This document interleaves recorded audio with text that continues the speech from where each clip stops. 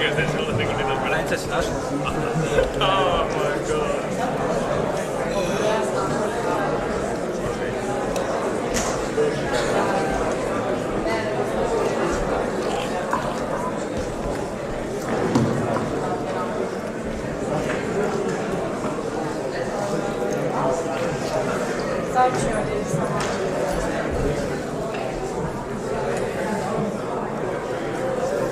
Hi, can you put the speakerphone somewhere here?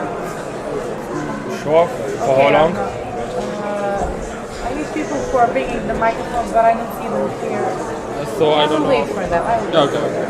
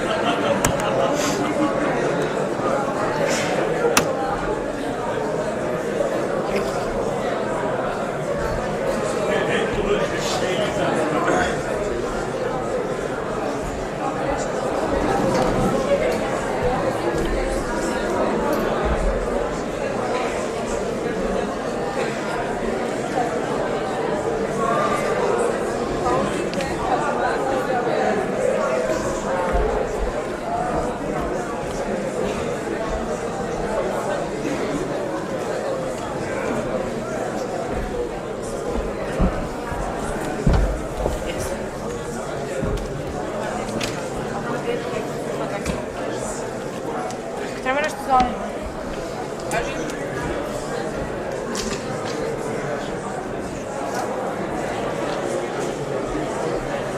Okay, people, we are starting. I open agenda point 73, presentation of the final account of the 63rd Council meeting of Esteem, and I would like to invite LG Seville on stage.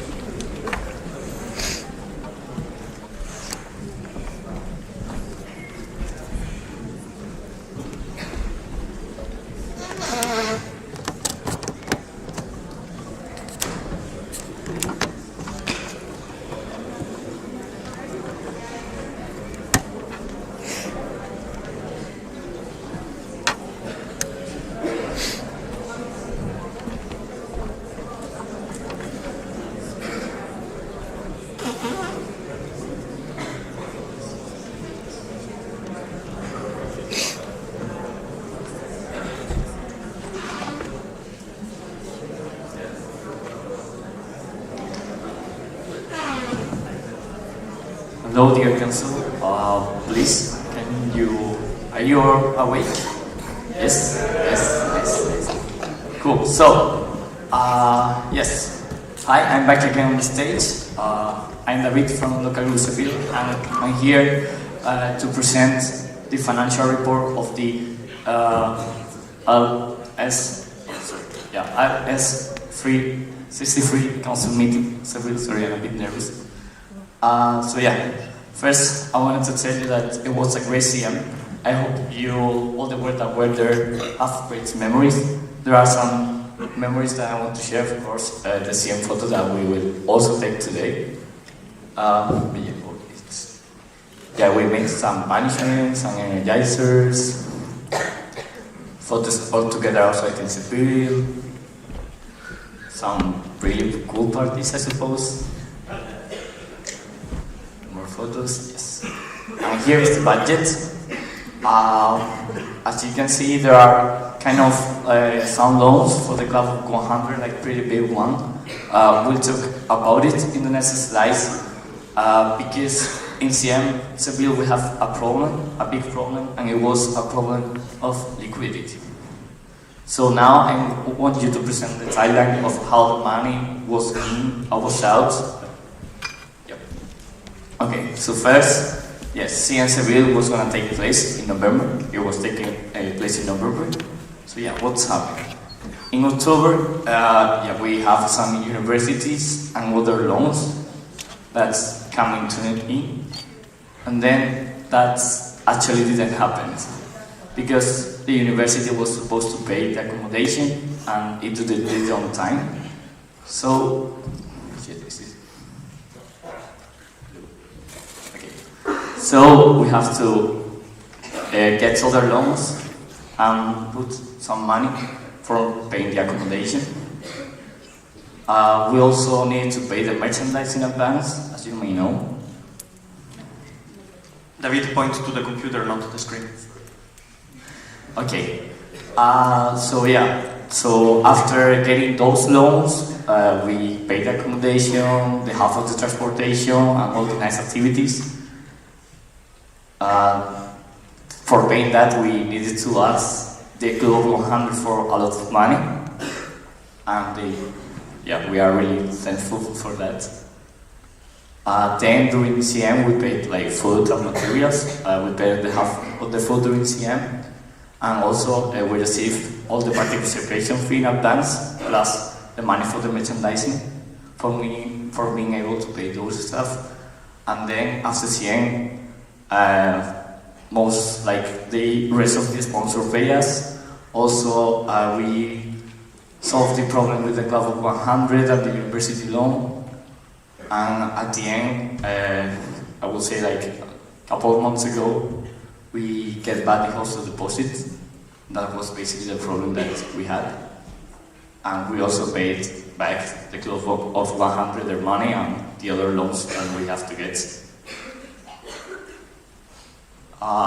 Talking about the organization stuff,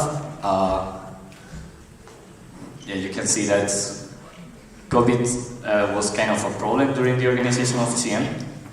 That we finally, I think it was great, even though we were all wearing masks and so on. We have some lack of interest with companies. You know, we had one problem with Amazon and they didn't have time to present. There were some technical problems during the GA, and at the end they retrieved their sponsorship. Also there is a problem that we kind of had, that we have kind of a small support for the university, but in the local group we are actually trying to work to fix that. In the beginning, like when we started the organization, we have I think like 20 euros in the bank account, but as you know, that wasn't actually a problem. Like we couldn't do it at the end. But that's also like one of the reasons we have that liquidity problem that I told you before. Also, a problem that I leave us during my times presentation was that we didn't receive a handover, and in the change of the board, we basically took over the event without actually have nothing prepared. That's why we organized quite silly the CN in 3 months. David, can I ask you to shorten up?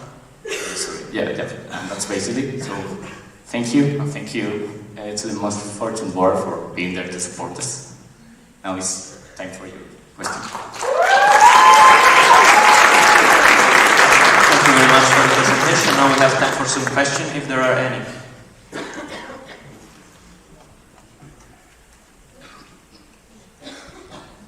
Since you've been very clear, thank you, David, for the presentation. Thank you.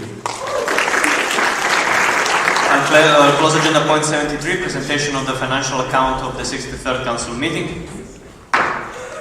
And I open agenda point 74, presentation of the budget of the 64th Council meeting. I would like to have Nicola and Strahinja on stage.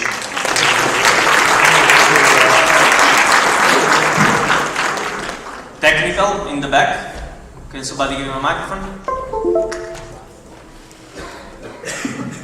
I'm not totally sure, but these very bright lights up here, have they been on this whole time? Because they partially make it more difficult to see the bottom half of the presentation, and it's also unpleasant for the people with a hangover to look right into them. Thank you very much. For those kind of technical, can I ask to tell the organizers before the council? Just to make it faster. Thank you very much. Nicola, Strahinja. Okay, hello everyone.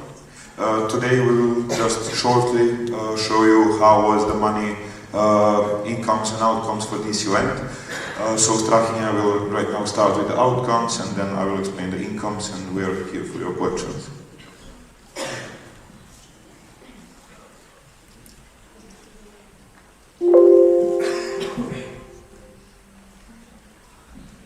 No, it's not like that. Okay, sorry guys. Here are the expenses of this year's council meeting in Belgrade. We had expenses on accommodation which were around 29,000 euros, and we had the food expenses around 7,340 euros. Then we had merchandise which was almost 5,000 euros. Gala dinner, which you attend tonight, and it's a super nice place. It was 3,700 euros. Both of the GA rooms were 1,445 euros. Transportation, the buses that were in the front of the hotel every day were 1,380 euros, and we had small expenses like international night that was 425 euros. Night activities, all the things that were on night activities were 340 euros. Technical materials for the GA and for the GA rooms were almost 300 euros, and working group materials for working group sessions were 68 euros. And that's it for the expenses for this Belgrade Council meeting. Nicola, you can proceed. Thank you, Strahinja. So for the incomes, it was really hard actually to get partners that are interested in such an event like this. They are mostly interested in local activities. So the biggest income for us was from participation fee, of course. Also we got the money back from the merchandise. And the one company that supports us is DTE, and you already had a chance to meet them, and you will also have a chance today to once again meet with them. And thank you right now for them for supporting us. Also, university helped us with 1,000 euros, and the rest costs are covered by the local group of Belgrade. So yeah, here you can see that LG Belgrade actually spent around 8,000 euros for this event. Thank you so much.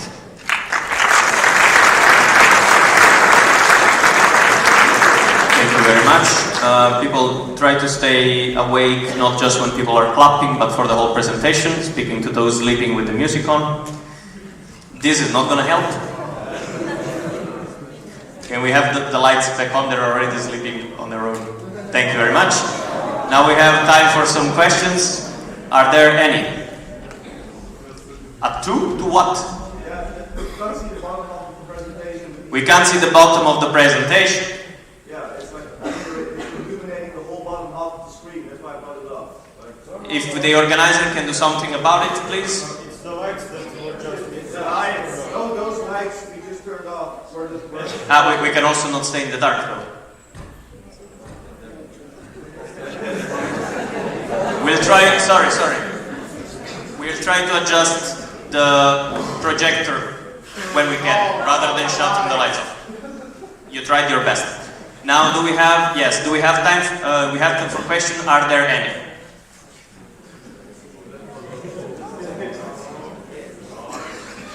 Okay, let's try not to have a vote on how the projector is doing. Thank you very much to Heini and Nicola for the presentation. It seems there are no questions. Thank you.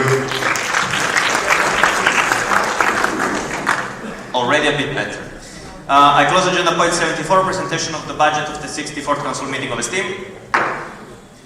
And I reopen agenda point 22, university presentation, and I would like to invite on stage Chalmers.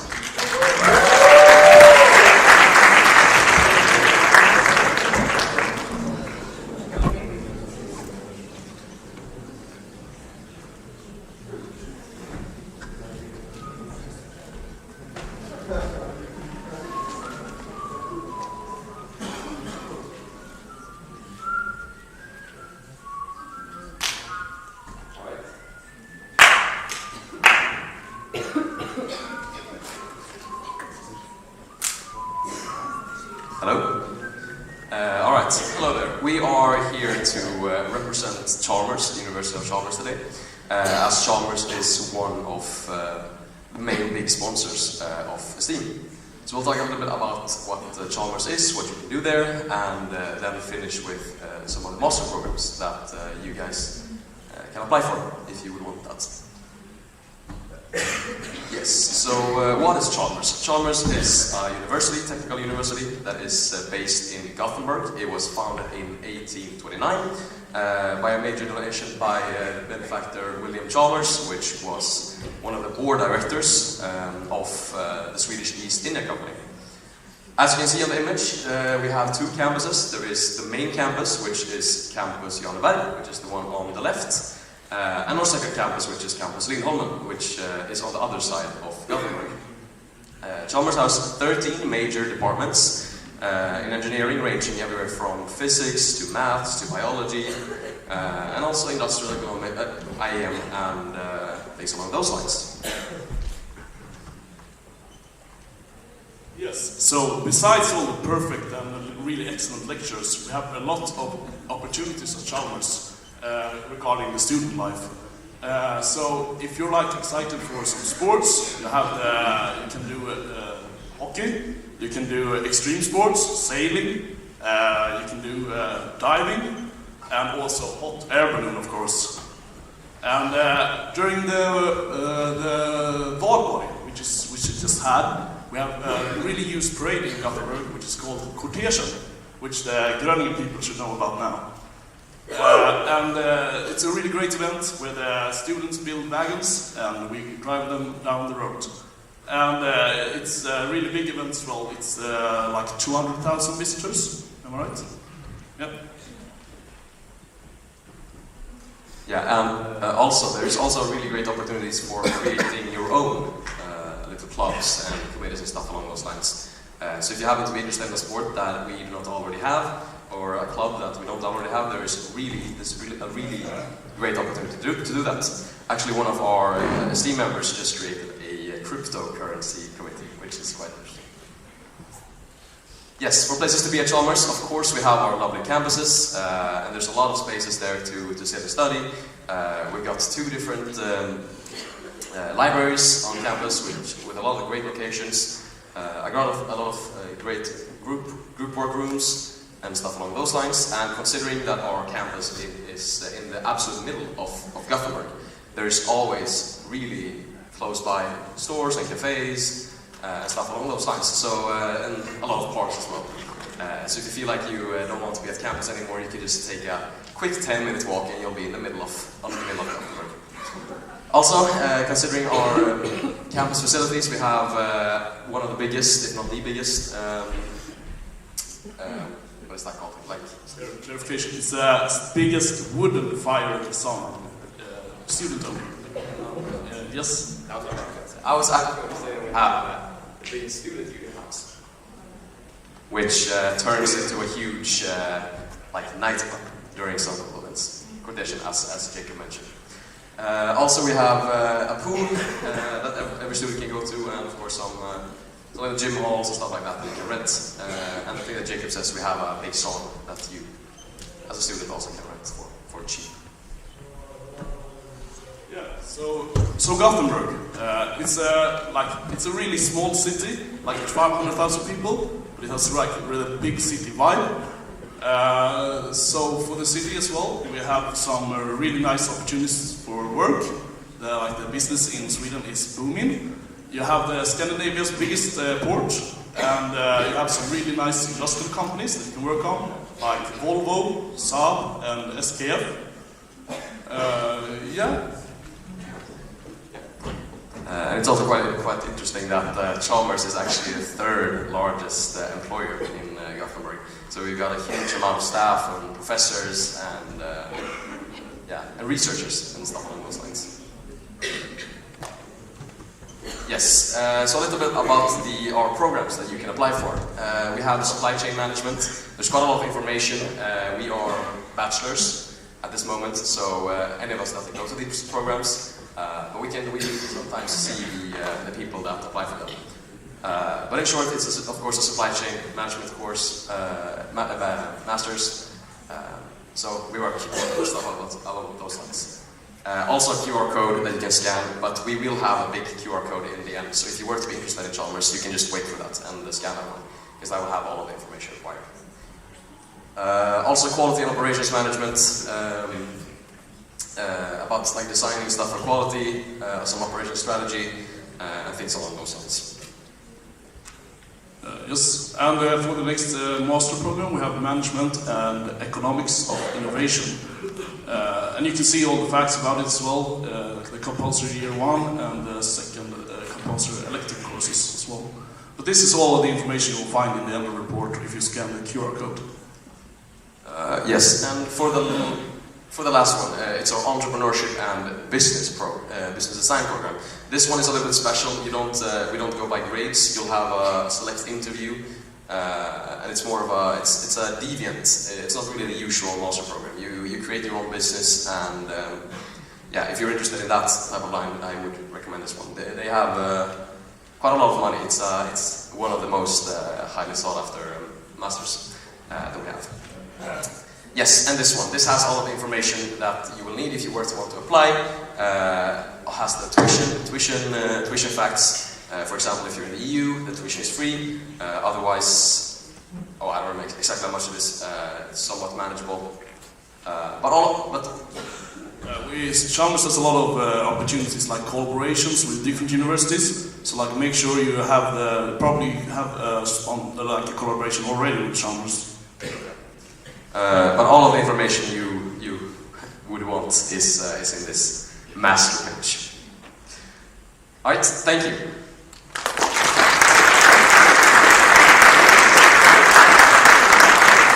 Thank you very much for the presentation, Chalmers. And now we have time for some questions if there are any. Any questions for Chalmers?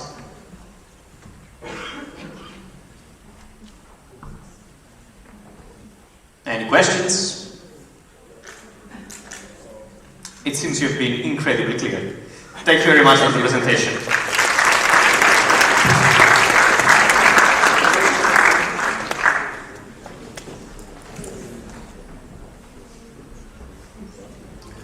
I close agenda point 22, university presentations, and I open agenda point 75, times 2022, Vienna report, and I would like LG Vienna to join us on stage. Ladies and gentlemen, greetings from the Video. Vienna to Belgrade. Sadly, we from LG Vienna can't be here personally at the 64th council meeting, so we have no other option but to present our report on the Times Final 2022 remotely via this presentation and this voiceover from me, Marcel Amada from LG Vienna. So what can you expect in the next 5 minutes? I just quickly go over the sponsors, the winning team, and show you some pictures of the accommodation, also go again over the budget, and also show you some pictures and impressions of the event itself. First of all, again, a big thank you to all our sponsors who were Deloitte, IBB Adaptive Solutions, the City of Vienna, the Technical University of Vienna, and the HTU. Without them, it would have never been possible for us to hold the event as we did, and we again want to thank them very, very much. I also want to give you an overview of all participating teams. The winning team came from Groningen, a lot of other teams were from Aveiro, Stockholm, Grenoble, Brussels, Oulu, and Minho. Now let's get to the accommodations, where we managed to get the Wombat City Hostel. As you can see on this map here, on the lower hand, at the lower part you see the hostel itself, and at the center you see this part of the Technical University where we held the event. And as you can see, they're pretty close to one another, about 5 minutes at worst on foot, which made it very easy to get to and from site. Here's a picture of the hostel from the outside. Doesn't look too much here, but as we go on, I can show you some pictures of the inside. This is the lobby of the hostel. As you can see, it is quite quaint and comfortable. A good place to wind down after the events. And this is an example for one of the rooms. And we got, all in all, very good feedback from all participants. They like the hostel very, very much. Now let's get down to the nitty-gritty stuff. Here the budget. On the left-hand side, we see the target calculations we made, what we predicted the event would cost us, and here on the right side, where the actual costs. And as you can see, we could save money on pretty much every part. except of course for the catering, for the networking event, and the gala dinner. So we went a bit over budget, as you can see here from the sponsoring numbers, but it was pretty close, so we can call it pretty much break even. To give you a short overview, the event happened over 4 days. The first day, the 10th of April, was the arrival day, where we also had a working event at the evening, a short dinner with the participants who already arrived. The second day was the first case day, where we also had a networking event at the evening, where we show you some pictures of the location afterwards. The third day is the second case day, where we also then had the gala dinner to cap off the event and announce the winning teams. And the fourth day, that was the official departure time of the event. We have just the timetable for the 2 case days, and as you can see, every team had 4 hours times to work on the case, and with the 30-minute intervals, we managed to keep it very, very fair and square for all teams. Now we finally get to some impressions and the pictures of the event itself. On the right-hand side, you see the building where we held the event, and through this entire building, the seminar rooms were spread out where the participants could work on the cases, and the most upper floor, the upper 11th floor, we have the Tudor Sky where we held the presentations. And as you can see on the left-hand side, it had a very nice view of the entire city. And here we have some pictures of the seminar rooms where the participants could work on the cases and think through their ideas for it. This here is the Tudor Sky, the presentation room where we have the presentation and then the networking event as well. And here on the right-hand side you see some examples on how the participants were presenting their cases. On the left upper hand side, you see the jury listening attentively and then also asking their very difficult and very teaching questions, in my opinion. And on the left lower side, you see on the smile and the wine glass that this was already a networking event. And a good last, we have the gala dinner, some pictures of the gala dinner here at the town hall at Cella in Vienna, where we announced the winning teams and had a very, very fun and laid out evening, and as you can see, it was a very fitting room in my opinion. And now to cap it all off, thanks to everyone who helped us organize this event, and we're very grateful that it went off as well as it did, and we hope everybody had just an amazing experience who took part in it as we did. Should any questions still remain, just email us or scan this QR code so you can get our contact infos. And as I said, we are very sorry we can't be here personally, but we from LXIV Vienna still wish you a very, very nice and very fun rest of this council meeting. Goodbye.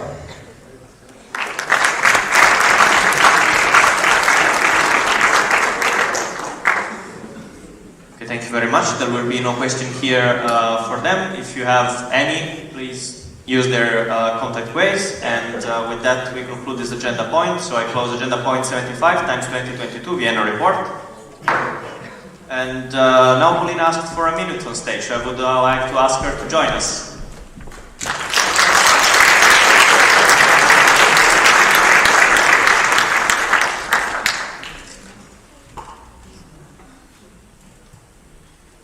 Is it working? Oh, okay. Hi everyone. Well, I just simply wanted to say thank you on behalf of all my local group. And really going through difficult times as a country, as a nation, as a local group. And we're just really happy to be a part of this network. And again, thank you for your support. And I wanted to say to my local group that I miss you guys. And I hope that as soon as possible I can meet you in personal life. So, все буде Україна. That means everything will be Ukraine. So, thank you.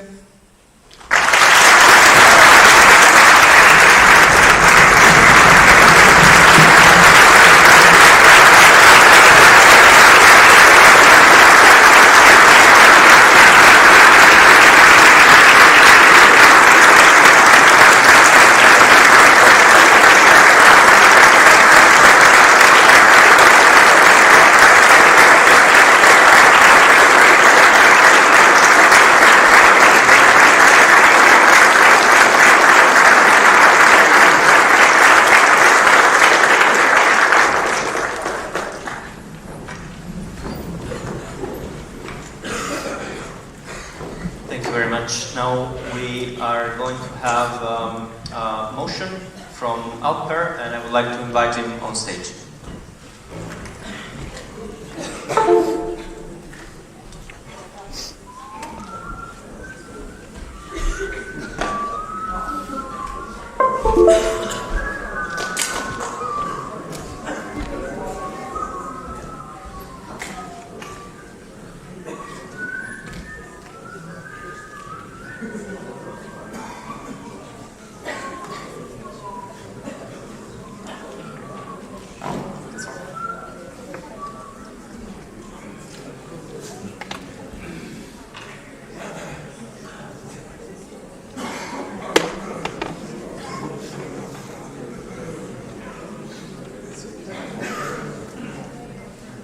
Okay, you hear me guys, right? Perfect. First of all, thank you very much, Paulina, for the emotional words. I wish you all the best, also your LG, and every other LG also here in Europe. I guess a lot of LGs are actually going through difficult times right now. In the next 5 minutes, I would like to present to you motion, okay? I'll quickly describe the background of the motion, then the problem that I see, then the proposal itself, and then the most important part. If you're going to pay attention in the next 5 minutes, then please at this part, what is actually going to happen, okay, if you vote for or against the motion.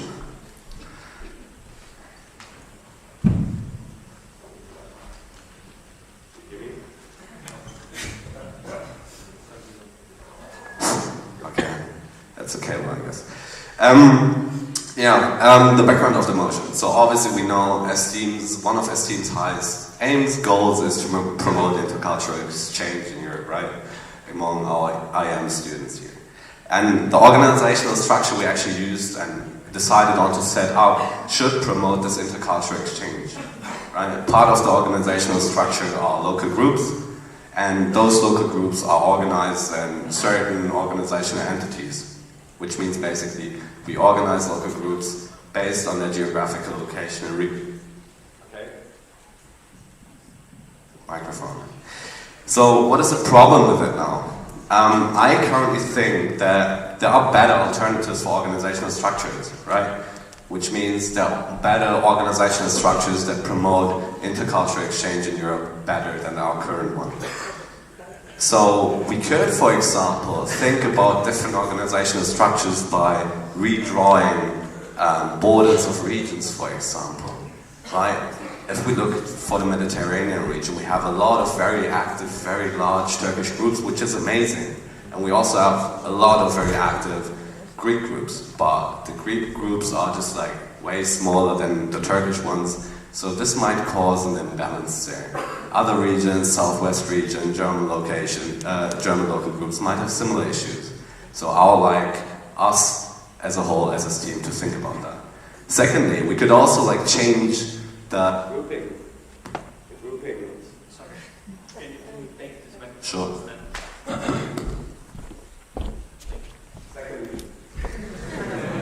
Secondly, yeah, perfect. Secondly, we could also change the grouping characteristics. Yeah, sure.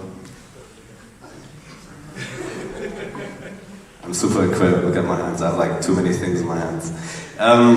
Secondly, we can also actually change the grouping characteristics. I told you, currently we organize the local groups in regions by their geographical locations. What, for example, if we take very active groups from Europe and very inactive groups and group them together? This might help actually very inactive groups to get more active again, okay? Let's just think about that. This is just options and so on. There are lots of different solutions. I personally do not know which one is the best. I just know that there might be better ones, okay? In the end, we want to promote intercultural exchange. So this is why I propose this following motion here, okay?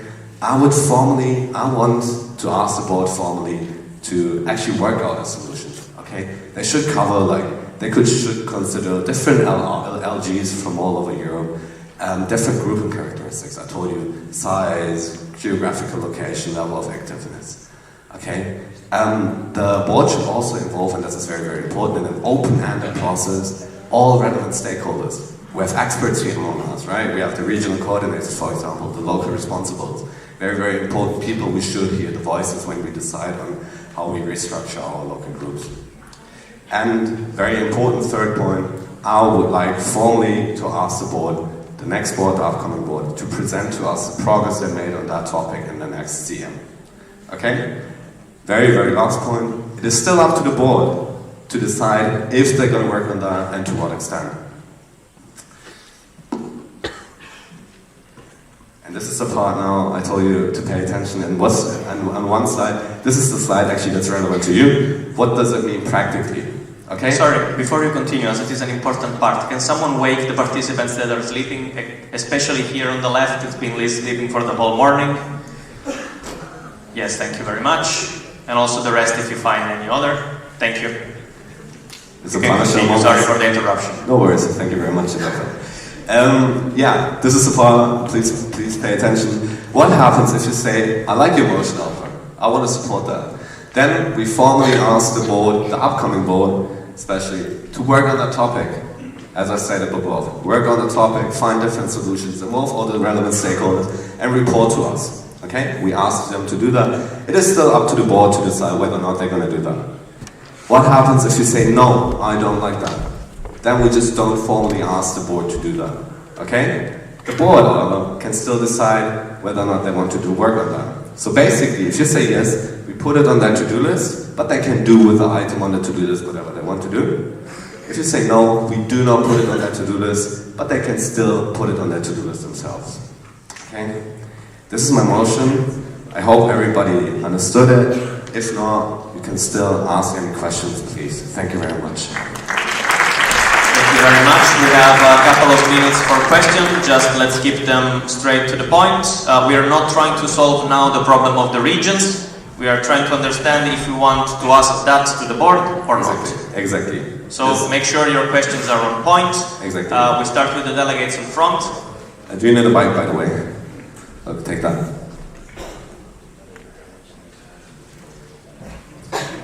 Okay. The delegate here in front. Yes. It works? Hello everyone, thank you for the presentation first of all. Pavle Polenakovic, LG Skopje. So basically, correct me if I'm wrong, but if this goes into action, will the regional groups be disbanded? So basically there won't exist a Balkan, Baltic and so on? So very, very important. If you say yes, first of all, nothing's gonna happen. Okay? Nobody's gonna decide on anything. No region is gonna be changed or something. It is just that we state this is an important topic for us. Let's discuss that. Let's find the best solution altogether. Nobody's gonna split anything. Nobody's gonna merge anything. Nobody's gonna shift any LG. Did I answer your question about that? Yep. Perfect. Thank you. Just as an additional clarification, and correct me if I'm wrong, what is being asked of the board, of you, is does the board have to investigate? Should they think about it? Yes or no? It's only that. So if you say yes, they will think about it, and if they don't see the point, they will not do it, even if you voted yes. Exactly. There is going to be no direct change if you say yes or no. Exactly. Okay, thank you very much. Then the other delegate in the center.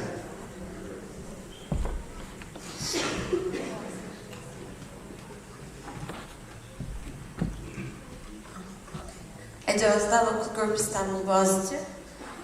Did you ask or align with other LGs or regional coordinators before proposing this motion? Yes, we did actually. So first of all, we discussed it in our local group itself. It's Aachen, so it's like in the northwest region. We discussed it with our regional coordinator. We discussed it with board members. We thought it was an important topic, so this is why I want to present it to you today. Thank you very much. The next question will be from Kai in the very front. And very, very important comment, by the way. I told you nothing's going to change if you say yes immediately. It is just we start to discuss it. The board is going to deal with that. And before a decision is made, and this is why I put it here in the proposal, you can see that here in the second abstract, the board should develop proposals in an open-ended process involving all relevant stakeholders. The board is not going to decide anything on its own.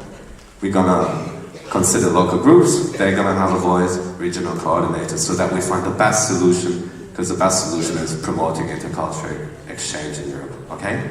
Thank you very much. Sure, please. Kai, and then we go to Duarte in the center. Kai Heinrich, Berlin. Thank you for bringing this topic up in the first place. I wanted to ask you and suggest one thing. The thing is, like this is a proposal that is impacting basically the future board.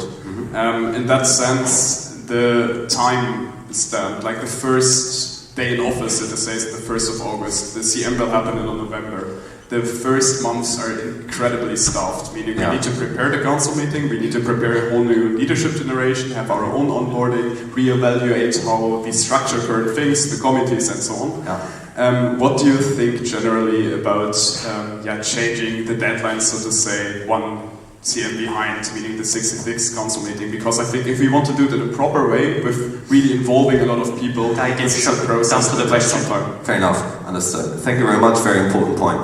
This is why what you see here, the next council meeting, is not a deadline for when something should be ready. It is just asked that the board reports to us about the progress it's made, okay? This is very, very important. I know you have a lot of work, so please, there's no deadline on when it should be finished. This process should be given as much time as it needs, because it's an important topic. We just want to hear from you if you made progress, and what do you think about the topic on the next council meeting? Did I answer your question by that? You did. Okay, thank you very much. Thank you very much. I asked for some more time for questions as I saw a lot of people standing up. Just make sure that your question, it is a necessity to be heard by the council. So we start with Duarte. Is it a 2? Sorry. 2 here. Max has a 2 in I'd like to take the 2 here. And could you move to the left of the stage? So yeah, sure. I guess the cable is actually limiting me. Okay, this is fine. This is fine. Okay, perfect. Yeah. Max here in the front. Just a short comments, questions and answers. Max, als jij het over, I totally agree with the point raised there, but maybe you should change the wording of the proposal, because it says the board should develop proposals. And if that's in the motion, then the proposal should be made at that council meeting. So if you leave that sentence out, I totally agree with the whole meaning behind it. But if you put in the motion the board should develop proposals, then that's something they should do. I didn't quite get that. Which sentence do you mean? In the middle. Yes, he's saying that there is one point that says that the board should develop a proposal, while the idea that you express is that the board must think about it and still they have to do it. But you're asking them to make a proposal. Is that correct, Max? Yes, thank you. Okay, fair enough. Yeah, this is actually right. I would then change that before the voting, if that's possible. Obviously, it's not about that the board should sort of propose something on a council meeting. Just report. Thank you very much. Perfect. I guess Duarte there in the first. Sorry, Duarte. Let's have Alex first, and then we can have your question. We're going to have all of the standing questions. Just please make sure to have them short, and also the answers I have to ask to be short. Yeah, thanks. Alex Marita, LXIV. As you were explaining the problem, you mentioned the Mediterranean region and its active local groups. So how come did you assume that the active Greek local groups have a problem with the active Turkish local groups? That is very, very important. Thank you very much. This is my personal impression. Only if I'm not part of the Mediterranean region, so obviously I can't judge it at the best. There are probably experts here for that. I just see we have very strong, very large, very active Turkish groups, and just by the sheer number, we have smaller Greek groups, right? And this might, don't necessarily have to be, this might cause imbalance, and there might be potential to restructure that, regroup all of this maybe, or regroup them in order to have a better intercultural exchange. But if that's not the case, then that's perfect. A result, by the way, last sentence, a result of this process, of this open-ended process, could be that we're not going to change anything, that this actual structure is the best currently. Can we have just a very short two from Alex Soli? Sorry.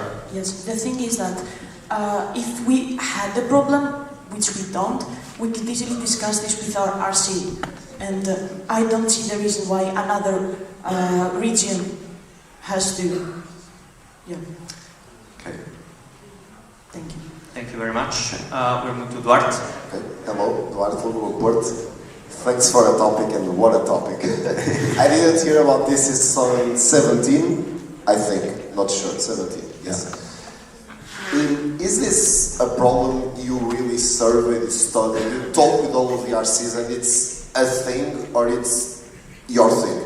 Because I think for 5 or 6 years we don't talk about this already. So what has been the reasoning? Like a lot of study behind this, or just your opinion? So we did it internally in a small circle, yes, that is true. we decided on that this might be a good proposal here for you, and there is no actual urgent problem here. I want to say that this is a good functioning organization. I just think there might be even more potential to optimize that, and we just want to start a discussion whether or not we do actually want to change something or not. Thank you very much. Can you pass it behind you to... We may have no time then. Okay, then let's pass it to Elif.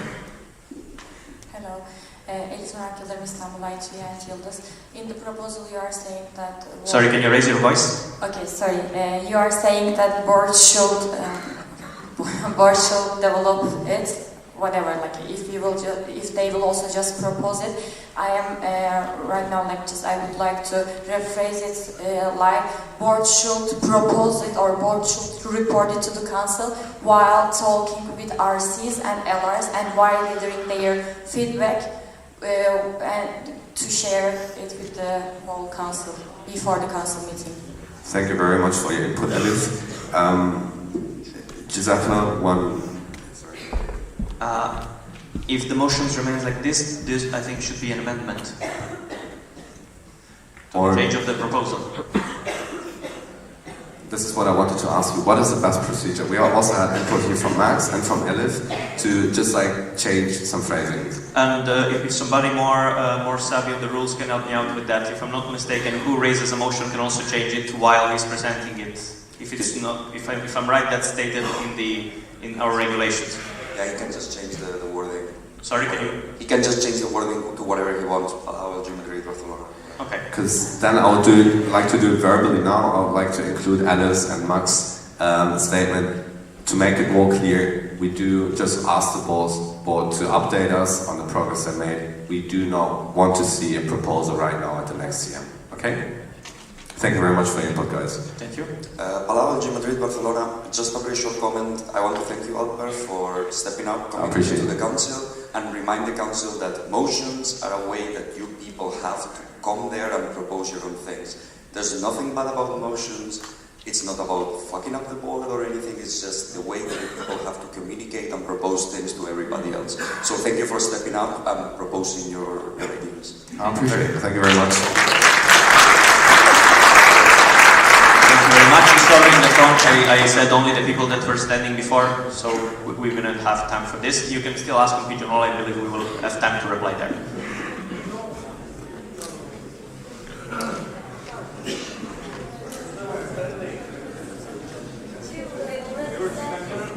Sorry, I just said to one person on the front that was standing after I said only the people up. So you two can have your question. Yes, just make it very short, please. We are short on time, and the time is up. It's been a couple of minutes already.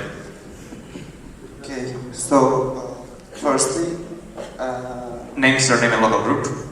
Eren Bahçıvancıoğlu, LG İstanbul ITU. Like, if you would ask to all RCs before, especially you were giving an example from Mediterranean region, we would be so happy because we already discussed these topics before. And my question is, why did you think to reach your goal is specified by the change, like redistribution of the regions, but not any other system? Okay, so did I get your question right? You asked, Alpo, why do you think we can achieve this goal of intercultural exchange the best by changing the regions? Is that true? Okay. I just mentioned in the problem statement 2 things. First was actually, if you read in the problem, you'll see that. First, we could redraw the borders, so we could move LGs, merge regions, split regions, whatever. We could also think about new grouping characteristics. These are just an example, right? We could, instead of using the regions to group local groups, we could group them by level of activeness, size, amount of members, whatever. Okay? I just want to initiate a process. This is just an example how it could be. I don't know which solution is the best in order to achieve that goal, but this is just an option that we should think of. Did I answer your question like that? Okay. Thank you very much. Now we have the last question from Suda. Suda Yılmaz Atilla, local group İstanbul ITU. I want to ask, if you have any scenario that how we can regroup the regions. Like, do you have anything in your mind since you proposed the motion? Sorry, I have to stop this. This is just a motion to ask the board to think about it. He's not proposing any kind of solution. So he's not supposed to have a solution. He's just asking the board to think about it. Thank you very much.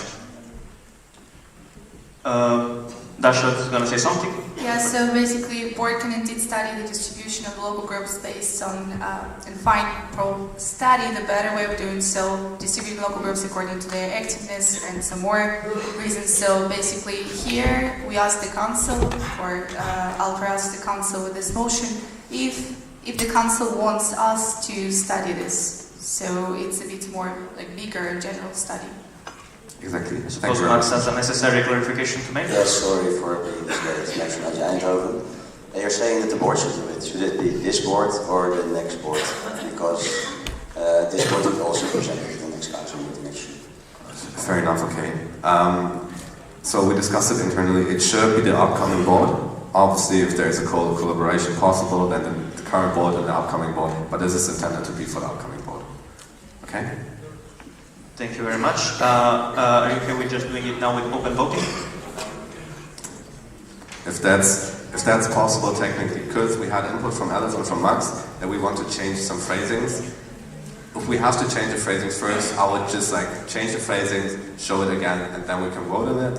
If not, we can just vote on it now, including the changes of Alice and Max. I'm not sure how the procedure is here. Maybe if we have some experts here, then please. May I ask, would it be okay if, given he explained what is the actual intention and it being reiterated multiple times, we say we understand what he's asking and we can vote on it? Perfect. Just a reminder, the changes were... Okay, thank you very much. Thank you also for the efficiency. This is going to save us a lot of time. Is that a one? Is it important or is it just a question? We don't have time for them anymore. Important. Important. Then let's have it very quickly, please. Here, can you stand up? Delegate from Tampere. Tampere. Close enough. I love your pronunciation. Is it possible during the day? I know that we're... Name is local group, sorry.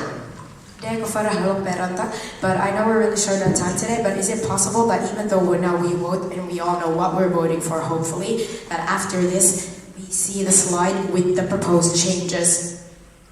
This is possible, yeah. I will do that. Thank you. Thank you very much. So now we're going to have the open voting. I asked the voting committee to join us on stage. Delegates, please ready the voting sheet. If you vote for green, you're basically asking the next board to think about the process and if something is needed to change.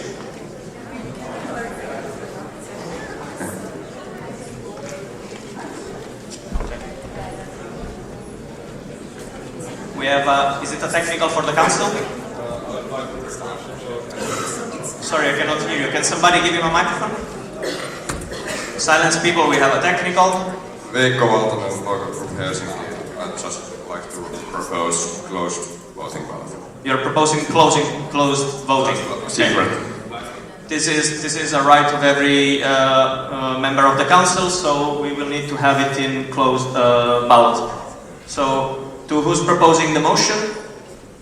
Sorry, I need your attention. We will not have open voting. It has been requested closed voting, so we will have it afterwards in the ballot papers.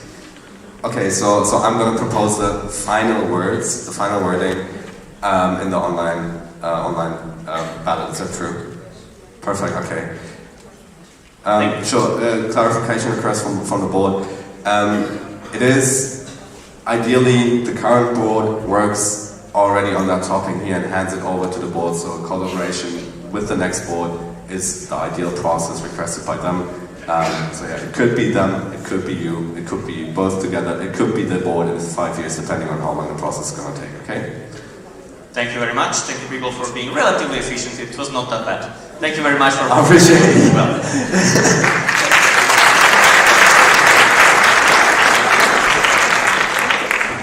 Thank you very much. Now, if I'm not mistaken, we have punishments. So I would ask Helene to do something about it.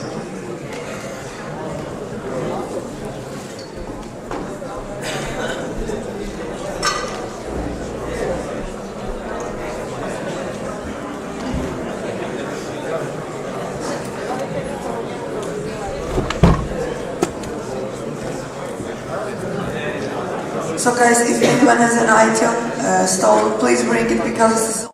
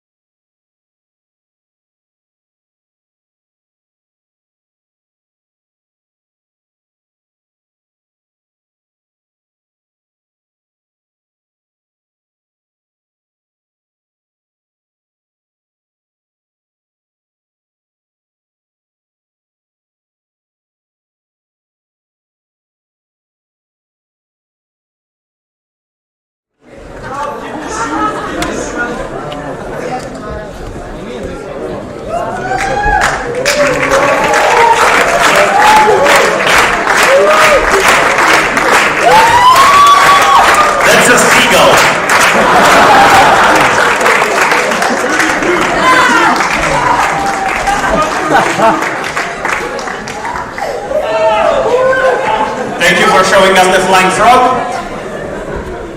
Now punishments are done. Please people take your seat as fast as you can. You can jump if you need.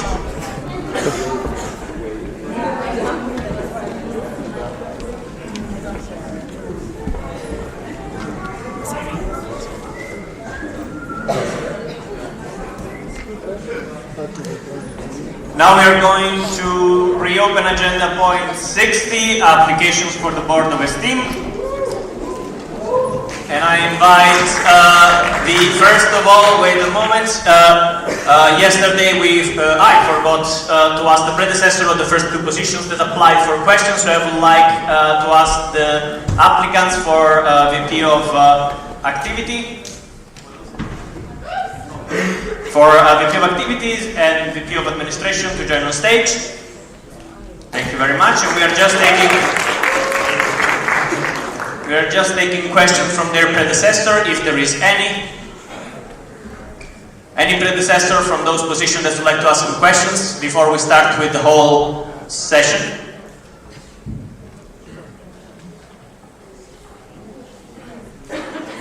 I take it as a no. Thank you, Robin, for the confirmation. Then I ask also all of the other applicants to join on stage. A round of applause, and we start with the question round for everyone.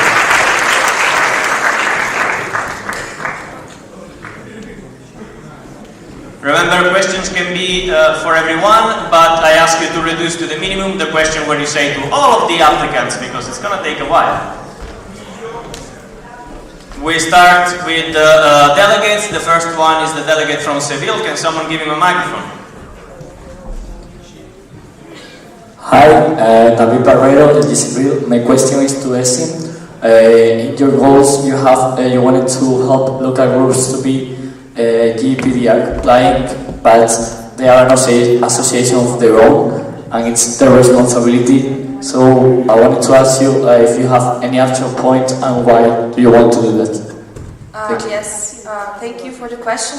Indeed, as you said, every local group is a own local entity, and also we have some non-European local groups. So I think that's now at the first point we should take a look on how we can help local groups to understand the instruction, the laws, and how we can basically help them to to become compliant in a way that first we take a look at the processing activities they have at the moment, and then according to that basically make a more personalized approach on how we can make them to achieve the compliance. And the reason why I want to work on it is because I see it as a responsibility of our network, because every local group is also a part of this team, so we have our members and they are part of a European network. So I think it's the reason why I want to work on it, and I would like to follow first start with more general. Can you shorten up the answer? Yes, also then go to a more customized approach according to local groups and laws for the respective countries. Thank you very much. Now we have the delegate in the center, and then we go to Fabian in the back.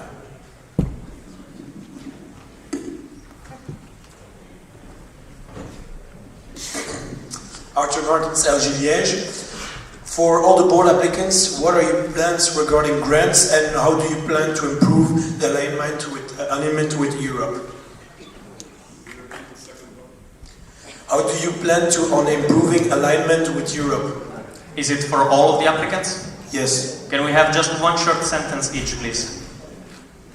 Well, basically, also something I was talking about with my political science, also to see how can we impact Europe as well, and having a focus image of see what our values are. Now they are also related to Europe, and in that sense, we can also improve on that point, and also focus on the grants there. Okay.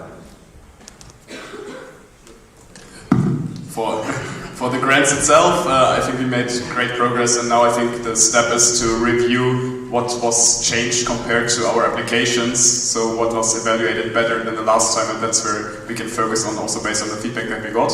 Regarding the impact that we can have and regarding European alignment, in your second part, I think we can focus a bit more on our connection with the I Am Caring Foundation, and also the whole very terrible situation currently allows us, I think, to have a new debate on what kind of social impact we can make also on the European level. Yeah, I also agree, like we also discussed it before, but I also agree that I think the best approach to make like a value proposition, is there a technical? Or, okay. No, we're trying to signal to whom goes the microphone next. Okay. Just continue. So I think, yeah, like we need to make an analysis of, yeah, like what we can bring, if our values are matching with them, and then according to that, yeah, take the next steps, since already we made quite some good progress with it this year. Considering grants, I would also like to check if other departments or services than IDD could be looked out for.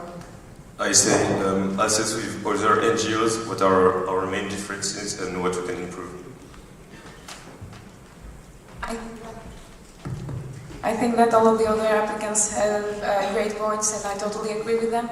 If there's one thing that I would like to add, would be to make sure that the voice of our members is being heard when we make the final decision about the impact.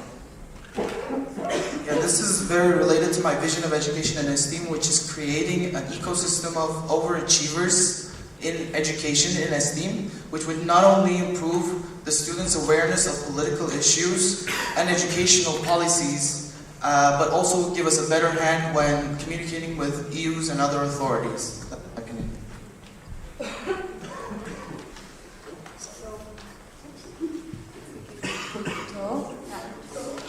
So for me, I think that there were four topics that were in my presentation and I didn't have time to mention, that were decreasing our environmental impact, understanding what we want to do with advocacy, encouraging participation in the society, and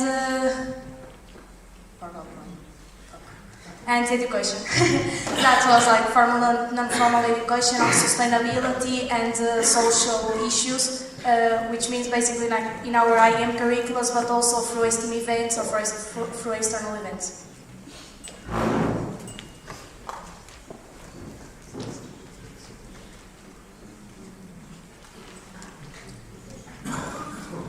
I'm not applying. Okay. Fabian Silver, LG Darmstadt. My question would kind of go to the whole board, but due to lack of time, I would ask Kai to answer. Right now we have a strategy in S-Team that more equals a framework, which might be very useful for maintaining S-Team in a healthy state. But what it lacks completely is a long-term vision, like a 3 years or 4 years vision in which direction S-Team wants to develop. Do you think it would be valuable to develop such a medium-term vision or not?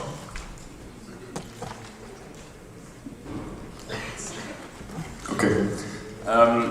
Yeah, so regarding the strategy at first, I think, like, you asked for the entire board, but only me, so I can't give you an answer of the entire board's opinion, of course. I think it would be valuable if we see a direction in which we go more and to have a better focus. Yes?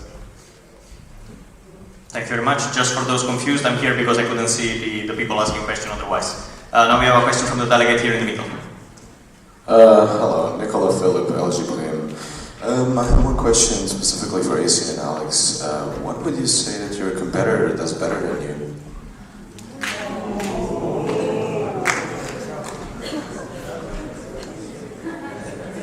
Okay, I already prepared the question. I think since Elif was the members committee leader, she has right now a better knowledge on the membership regulations, that she works with it more in detail than I did. So yeah, it would be easier for her to deal with the entire topic of the regulations. Yeah, I think also, yeah, for Alex, I know he has been active in many entities, so I think, yeah, for the admin position, there's also quite a lot of things to handle. So I think from that aspect, he can be quite successful in terms of multitasking.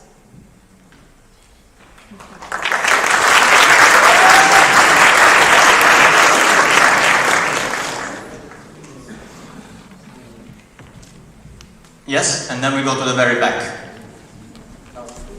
To Zeynep. After this one, to Zeynep.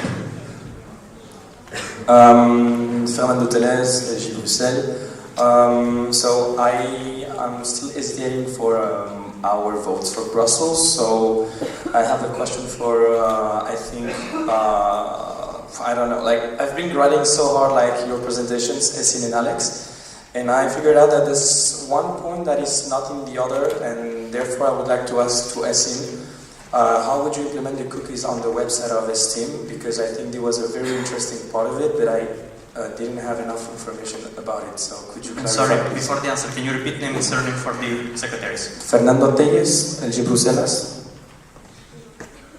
Okay, thank you for the question. So basically, the reason why I stated this because I want to work on user experience, and I would like to study our statistics that we had, both from Google Analytics, and I think also cookies is a good monitoring tool we can use for it. To basically track our users, like where they go, like if they can find information easily. Oh, yeah, if they can find information easily. And for this, yeah, basically, in terms of GDPR, I will also then, if of course I start working on it, I will revise our privacy policies, and then also, like once we have the data, I want to make regular evaluations, and then also with user feedback, of course, work on how we can make the best user experience for on the portal, since it's a quite important platform for us. Very clear, thank you. Thank you very much. Now we have Zeynep, and then the delegate next to you. Okay, I'm Zeynep Esraçlar from LG İstanbul Yıldız. My question is to Sarah. You mentioned about you're going to make the LG sustainable. Firstly, how do you describe a sustainable group, and how do you plan to manage if you find like so many is not sustainable? Can you repeat the last part? Okay, how do you plan to manage if you find so many unstable, unsustained local group? Yeah, I would define a sustainable local group pretty much to our membership requirements as of right now. So local groups that are not getting warnings would be sustainable. And how to make local groups sustainable, was that part of your question?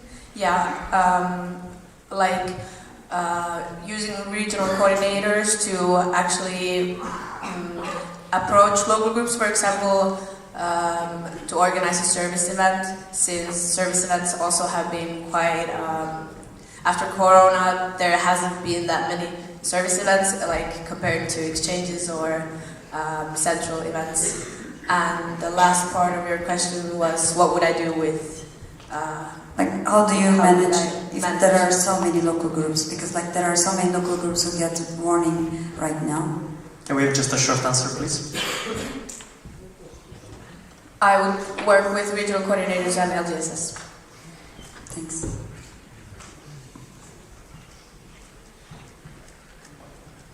Hello, I'm Kevin Stab for LGIV. I have another question for Essine and Alex. So, one of you is not going to be elected. Which role would you take on in Central Esteem in case you are not elected? Can you repeat the last part? Which role would you take on in Central Esteem in case you are not elected? Which role? Yeah. Which role, yes. Sorry. Sorry, yes. So, since I already did a leadership here in Central Esteem, I would probably continue my journey with being a trainer, and continue to deliver in different events, and be there as a trainer, mostly. It's super hard to answer because it's basically the question I asked myself the entire year. So I really don't know what to answer. I just can say that I consider like KFC leadership, but I decided not to do it and go for the board, so I'm not sure if I really want to do it. And also I also agree that being a trainer is something that can really develop myself, so also a trainer is an option. Thank you. Thank you very much.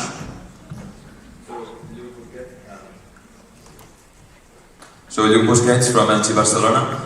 I joined this team in 2018 before the pandemic, and I couldn't imagine that we would spend 1.5 years doing online university. But thanks to God, this is over, and now when I go to class, I don't say I go to offline class, but I just say I go to class. So, and I was a bit surprised to see in this CM and throughout your applications how you still explicitly distinguish, and you mention online events, offline events. I would like to ask if you think that this division and this concept of online events has come to stay, and if so, don't you think it is a mistake maybe? Because I don't think STM events were conceived to be ever online. And before continuing, please, people, we are trying to have all of those questions that are up right now. So consider if you have to stand up, it must be a very important question. We may need more time for that. We should answer everyone? Or? If you have different opinions, yeah, there is a general opinion, I'm fine with Just have it very short. Okay, I can state that to me, one of the main improvements we had during the pandemic was to develop every online opportunity that we had, and I think some of them bring a lot of value. And the main value is to me that for some events online, it's way easier to access it. For example, SIM preparation, it can be accessible for everybody if it's online. So in some situations, it can be really valuable to keep online stuff. So yeah, I think it's valuable to keep the distinction. Steam always has an online part. Every team was working online, connecting via Zoom or whatever. And in this pandemic, it was shown that also the bigger workload of the tasks of coordination meetings or something like that can happen online. I think we need offline coordination meetings, don't get me wrong, but at least there's the opportunity, and that's something that we got out of there, and it worked quite well. Yeah, this has been a hot topic that we as leaders also discussed during STEAM College. And I believe, from my perspective, especially in education and academic development department, which is where I come from, there are very valuable online offerings that STEAM can have, which would enable students to get academic value from other universities or external partners like Data Science Initiative course, Data Analytics. Sorry if I messed up that name. So I believe there are valuable online events to stay, but I also want the transition to be actually permanent. Like recom, there are always going to be coordination meetings. Sorry, Sarah, can you shorten up? I'm done. Thank you. So I think that STEAM should strive to offer IM students what they want. So as far as we have demand for online events, I believe it's valuable to keep them. Thank you very much. Any other different answers? No? Okay, thank you very much. Then we have the delegate from Calabria, and then we go to Luis in the back. Yeah, hello, I'm Mulane Macri from LG Calabria, and my question is to Kai. Are there any kind of fears that you felt during the process of thinking about applying for this so much heavy responsibility? And if yes, which one do you think would be the most difficult one to struggle with in your future as president? Okay. Yeah, one thing that I also talked a lot with people that already went to the board is, in a way, I believe that the people that we are all standing here, and I mentioned in my presentation as well, we have a very straightforward idea of what a STEAM can be. And finding the connection between all of that is the biggest challenge for me to take. Thank you. Next question is from Luis. Luis from LXIV. My question is mainly for the applicants for VP of Education and also activities. At the moment, there isn't that much content of advanced IM when it comes to events. For example, compared to BEST or ESTEC, and what do you want to do for that?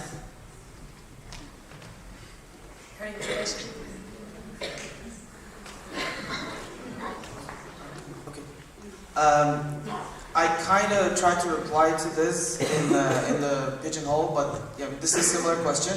So my reply would be, I don't find the lack of high-level stuff that problematic, because if we try to increase the level of IM content in events, we're kind of increasing the threshold for people to get interested or into IM topics. So I think that would be a problem for our consistency in delivering education content to STEAMers. What I would like is, as I said in my vision, I would like to actually keep track of students who are interested in high-level content and create offerings for them to reach my ideal state. Okay, so I'm already used to it, sorry.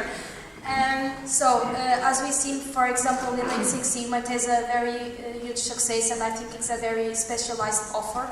And for example, now we are also creating the Data Science Initiative that I think will also have a huge success. So I believe that this team should be offering this, especially because currently our network is very focused on master students, and I would like to reach more master students. and I believe that for that we need to offer more high-level content.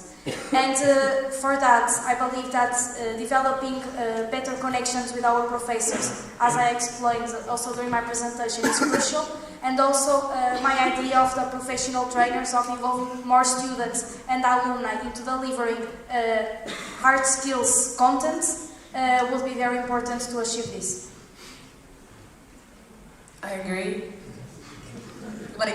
I agree that master students, there are a lot of newbies from La Perante, for example, that only go for Lean Six Sigma. So there is a need, there is a demand for high quality academic events. Thank you very much. Now we have one from Arthur and then one from Rana. And please, I ask you not to ask questions to all of the applicants because we have 10 minutes and I would really like to have as much question as I can. Arthur Michalczyk, LG Kaiserslautern. I was wondering, the board here is extremely demanding, especially around council meeting. You're traveling for weeks together. Do you take a gap year? It's a yes/no question.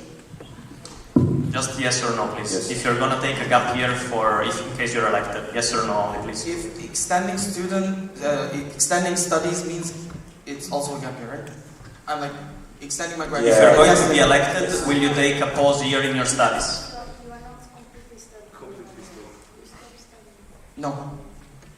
Yes. I'm about to finish my bachelor's, so I will start my master's later. Yes. Yes. Yes. Yes. Yes, I will also consider. No, but I will fill courses for his team, so. Thank you very much. Then you can give it to Duarte, and then we have Rana first. Then Duarte, then Palau. It's my turn now. Okay. Yes. Rana Istanbul. Silence, please. Sorry. How are you going to work with this team strategy, and what are your thoughts about it? If anyone of you have a precise answer, you can. I can start, yeah. I would like to take the nice points or nice areas out of it because I really think it's a nice framework, but I have the feeling that I don't see where we end up in the strategy, so I'd like to define where this team could be in 3 years or something. So then I would change the strategy. I don't want to be the board that is afraid to take changes when it's necessary. That's the thing. But to come to the conclusion whether they are necessary, it's important that we involve the people that worked on the strategy in the first place and also the one that implemented it for the first year. The handover is very crucial. I can't give you a conclusion right now, but I want to open to make changes if it's needed.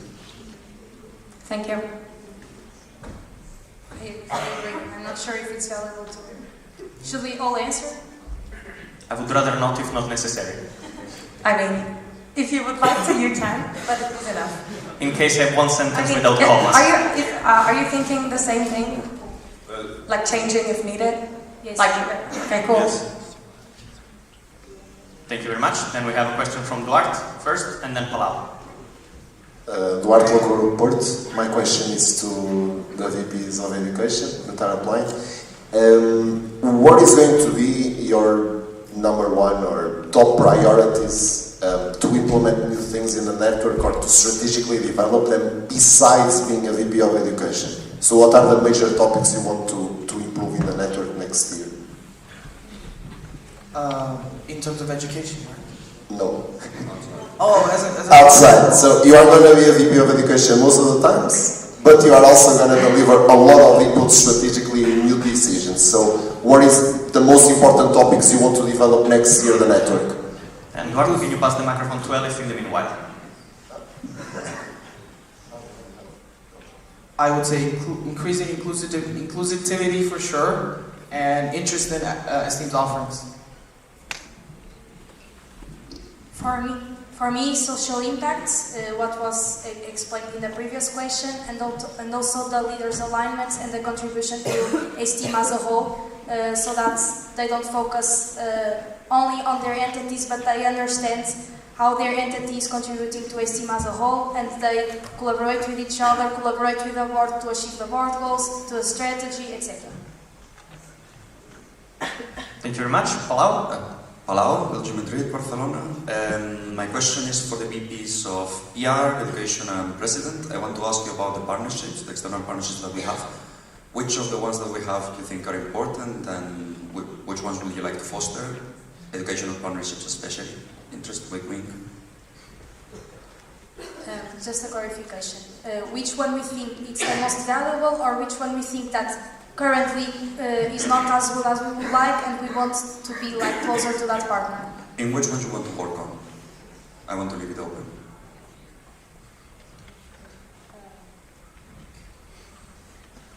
I am Caring Foundation.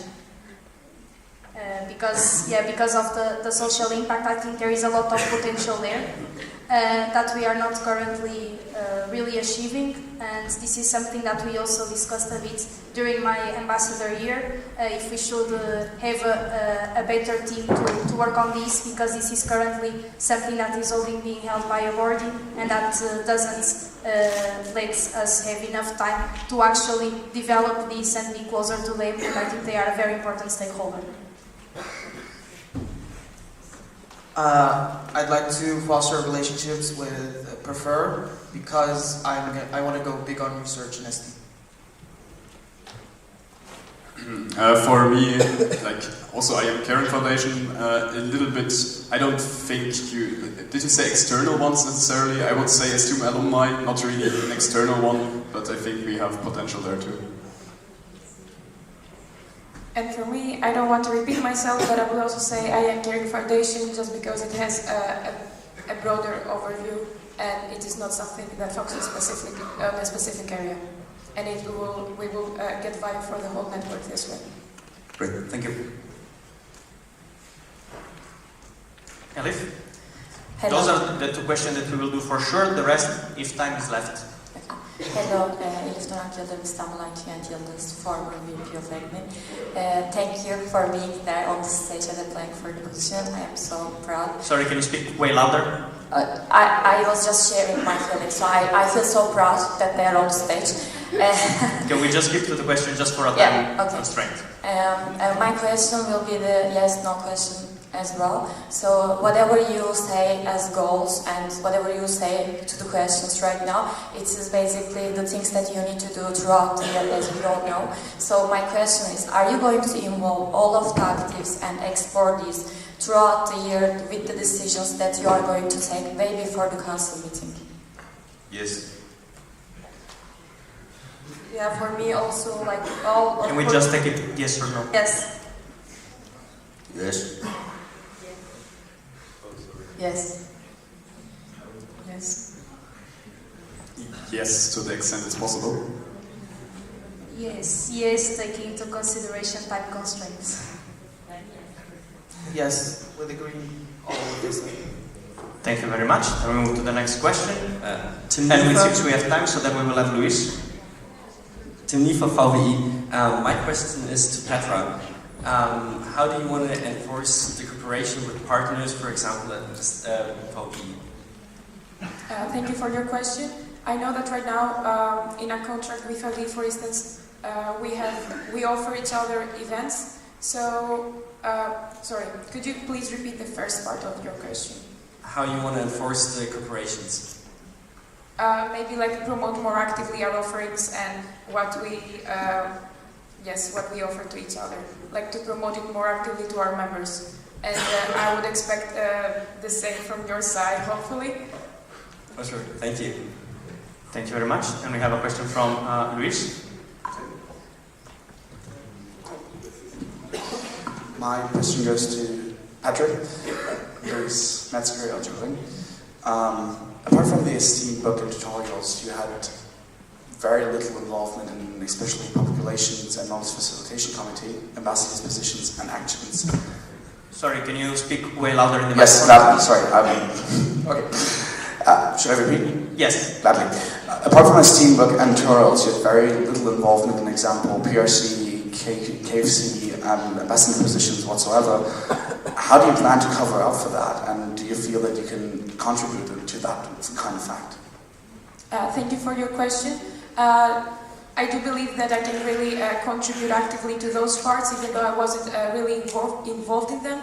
My handover will play a major role for this one, and also I would like to work closely with the next and the current leaders of those entities.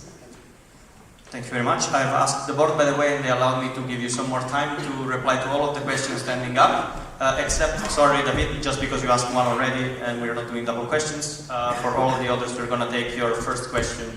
And yeah, just ask you to be short because we have 1 minute 20 left and the rest will be extra. Okay. First, congrats on your applications. Doğru dizme EU. My question goes to Alex and Esin. Since you both had somewhat different backgrounds, how do you think your past positions affect your current roles as VP of Admin? Yeah, I can start. So I was this year members committee leader, so I think I was highly involved working with IRs and MRs, and also I think I gained a good overview of what our network generally needs in terms of knowledge management and internal communication. And besides that, I also think regarding, again, GDPR and council meetings, I attended many of them. I was both secretary, voting committee, working group leader, and I held many positions, so I think, those will help me if I get elected as the VP of Admin as well. And to me, I didn't mention it in my presentation, but I also work as a course hacker in the junior enterprise of my university, and I think it can bring a lot in terms of user experience to develop our websites and make them easy to edit, basically. Thank you very much. And just to be fair, also, Elif, I cannot take your second questions, just to be in line with the delegates. And Robin, I don't think you were standing up either. No, sorry. On the other hand, Alex, were you standing up, actually? No, then maybe for comments, we would rather have you. No, sorry. Okay, so who do we have? Then you can go just because you have the microphone. We will do all of those standing up anyway. Okay. Oktay from LXIV Economy. My question goes to Francesca. Previously, you stated that your decision to switch from VP of PR to VP of Education came 2 days prior to your application. So my question is, VP of Education is a position which requires delegate and integrate research. Do you think it is plausible to conclude this in a time as short as 2 days? Okay. So, first of all, I would like to clarify that I've been thinking about becoming a board for like 2 years now. So this is not something that came in 2 days. Only the switching positions, the final decision came in 2 days. This is something that I was thinking already for like 2 months and or more. Yeah, since the beginning, because I was not sure if like PR or education, which one to go for. And I had like an existential crisis 2 months ago where I was like, or maybe I should go for education, and I already wrote goals at the time for that. I already brainstormed, so when I attended External Relations Summit, I talked a lot with the Vice Presidents of Education from previous boards. Actually with the 4 last Vice Presidents of Education while I was preparing my application for the board in general. And so I already had a lot of thoughts on education, and actually when I decided to switch, I already had a lot of work done, and I just had to come up with a presentation to structure my thoughts, but the ideas were already there, and I also asked feedback from previous and current Vice Presidents of Education, and they said that it was aligned with the position and they supported my goals, so I believe yes. Thank you very much. We go first with Moritz, then Sule. Moritz, LG Berlin.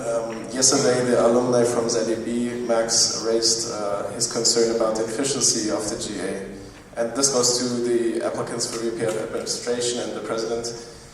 Do you think that is of any concern to us? And in the meanwhile, Moritz, if you could move the microphone to Elif, as it was the question she couldn't ask yesterday. You asked about the GA's efficiency, right? For council meetings? Yeah. I believe there are many improvement points. Also, I talked yesterday in my goals about how we can raise a little bit like the involvement of our local group side as well during council meetings. And yeah, for this I already had some goals regarding the standardization and maybe also like making this council meeting preparation weekends more standardized, so we actually have already quite knowledgeable delegates when we are here all together. And besides that, also implementing a mentorship or a buddy system. And also I had some ideas regarding the reporting of working group and training sessions throughout GAs to include more people. So I believe it could be definitely one of the action points that I would take to evaluate the agenda and see how we can make it as effective as possible, so we can include more people and also bring more value in the topics we discuss here with 200 people. Okay, I truly believe that interaction is the key, and like the purpose where we're having a council meeting is to have an exchange, like basically to confront centralistic network. And in this way, I think there is a high need to rethink the way we're building the agenda of the council meeting, because I think we don't have enough time for interaction, and in that regard I think I really need to analyze where, like for example this council meeting we basically had one more day, and even with that one additional day we still didn't have enough time for questions yesterday, so motions were raised, and I think it's a major topic and I want to work on that. Thank you very much. Now I will have just a short question and very short answers as well. I ask you also applicants. Now we have Sude, Elif, and then we go to the last two questions from the delegates. Technical in the back, is it a technical that the GA has to hear? Yeah, I'm really quick, yes. Sure.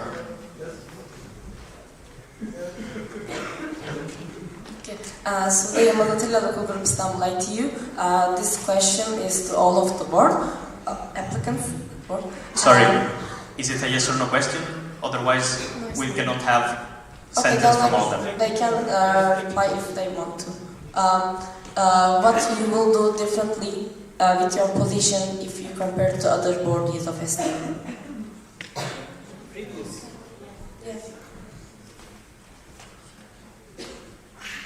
More focus not only in developing our current offers, but on promoting them in collaboration with the Vice President of PR.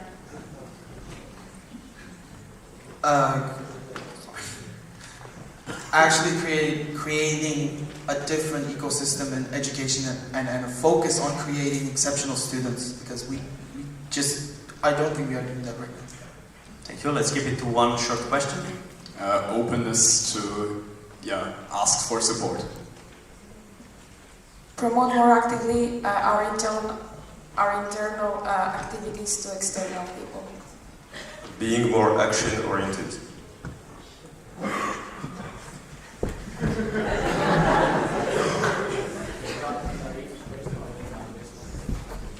Working on the application timeline working more on the application timeline.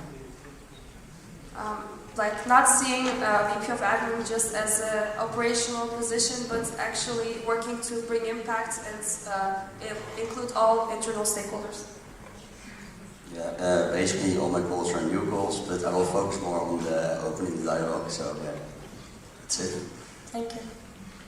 And Elif, can I ask you why you didn't ask this question before, or were both questions you wanted to ask? Because otherwise the other delegate is asking why the first question, you can have a second one as well.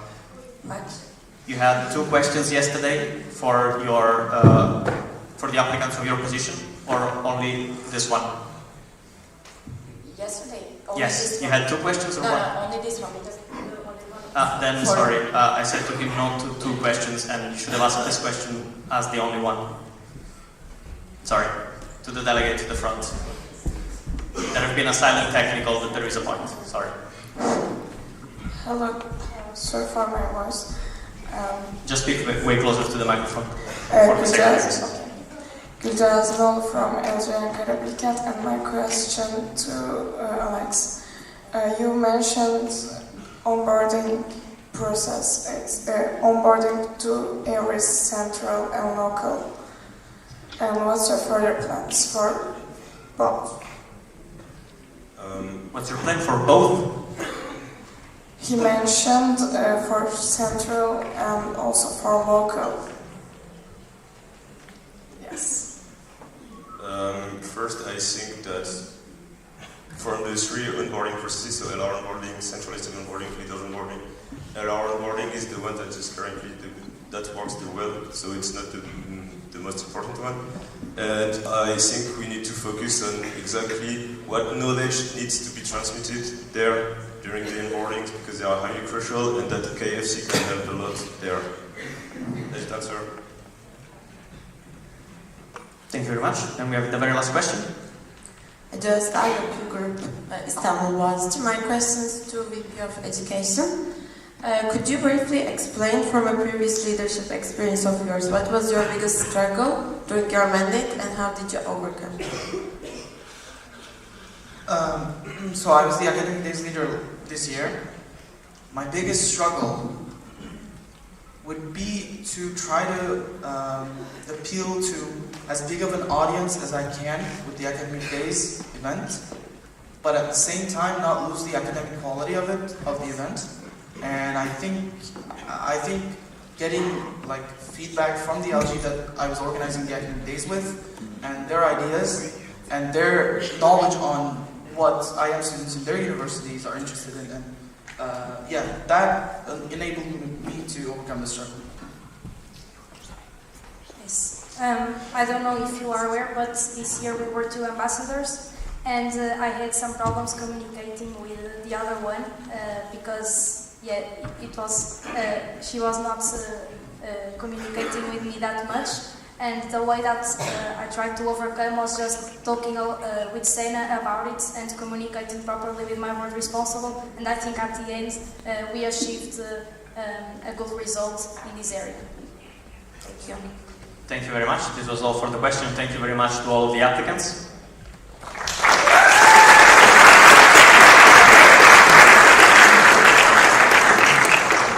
I close agenda point 60, applications for the board. And I reopen agenda point 42, progress in STEAM, and I would like to ask Sena to join us on stage to talk about the STEAM podcast.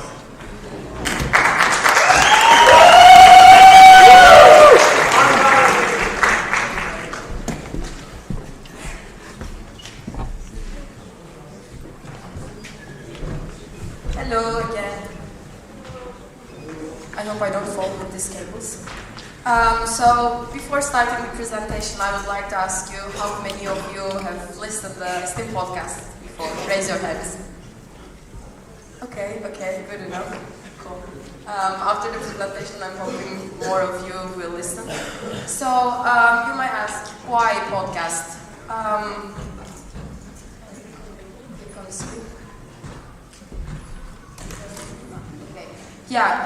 Why podcast? So one of the best ways of connecting with the STEAMers and sharing our experiences is through events or through social media. But sometimes making that connection, the personal connection, is missing. So I believe through a platform where people can freely share their thoughts, their experiences, and their STEAM journey was missing a bit, so we decided to explore a different platform as podcast, and with this we are aiming to connect STEAMers with each other and also with the IEM Europe more, and in the end, I believe this will bring more recognition to STEAM, both to internal stakeholders and externals. So that is why STEAM podcast aims to provide an entertaining and informative content that connects STEAMers and IEM Europe through experience and knowledge sharing on IEM topics and STEAM. With the first season, we decided to focus more on the introduction to the network. That's why the topics that we chose are a bit more on the introductory or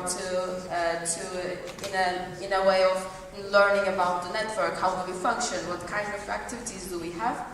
And they are covering the basis of the network, and we will be following a timeline through more advanced topics in the upcoming seasons. So going a little bit more details of the first season, we planned initially 7 episodes, starting with the first esteem event up until the council meeting. Unfortunately, during the way we had some technical problems or changes in the timeline, so in the end we were able to publish 5 episodes only. Going into a little bit more to how do we do that. Everything started in December when I gathered a team, and until February we worked more on the content creation, creating the timeline, what do we want to do with the podcast, what kind of topics can we have. Then continuing with afterwards defining the exact timeline and the content. We recorded the first episode on February, and until then, since then we've been publishing bi-weekly or weekly podcast episodes since the beginning of March. Going a little bit more in details on how do we do it so far. So we have a list of potential guests that we can invite, so we are selecting the guests, and then we are doing the recordings on Zoom because we want to have different people, so it's a bit harder to gather people in one room and record podcasts, of course, so that's why they're being done in Zoom. And we are doing the editing on a platform called Waveform. At the same time, we have some guidelines for the guests on how things should work. As I mentioned, we have a possible guest list, and also we are writing scripts for each episode. So there is the timeline. Although it's still quite flexible environment during the podcast, we are still writing scripts. Then going into the platforms right now, already spoiler. Going into the platforms right now, as the podcast is available in many of the platforms. So first one is the platform called RSS. It's free, and even without an account you can listen there. The second one is Spotify and Apple Podcasts. It's also available in Google Podcasts. And we are trying to expand the platforms, so you can scan the codes to check out the SD Podcast profile there. And we have had quite many guests from different local groups with different experiences. I would like to thank all of them. Maybe you might see one of your friends. We have quite some people who were our guests in the episodes. You can see, I guess almost everyone from these pictures are here, in fact. And finally, the team, I would like to thank these amazing people. Washko and Eric are here. The hosts, can I have an applause for them? They are the hosts.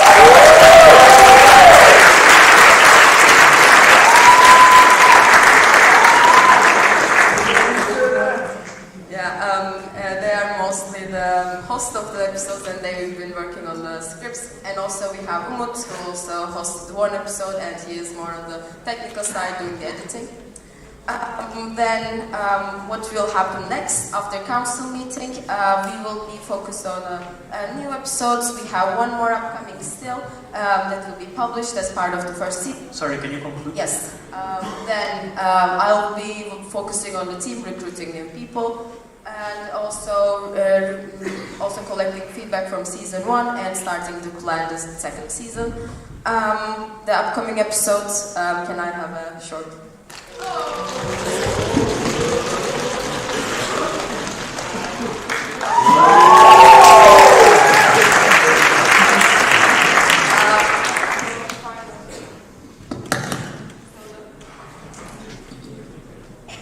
So the final episode of the SD podcast will be Foundation of Esteem, and of course we have two amazing people, two amazing guests, founding members of Esteem, Christoph Agadorn and Marlies van Barnholm. And it will be hosted by Eric again, and it will be out very soon after council meeting because we already recorded it, and I hope all of you listen. And if you want to join the team, please approach me, Eric or Washko during the council meeting or after. So we are looking for people also that will be working with us for the editing or the promotion and analytics parts. So thank you.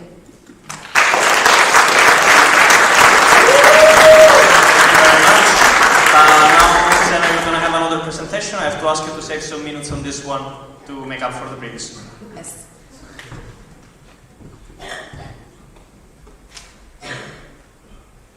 Yes, also one of the projects that restarted this year is a STEAM book. So before going into the why we started again, I would like to have a brief introduction to a STEAM book. What is it? For the ones who don't know, a STEAM book is the book that consists of all of the history of STEAM, and it was created for the 25th anniversary of STEAM. And it was a printed book. And to give some pictures, the online PDF version looks like this. You can find all kinds of information inside of it. And it is really important for learning about the STEAM history, and especially it's a very good way of communicating a STEAM spirit and increasing the awareness inside of the network. But since the book was created, it's been 7 years. So since then, a lot of things has happened. So for instance, we have had countless new projects started, finished, meanwhile, still very, very new initiatives. Also, we overcame a pandemic, and a lot of things also happened meanwhile. And at the same time, quite many local groups lost their books, and there were no travels in the past 2 years. So I believe now it's even more important to communicate what STEAM is about, and our spirit and all of the knowledge that happened in the past. So that's why we decided to restart the project, or restart updating the STEAM book. So right now the aim is to gather the information from the past 7 years and paving the way for printing in the future. So the aim is now not to print anytime soon. Now we are more focused on collecting the information and what's happened in the last 7 years. And also I would like to encourage the next boards to have a regular updating for the STEAM book, so that it won't be that hard to update and collect information in the future. So what we did so far, I gathered a team for people that are working with me.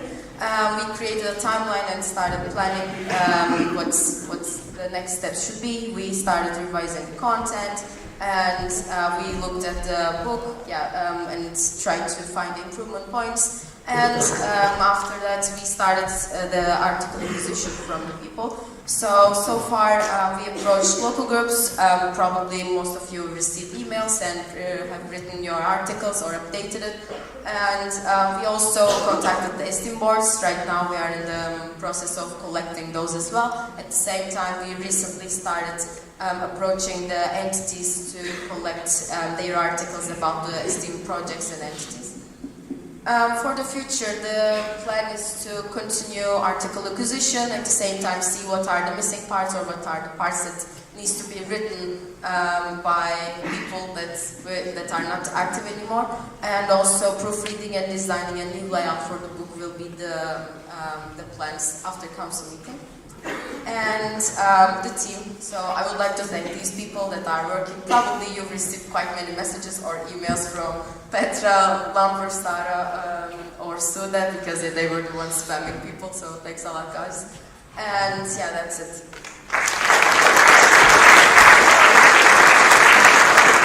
Thank you very much. Now we have some short time for a couple of questions. Are there any for both of the presentations? We have 2 questions in the middle. If you can pass the microphone to the 30th port.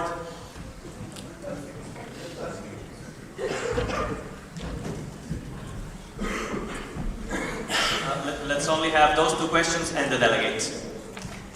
Hello, Robin Aljubilin. Just a question about the book. So are you considering even going as far as postponing the actual printing till, let's say, 2025, and just laying the foundation for that, or is the idea still that it will maybe be done next year?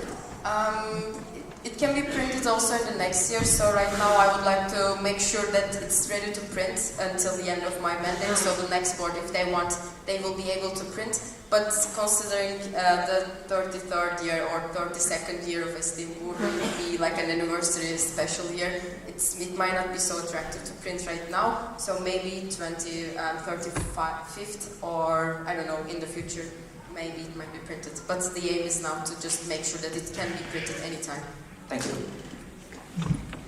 Hello, Duarte Loco Porto. What are going to be the next seasons of the podcast about? Do you have already ideas for? Yeah. Not very concrete, but one of the ideas is to bring in a bit more professional content also, because the first season was more focused on the esteem and more on the spirit side, so a bit expanding into professional, career-oriented episodes as well. Thank you very much. Now we have the last question from the delegate. Okay, great. Starter Eindhoven.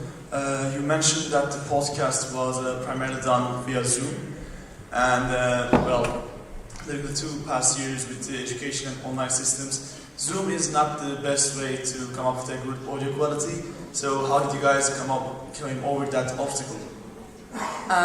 We really couldn't actually. We looked for the platforms that has high quality, but compared to Microsoft Teams or some others, more or less the audio quality is the same. We're just trying to make sure that the guests, and also our host has a high quality microphone or headphones, so that's how we are trying to do it now. Maybe for the future we can look for ways of if we can purchase some microphones for the host, for instance. But since each episode has different guests, we can't really ensure a very high quality in sound, I would say. All right, thank you. Thank you very much. This was the last question. Thank you, Sena, for both of the presentations.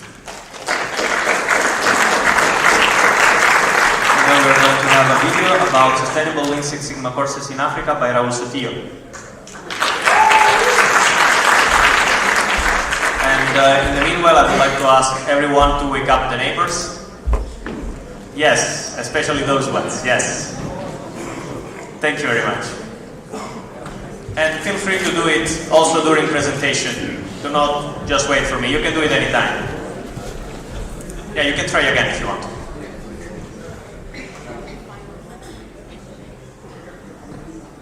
Hello everybody, and welcome to the short presentation about sustainable Lean Six Sigma courses in Africa. My name is Maya Luka. I'm one of the co-founders of Ambitious Africa, as well as an STWer and Master of Science in Industrial Engineering.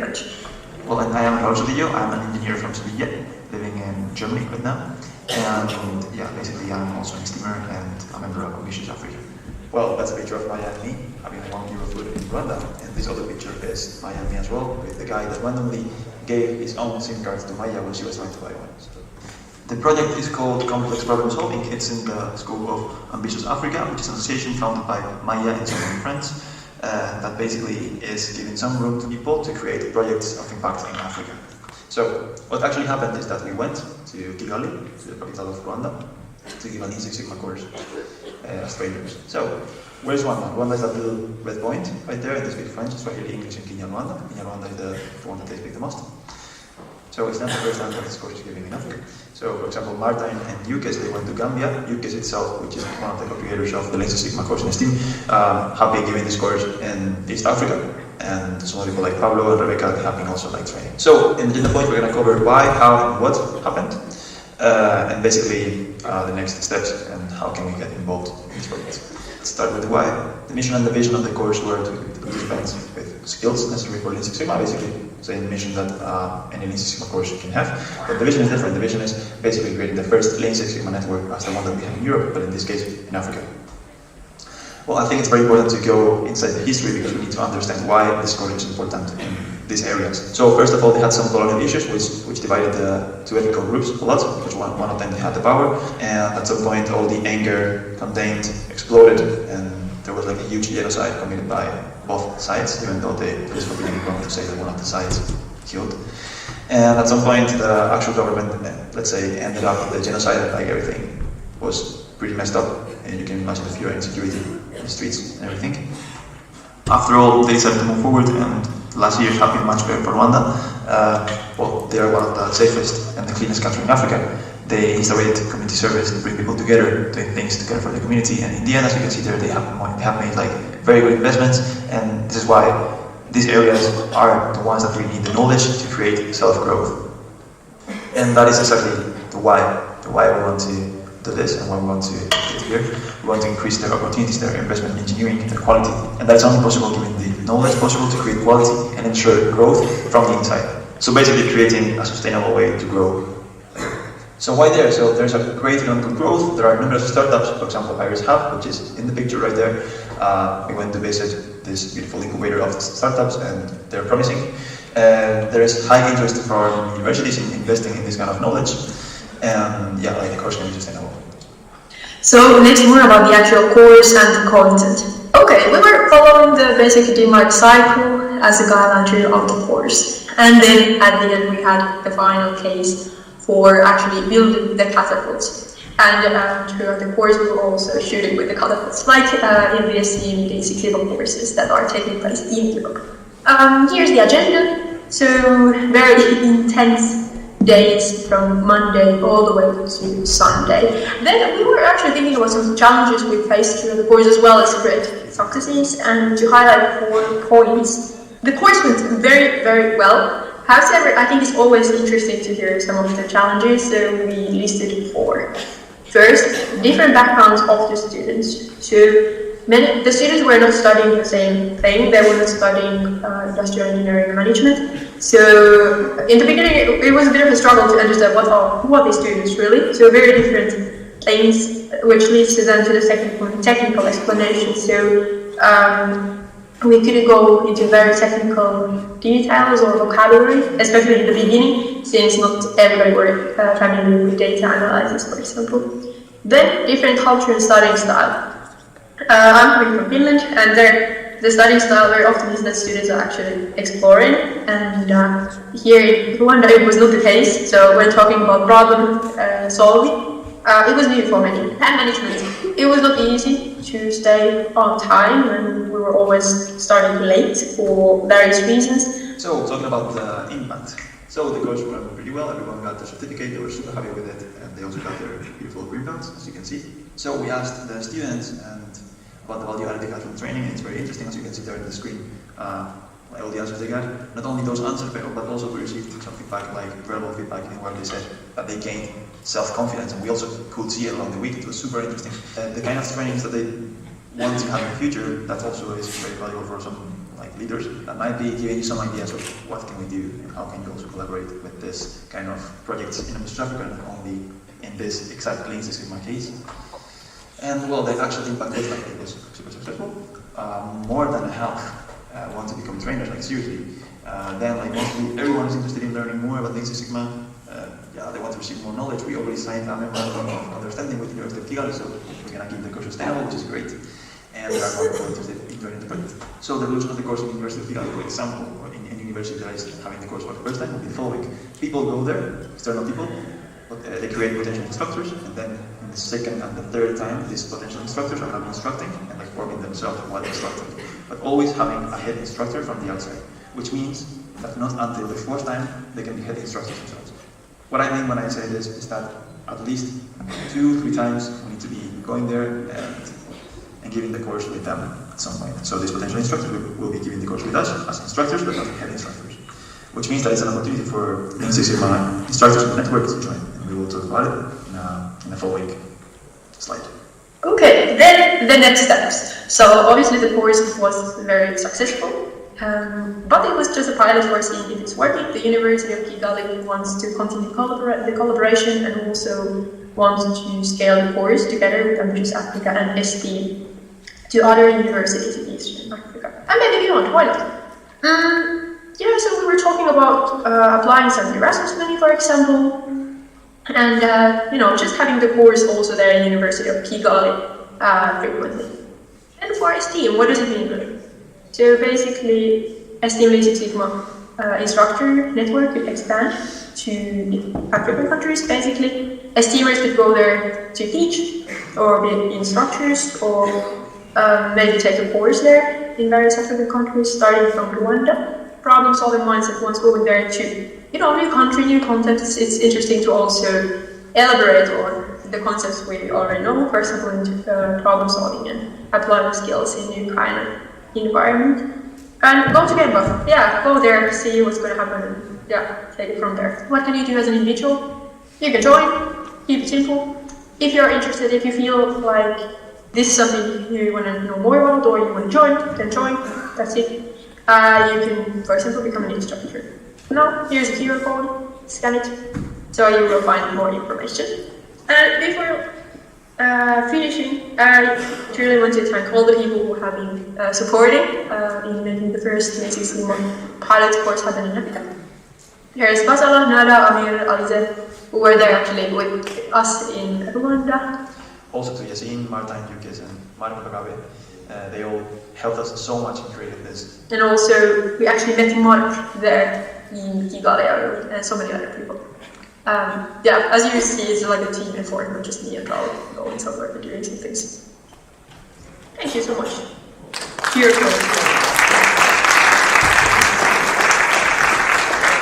Thank you very much. And if somebody have any questions, please take this moment to see the contacts in here or scan the QR code. Technical in the front.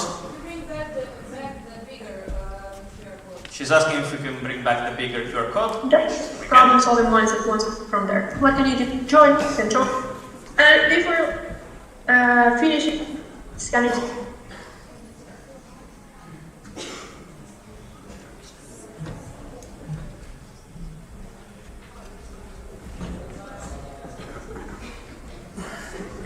Okay. And now we are moving on. We're taking a small break from progress in STEAM. And I open agenda point 76, accreditations. And I would like to ask Sude on stage.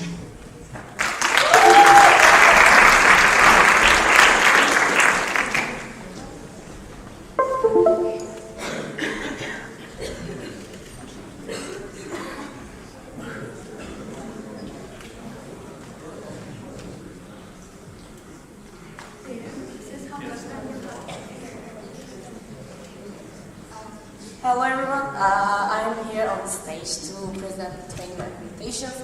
I'm Sude, I'm the training committee leader, as you can guess. Okay, so firstly I want to explain what is accreditation. Can you speak closer to the microphone? Okay. We are using it as the official recognition that we are using for our trainers, and we have 3 levels as STEAM official trainer, STEAM expert trainer, and STEAM trainer legend.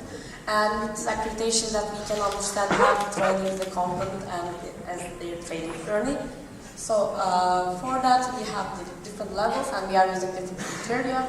I won't be explaining them, but we have different criteria that we are using. For the STEAM Belgrade and for the afterwards, we only counted offline training session for the accreditation, and that's it. So can I have a please drum roll, please? So I will explain. So let's go. First we have İlayda Kafoğlu from İstanbul Boğaziçi. Then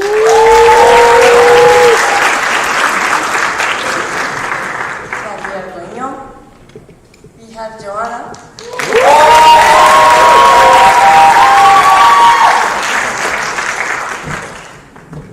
We have Petra.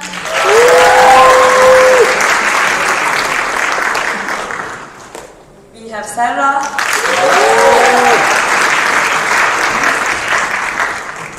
We have Sema.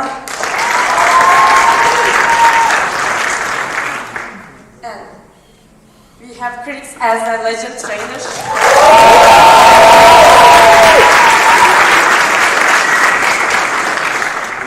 Then I also want to thank our active trainers who were delivering training sessions to our network.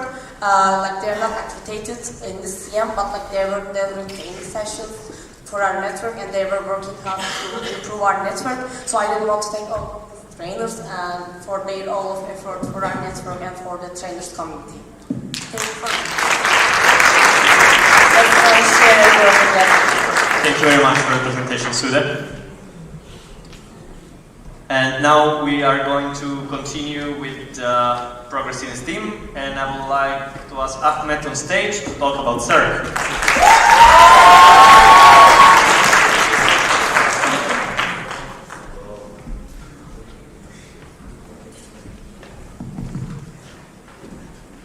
So hello everyone, this is Ahmed from Istanbul Boğaziçi and the current CERC leader. Is this the right? We have 2 presentations, so can I check?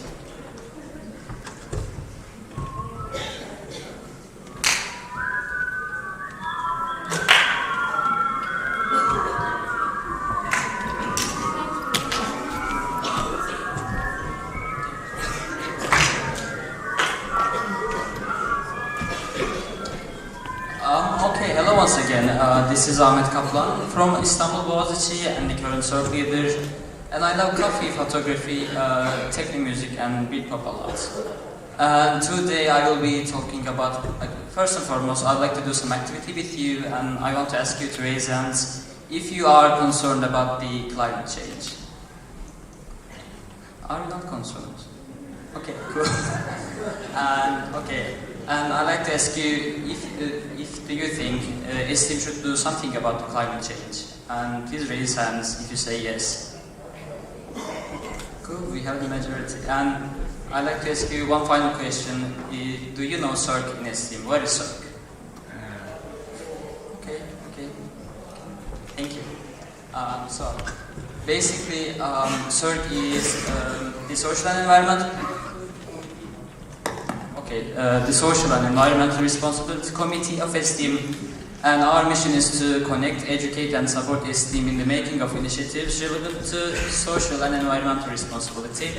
And we envision to be the platform for IM students to develop their surroundings to ever-growing sustainability.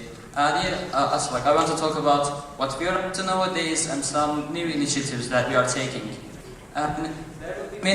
There will be many QR codes in this presentation, so make sure to prepare your cameras or QR code scanners. Okay. Also, our work is based on the SDGs, as you know. These six are the SDGs that we have the most impact on. Although we touch every SDG at some point as CERC. And this is the team. We are.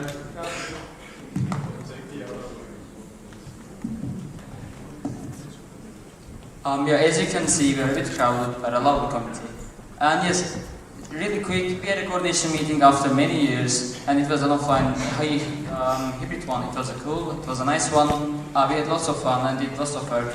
And yeah, now about our projects. So right now, we have let's see, 11 projects. Some of them are worked with teams, some of them are worked on an individual level. And if you want to learn more about this, this is the whole presentation. I had so many characters. What should we do? Okay, then I will send the links to the Telegram group then. So you can learn more about these in the entity report. And we had a timeline, and we are following that timeline, and we are almost at the end of the year. And yes, let's talk about some new initiatives. First one is, we came up with an idea of having a physical CERC event, like Social and Environmental Responsibility Week. And yes, I would like to ask lovely LRs or lovely local groups to kind of take this into consideration when they are deciding on which event to organize. So we want to make an open call to you. Social and Environmental Responsibility Week as an event concept, you can do cycling, you can have workshops on the sustainability topics, you can do some charity work all together. And actually they did some stuff like that back in 2022? No, 2012. Yeah. And it was nice, and it got lots of attention. And yes, in this QR code you have the detailed information. So if you are an LR or someone going to be an LR, check this one out. Also, cute kitten for you. Other than that, yes, Next one is, if you do remember the last presentation in Seville, we were talking about social strategy, impact measurement and everything. So I don't have enough time to make an introduction to those, but I'd like to share what we have been up to. So first one is, we were exploring some metrics like how esteem impacts the travel of young IEM students in Europe. Like, let's say, do they travel more compared to the others in that side? So we were exploring some metrics in a working group about it. We were benchmarking with other NGOs, actually, like the BEP expanded to us. We still haven't gotten anything from ISTIC or the other ones. But yeah, basically, and we are also benchmarking with other companies, some B Corp companies as well. And we did a SDG matching to see which SDGs that we have the most impact on.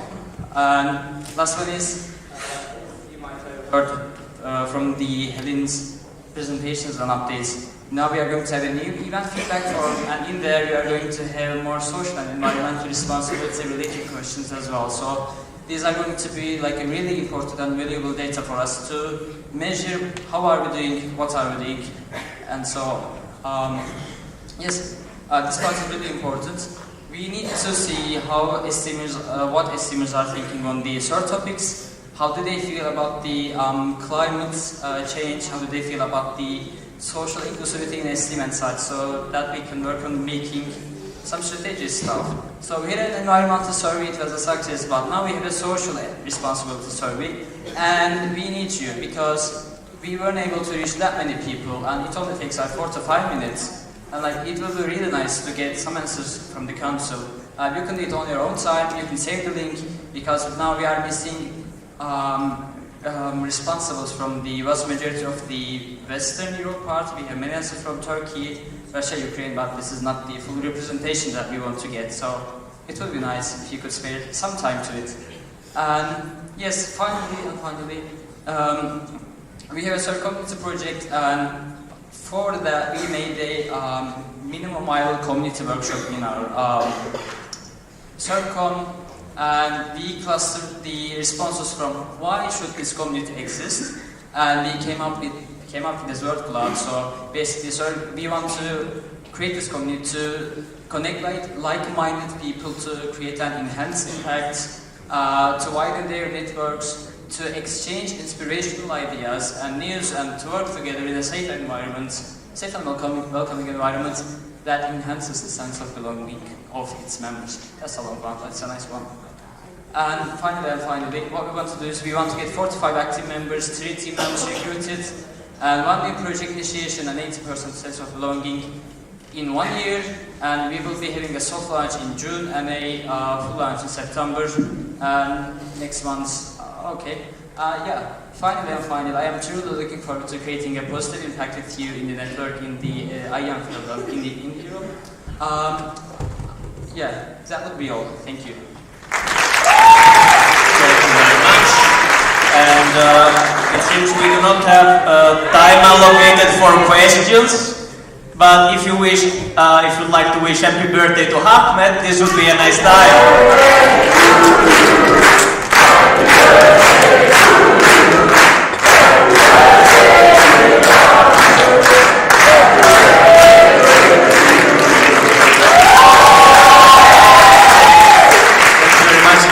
For the presentation, and I would like to remember to the delegates, to the people in general from Budapest, Oulu and Coimbra, not to sleep during the GA. Please come back from the parties earlier if you cannot manage to stay awake in GA. Thank you very much. That being said, now we have a video.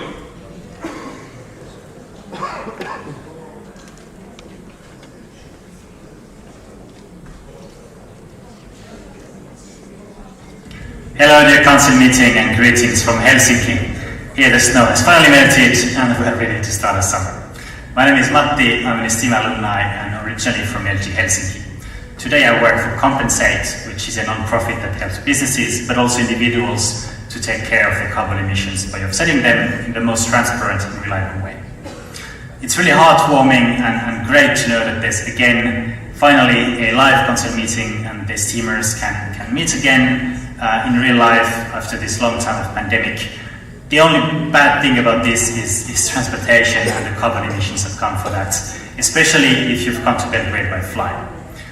For most of you as European students, the largest possible carbon emission that you can have in your daily lives comes from flying.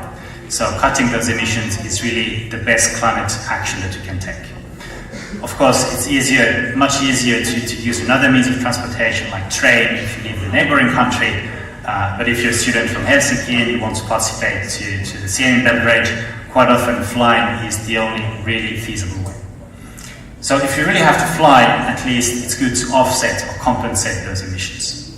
One easy way to do that is to use the offsetting option that some airlines sometimes propose.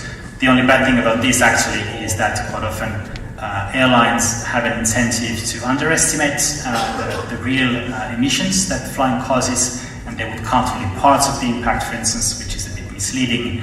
And quite often they only select very cheap and not so great projects in order to make offsetting as cheap as possible, but then actually you don't have a great impact on the climate because you're not really capturing carbon if you're using inefficient projects.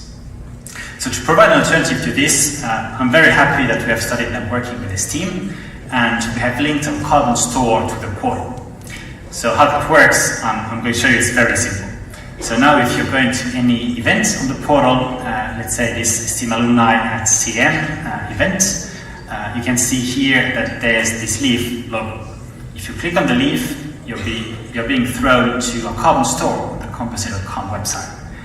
This is very easy to use. Let's say that you're flying from Berlin to Belgrade to the STEAM event, and here you're taking a one-way flight for one passenger in economy. Here, by clicking one button, you can calculate your emissions. You can see your emissions is 209 kilograms of CO2 equivalent. If you want to understand how this is calculated, you click on that button, and here on this pop-up window you can see that we don't take into account only CO2, but also other gases that actually have also very big impact on climate change. And here you can see how much it costs you. It costs you less than €8 to offset the emissions from the flight. You can add it to a cart if you want to offset something else, or pay immediately.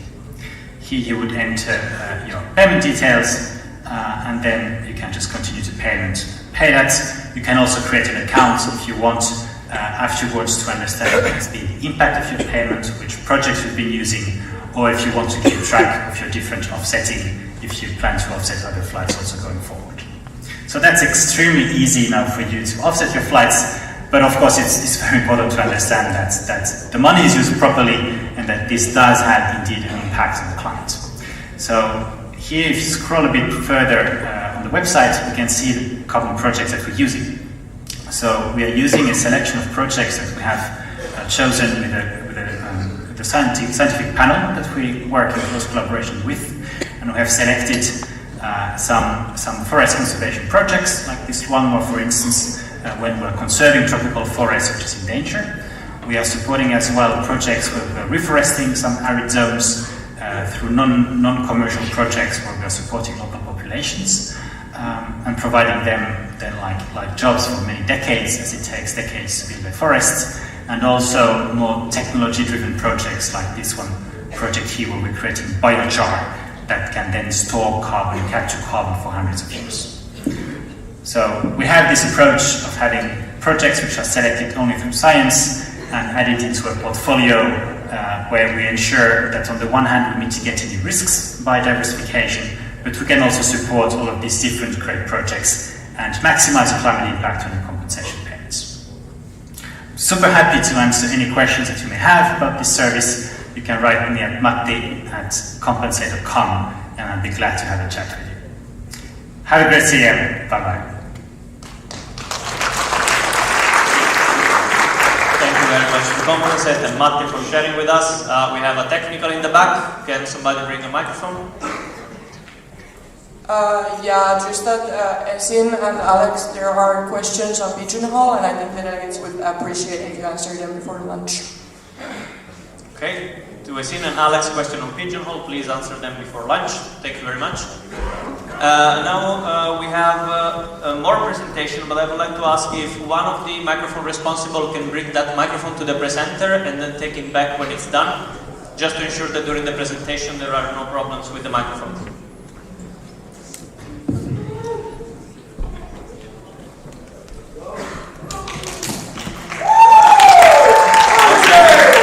I didn't call yet. 1 second, we have a small announcement first. Yes, guys, I'm very sorry, but we need to leave all of the lights on because when we have just these pointing at our face, it makes us very dizzy. So bear with us and please let's have the lights on. Thank you very much. And now we have a presentation from Zeynep about language nights. Hello everyone. I'm Zeynep from Local Group Istanbul Yıldız. Some of you may know me as Marzi as well. So yeah, I'm the cat woman walking around opening all the J's. So I want to know how many of you have been to a language night or know what is it? Like just raise your hand. Wow, I'm proud now. So let's start. Where's the pointer?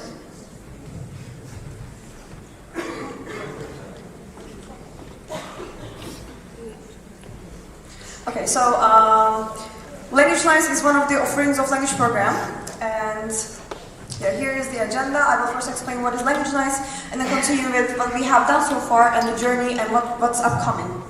So, what is language nights? Basically, we gather people who want to meet with a certain language in a Zoom or Discord chat, and there are two different channels. First, one for people who doesn't know the language at all and wants to meet with the language, and second, for people who already speaks the language a bit and wants to practice with a native speaker. So, when is language nights? It's nearly in every 2 weeks. It wasn't very scheduled because like, we immediately had to start and we were just like randomly reaching people and asking for them to tutor. And then, yeah, it's like nearly in every 2 months at 8 p.m. And where is it? So, it's in Language Community Discord server or in Zoom. In the future, I have no idea where it will be. It will be my successor mostly. And who organizes language nights? Those wonderful 3 people takes care of it, Sıla, Pasha, and Ayşenur. Like, I'm so thankful for them that they have taken care of this. And who can participate? So everyone can participate. You can participate. You can participate. You can. Everyone can participate. Like, there is no required level of language for you to participate in the language nights. And the journey of language nights. So, we started with the language community gathering, which was an idea to gather all the language speakers in the community and make them meet with each other and practice certain languages that they know. But, well, it didn't went well. We had a lot of participants. I would say 24 was good, and like a lot of them didn't show up, so it wasn't like a success. And then we started brainstorming with the team, like how to fix the situation and stuff. And I saw some of you sleeping, please wake up. And yeah, we had the first language nights in Spanish with JJ and Andrea. So you can see me here. It was for intermediate and beginner, and we started on Discord channel, but yeah, we started to have some problems. But it was super interactive, and we had very good feedback. So we wanted to continue, but we set an agenda for beginners and for the advanced ones. And we started to use these same agendas for each of the language nights to equalize the experience that they are having, I would say. And so we went on with Italian, and Eduardo and Andrea was tutors, and we had 25 participants, and like it was super interactive, but we started to have some problems on Discord because of the server usage. Like it was very crowded at night times, so the server was crashing mostly, and like we couldn't hear each other. So we decided to switch to Zoom. And then Language Nights Turkish came, and with a lot of people, I was very surprised to see people wanted to learn Turkish. And yeah, there was like 15 participants registered, and Gülce and Sıla was there, and Ayşenur was also going to be there, but like there were some technical problems. And yeah, it was very interactive, and we also had intermediate and beginner parts. Then, German. We had German nights. Due to technical problems, Ole couldn't be there, but Emily was there for the beginners, and Ole will recover the session after the CM. And it was just for beginners, and now we are fully on Zoom. We don't use Discord for the language nights anymore, because it's crashing all the time. And so, what now? Like, can I get a drum roll for the next ones? Okay. 4 seconds. So, le pigeon and la piscine. So yeah, we will have Language Nice French soon, and hopefully we are looking forward to find tutors. Please reach us, reach me or Aishanur or anyone from the team if you want to be a tutor here. You will not be alone tutoring. We are helping you, and we have you will have full support, and we have the materials already. You just need to fill the presentations. And yeah, gaze me and clap, Papa. We have Dutch, and yeah, basically it was very surprising because Max actually reached me out that he wants to give a language night. So if you want to give us certain language nights and you want to be a tutor and you want to take the initiative and collaborate with language program with your LG or on yourself, you can always reach to us. We are open. It's in every 2 weeks and we have a lot of opportunity. And we can do the same language over and over again because other people will join. So, thank you for listening.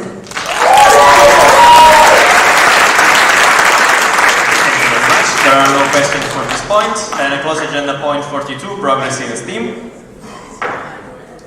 And let's not steal microphones, we're gonna need them. Thank you very much. Now, is there any applicants for the IM Conference 2023?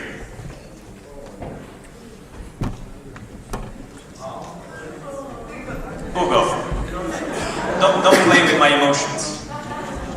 Thank you.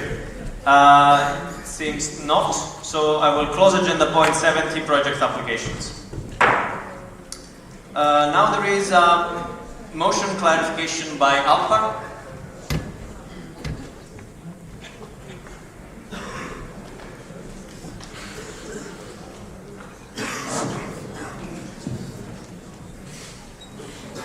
Back at it again. Okay, from the questions that arose during my presentation, we had 2 inputs, one from Aleph, one from Max, right? The only thing, what I'm going to do here now is I'm going to show the changes. It's going to be very technical. From the meeting, nothing's going to change, okay? I need the presenter, by the way, yeah. This is, you saw this slide. This is the initial proposal. This is important now because this is like the regulatory stuff, okay? So this is the official proposal, the initial one that I showed you. Change number 1, advancing on this topic. Before that, we had developing proposals. Now we just say the board should advance. Okay, they should just start and make progress. That's it. So we don't actually expect deliverables. We don't expect results. We just want them to work on that. Okay, it's a bit reducing pressure from them and no deadline. Secondly, this is also very important. We said earlier the board should report to us at the next council meeting. What we added here is just they should also report which stakeholders they included and what input those stakeholders gave. This is here included because we want the board to show that they actually have a very inclusive, open and transparent process. Okay? Number 3, the responsible board. Here you just see 33rd, 33rd, 33rd, 33rd. We just added 33rd. It's just like clarifying, that's it. The main responsible now is the 33rd board, the applicants that you see here in the first row. However, you see the second last sentence. In case the 32nd board sees a necessity, the 32nd board may advance on this topic too. So we stay here, 33rd board should do this. We just say the 33rd board should do this, we put this on there to do this. However, if those girls here in the front row also say, we find it important and we want to work on that, they may do this, okay? They're gonna communicate and coordinate this internally. Very last thing, obviously also 33rd or respectively 32nd board. This is just technical clarifying. This is the final proposal. See, these were the initial, this was the initial proposal, just adding the changes, and we get the final proposal. Any questions?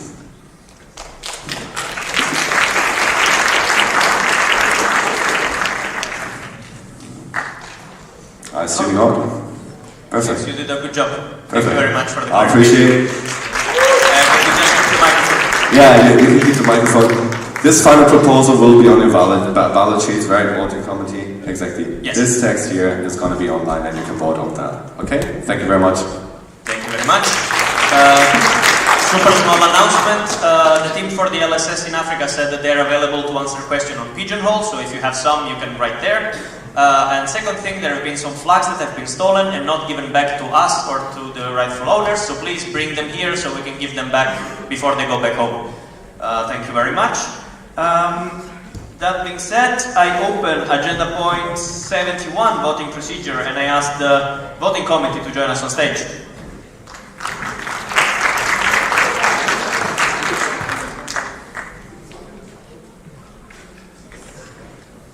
Okay, so I hope we can clear some things out about the voting procedure, and it's going to be a little more tricky than the last ones.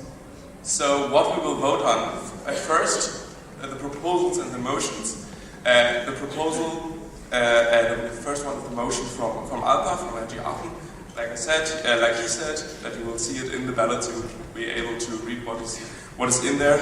And the same goes for the proposals of the changes in the membership regulations and the approval of the changes in the internal regulations. So there will be a lot of information on this in the ballots themselves. Is there anything else? Yeah, I mean, membership regulations and internal regulations need 2/3.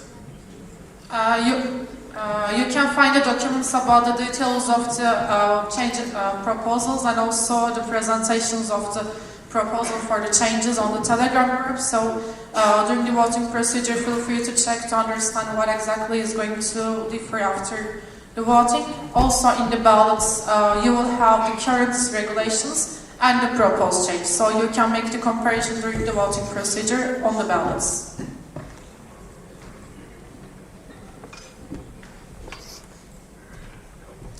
About the vote on candidates, it will be different for the previous one. In the previous one, you will only need to choose yes, no, or abstain. Right now, it is really different. It's like in the first day we show you like a little boxes with numbers. It will be happen today, and it is really important that you understand. So please, delegates, keep attention. I see many faces sleeping. Please. Wake up your neighbors. To the preferences vote, you need to rank the preferences. But some preferences doesn't need to be like 1, 2, or 3. You can only vote 1, or you can you can only vote 1, 2, and be 3 options, and is that basically. So,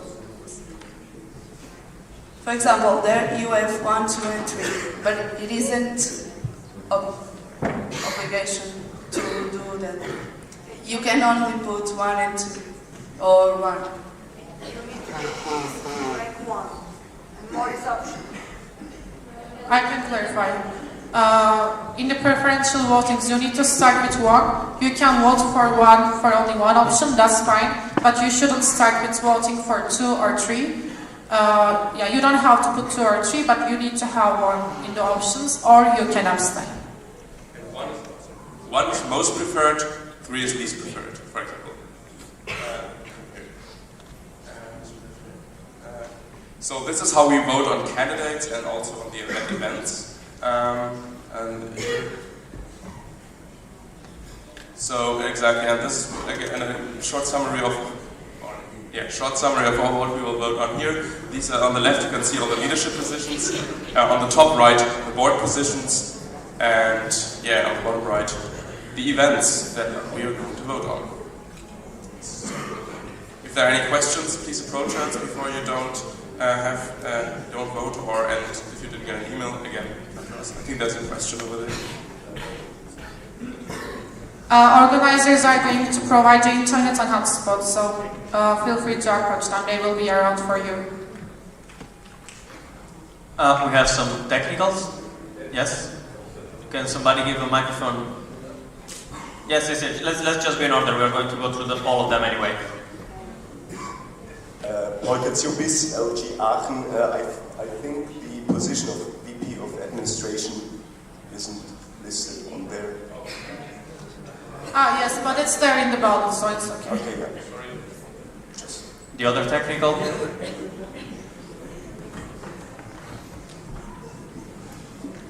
Still in Union Agreement 2, also local group exchange entity is not there. Okay. In the ballots we have all of the. Okay.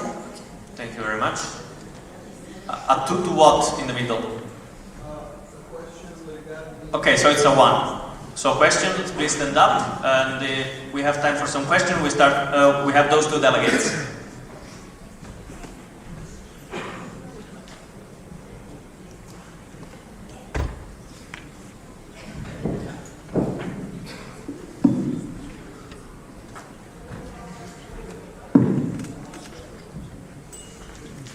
Hello, Alexander Georgiev, LG Sofia. Could you elaborate on the preferential voting system? Is it penalty point based or is it drop the lowest? How does it work exactly? I'm sorry, before the answer, I just wanted to say let's only take those 3 questions that are standing up right now. So the one just asked, then the delegate, then Johannes in the back. Thank you. Okay, you are starting with the one you prefer the most. So for you, the candidate which has the highest point in your opinion is going for 1. Then you are decreasing. Then you are adding 2nd for your 2nd preference. So it is not like the pointing system, but the priority you have for the options that you want to have. 1 for the one that you prefer, and then you can add 2 and 3 for the ones for the other options. Yes, I'm asking how do you treat... Can you speak a bit clearer in the microphone? Yeah, I'm asking how do you treat 2 and 3 with the other options? So why are there 2 and 3, and how is this going to influence anything? Is that correct? Yeah, is it drop the lowest, like if there's a problem, is it drop the lowest, or is it penalty point based, the one with the least? They are not affecting the percentage of other votes. Election body system that we use is firstly going for the first options, and then afterwards, if there is a tie or if the election is not concluded, then it's counting the votes again. So this is why we have these options. Thank you very much. Can you pass the microphone to the back? We have a technical from Palau.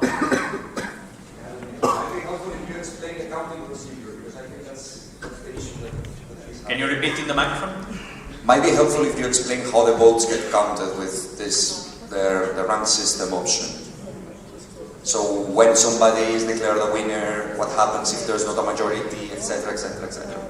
And in the meanwhile, if you can give back the microphone to the delegate here in the front, and then we conclude with Johannes in the back. So we are using the election body, as you know, and we can send to the announcement channel a link on how exactly the preferential voting is working and is calculated as well. So I think that should explain it. I suppose the technical is to explain it now? Yes. Can you explain it?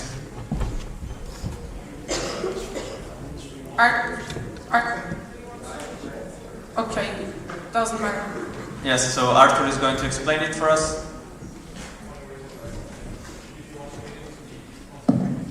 Alright, Arthur Michalczyk, LG Kaiserslautern. So the system is called instant runoff election. Meaning, in the first round, everybody that gets a 1 will be counted from each person as 1 point. So they get like one point, and the 2s are out. And if in the first round there's nobody that has more than 50%, then the candidate with the least votings will be scrapped off. And then again this system goes. So if there was, for instance, we have 40 votes, then in 40 votes, 3 candidates. In the first round we have then 15, 15 and 10. Then the one person with the 10 votes will be scrapped out, and then the next counting procedure will start. And for that person that gets scrapped, then the system will look at the 2s, so number 2s for the people that voted 1 for that person, will add those votes, and then look if there's a majority. If not, again and again and again until a majority is found. So that's why it matters if you just put a 1, then you decide that if there's not a majority, you don't have a vote, you're not contributing in the second round, so you can consider that. And also, if there is a tie and the voting is not concluded, the least selected options votes are being distributed to other candidates, and they are being recounted again. Delegate first, and then Johannes.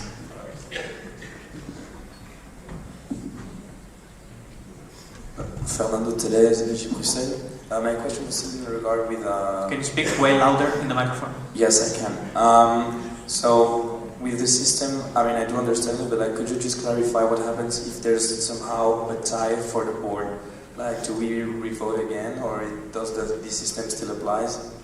Firstly, the system of distributing the least selected option will be applied, and the system is going to count votes again. If there's still a tie, then we will go for a vote. Thanks. Last question from Johannes in the back.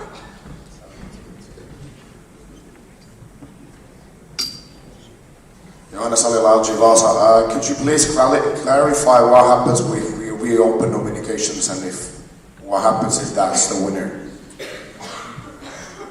During the CM, if we have the reopen nominations for one of the candidates, we will need to open the agenda points again to see if there is any other applicants. That person can apply again as well, but then we will need to repeat the voting procedure. And if there is no applicants, then service or project will not continue. Could you, when is the service not continuing and when we have to actually find it? Because there is a difference. Can you explain it? Can you repeat that? Sorry, can you clarify the question? That for the boards, you have to have boards elected, but then for the leadership positions, you don't have to have. So yeah, if it's a service, then service may be closed. If it's the board position that we need to have, then there may be like a motion to overrule it for now, but we can't close the CM without having the legal positions in the board at least, so we will need to find a candidate in this case. Thank you very much. The question was if the service do not have a leader, what happens? And the answer is the service gets closed, correct? Thank you very much. This was the last question. And also for the financial controllers, we have two positions, and two leaders. You will see them in the same ballots, and you can still do the preferential voting. The election body will count accordingly.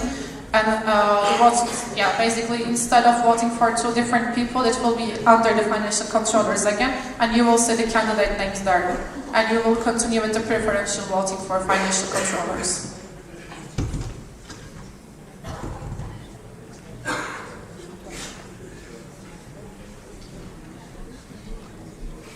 We'll take just 1 minute technical break to fix some situation, and we will be back. I have to ask if you can stay here for a minute. I can.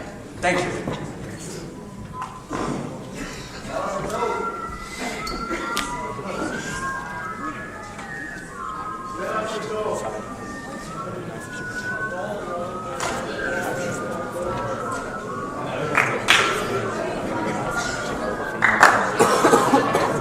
Can I invite Duarte and Palau to join us here for a moment? Then I'll look at it. Okay.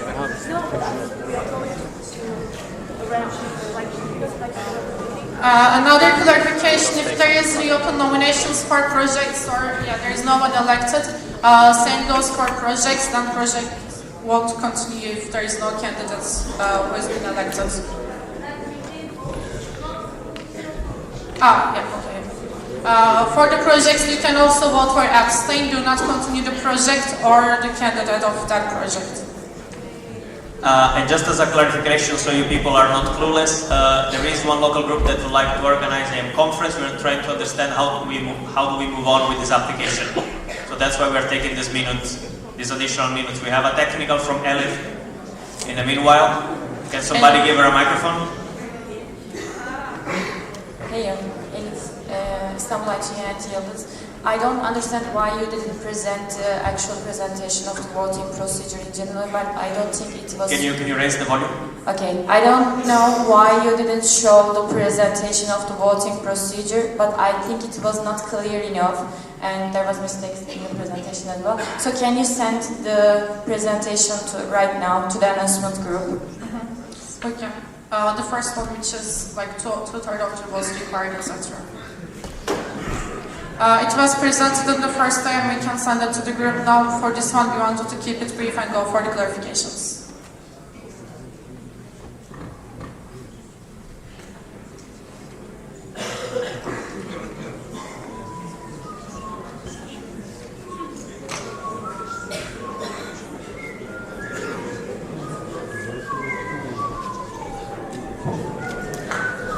Lucas. Okay, I think we found a solution. Okay, thank you very much. Then please sit down, take your seats. So I reopen agenda point 70. Let's not clap. Agenda point 70, project application. And I would like to invite who's applying to the stage. Liège. Welcome to Liège.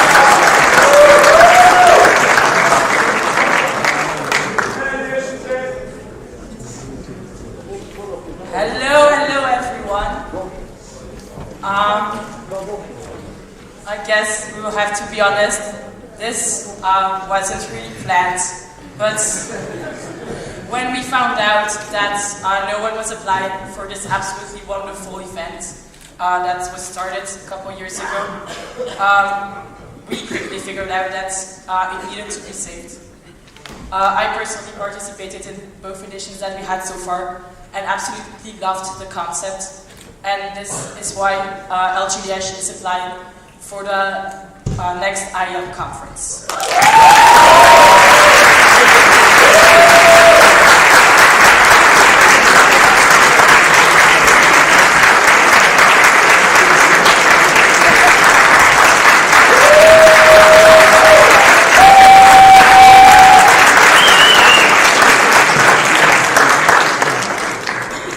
Also, this speech is totally not prepared, so bear with us. I would say that as a potential team here, and also with all of the other people in local group Liège, we have this strong interest in education, and we do want to go further in that field. So this is why we think that it's a very important, interesting event. Also, I think I will let Arthur talk a bit more about why your city and especially your faculty are suitable for the concept of this event. Yeah, thank you. Yeah, so of course we don't have a presentation because it was like really quick that we decided it. But yeah, we at HEC we have we could really have a great opportunity to organize this conference. It's something that our university really likes, basically. So I thought really that it could be a great opportunity. I'm applying again this year for my local board, so I would gladly bring this conference to a great success, and I hope you would like that too. And yeah, basically that's it. Yeah. Also, by the way, HEC is the name of our faculty, just in case. We do have a significant amount of partners, both more consulting companies, but also industrial companies. It's like a very broad potential.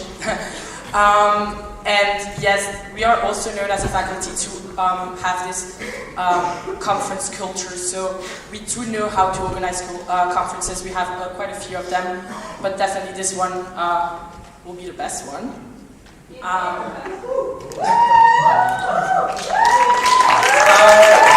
Yes, also regarding the format of the conference, of course in the previous year it was one fully online, one somewhat hybrid version.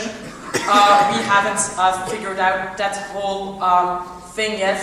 Most likely there will be an online part, also due to the fact that Liège doesn't have the biggest hosting capacity.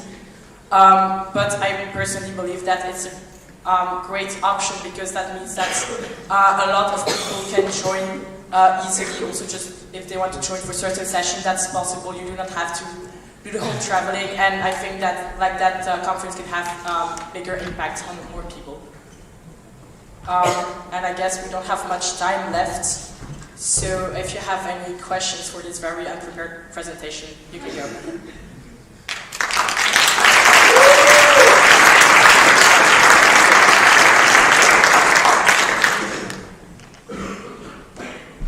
Okay, we have time for some questions. Of course, keep in mind the context and do not expect to be everything already laid down. It was quite a quick application. Yes? Fernando Telez at Brussels. So really cool that you're participating for that, applying for that. But I have a concern and I would like to have your thoughts about it. Our team of Speak just a bit louder. Yeah, our team that qualified for the semifinals of the Times told us that like the organization for the semifinals that you've been like providing was not good enough. And would you be able like to tackle that very well, like for your IEM carrying? How would you do that? I mean, I'm a bit concerned with like, with all due respect, my friends. I feel bad saying that, but the person who was in charge of the time semi-final, he won't be there anymore, don't worry. Ouch. I feel bad for him. You don't have to. I mean, I guess it will be in a minute. Hopefully you won't read them. Thank you very much. Is there any other question? Thank you very much. Thank you for the application.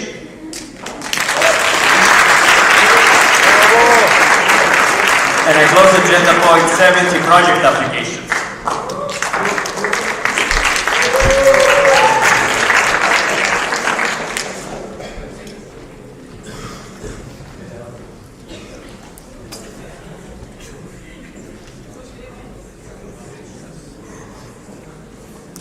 Okay, it will be included in the ballot, so I suppose no other clarification is needed. It will be in the ballot we will have to vote upon right now in the break. So I close agenda point 71, voting procedure as well. And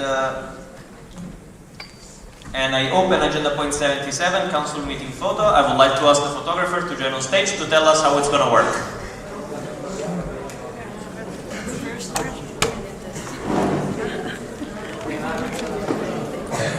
The voting is going to be in the break, as I just said. There is a break after the picture, and you're going to vote in this break. Another technical in the middle, can someone give them a microphone? Eric, is that another technical? No. Okay, thank you very much. I already have microphone, I already have 3, so... Let's just have it from the center first. Okay, sure. What you need this or this? Sorry. Yes. Thank you. Was it that one? That was the same, yeah. Okay, thank you very much. So can go now for them? I suppose when we finish saying how it's going to work, you can come up, take it, and then take the picture. So photographers, who is going to tell us how it's going to work? Are we going to this way? Is it better? Here comes the stage. What? You come to the stage.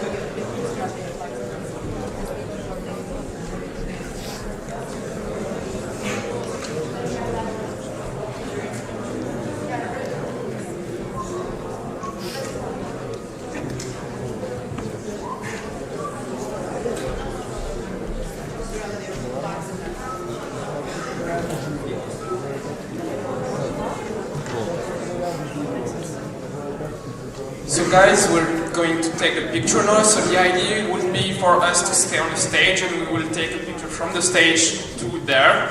We will try to divide the group in two. Half of the group will be up on the small place up there, the other half down there, and basically we'll try to have some verticality at the back. We ask you to kindly divide the groups of the General Assembly in two groups. Let's say from the middle row, from the person that's just stand up, try to divide from that row. So, perfect, thank you. Yeah, from this row, so from this row, people that are behind, you can go up. Organizers will tell you how to go there. The other half, stay down. And I kindly ask you to maybe... Guys, no this way, like you need to go out, someone from organizers will lead you to upstairs. So please don't go right here.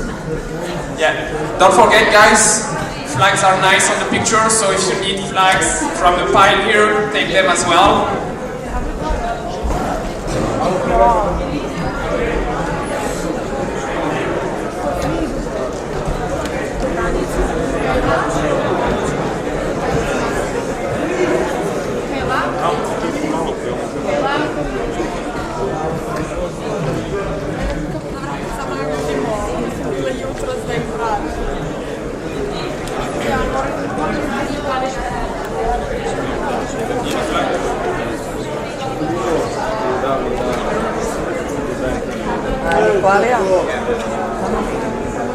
Guys, we have a question from our RC, Northwest region. So we have a flag, but somebody stole it apparently and never gave it back. And he's quite pissed off about it, and we are kind of also pissed off about it. So if that person that has the flag of the Northwest region could just give it back, it would be nice. And also kind of all of the stolen flag, please, guys.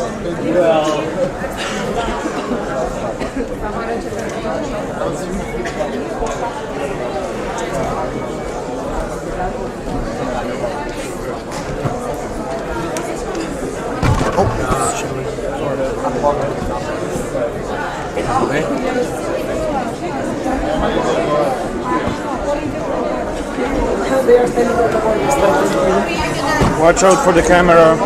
Sorry?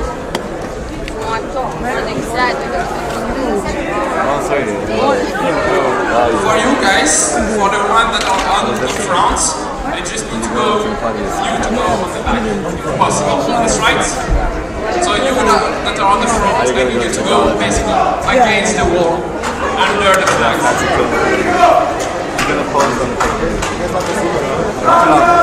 Yeah, Helsinki flag, other way around. LG Helsinki, guys, yeah, thanks. Try to spread a bit, but stay on the middle row, okay? Don't split to the side, stay on the middle row.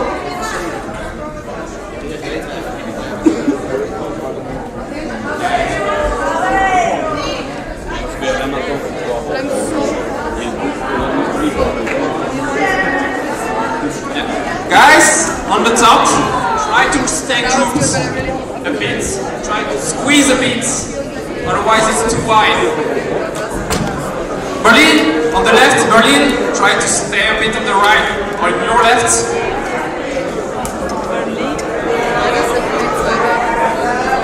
Guys, you shouldn't spread to the sides, it should be smaller to get everyone in the picture. Berlin, on the left, yeah, thanks.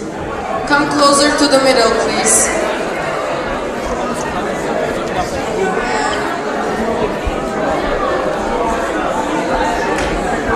Yes, the people who are downstairs should go back.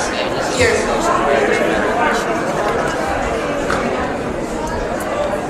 Yes, and I'm missing the second one in board. charge of this? I asked Where's if the we board? can have like a triple. Girls, can you go downstairs? You need to come here. Yes. You just don't understand. No. Why did you go upstairs, girl? But there is no camera.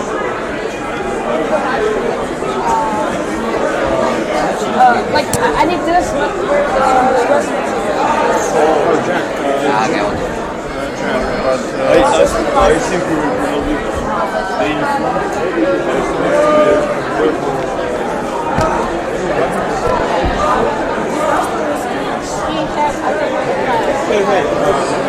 The people who are waiting on the left, can you go to the picture? To the middle, please. Yeah, just take it.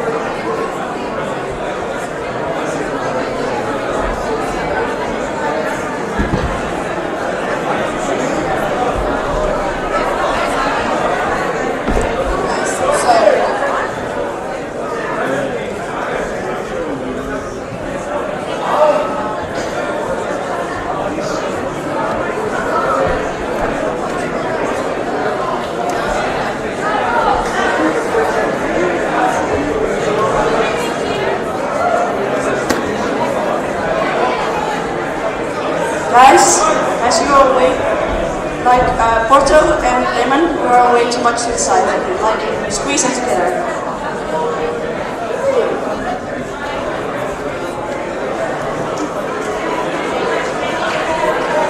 Please squeeze together, guys.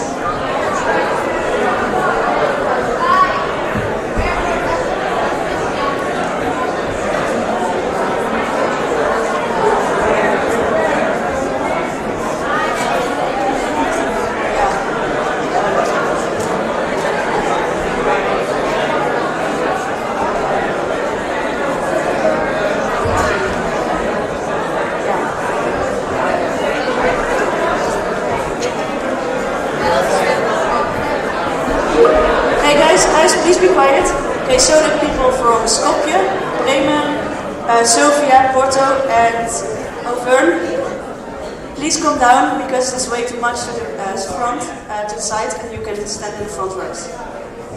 Yes, you guys.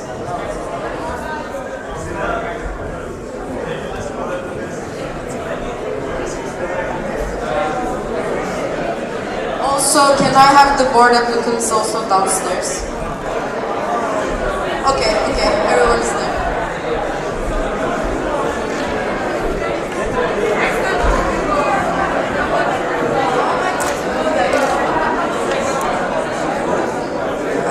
Serhat is missing.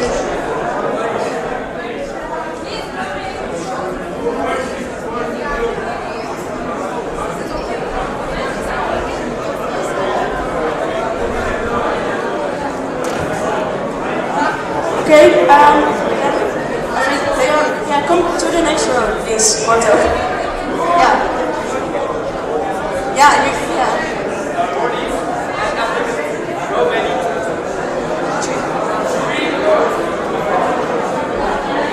Exactly, like to where below. Borders, please.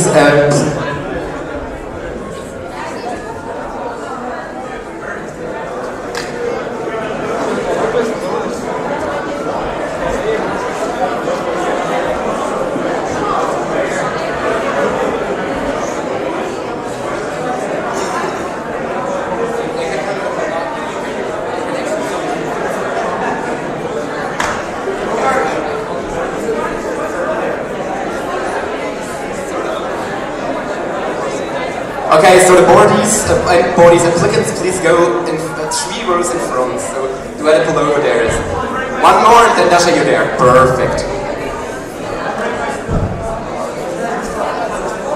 There, and especially for the ones in the front, maybe try to leave.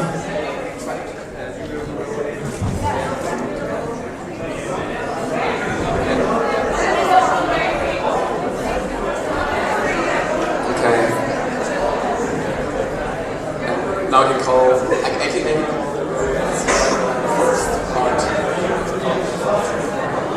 Okay.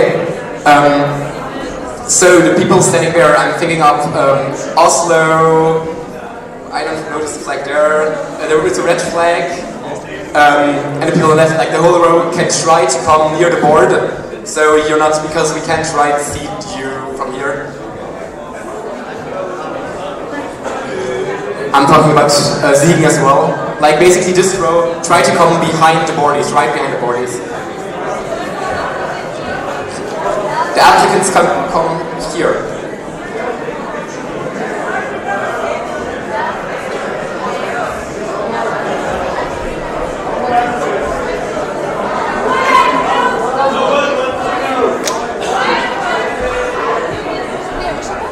Okay, should I get in there and tell them or?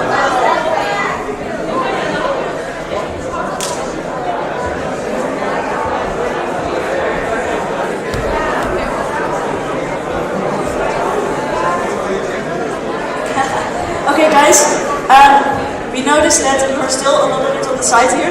Like, leave 4 seats open from the end, please. So, please come to the next row if you're in one of the 4 end seats.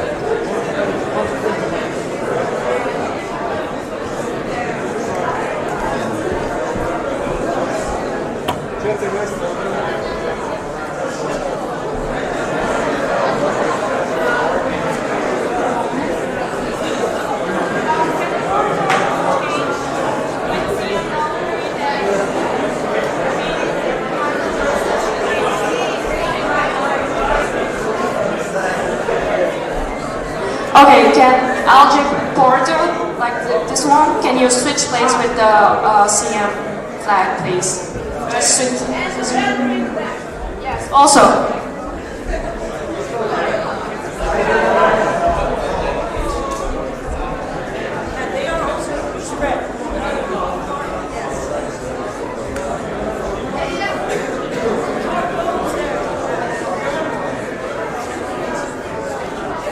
Also for the guys upstairs, also 4 seats, please. For the people upstairs, also 4 seats. 4 seats inside. Yes, otherwise go.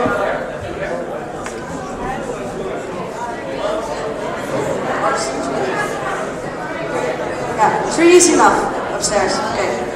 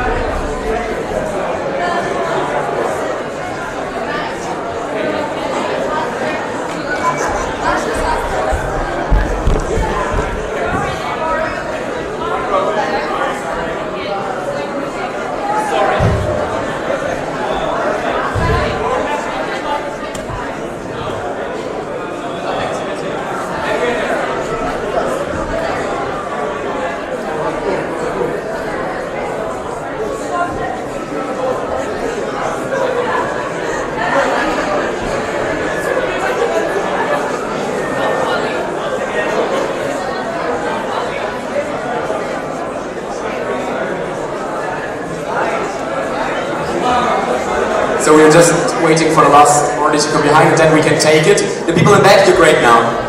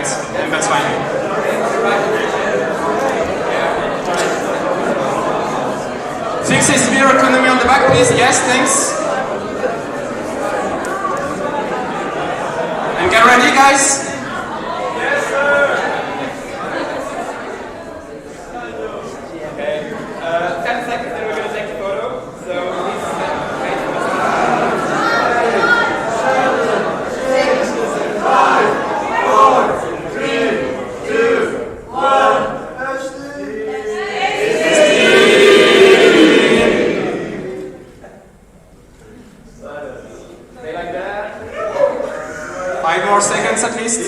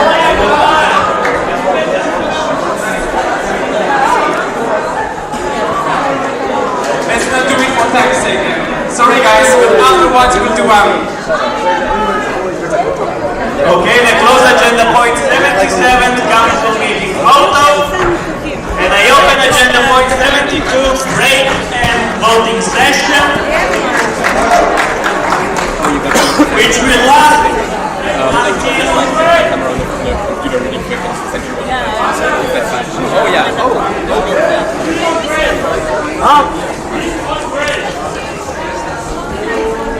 long the break. Yeah, well, we have a couple. People, I'm telling you how much time you have. Give me a second. Stai ora break, da, stai. You have to be back at 14:45. 14:45. Thank you. I'll send it to you.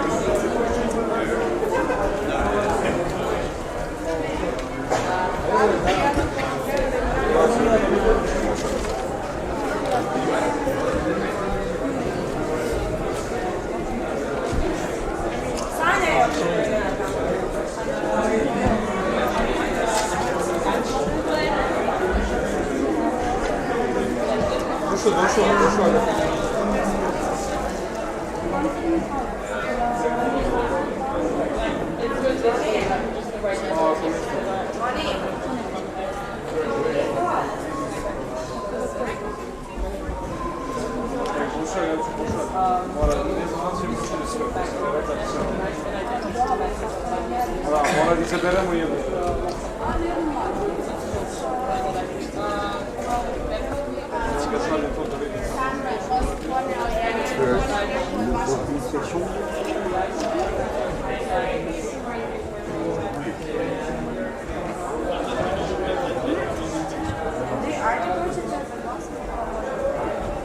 Мария, Мария.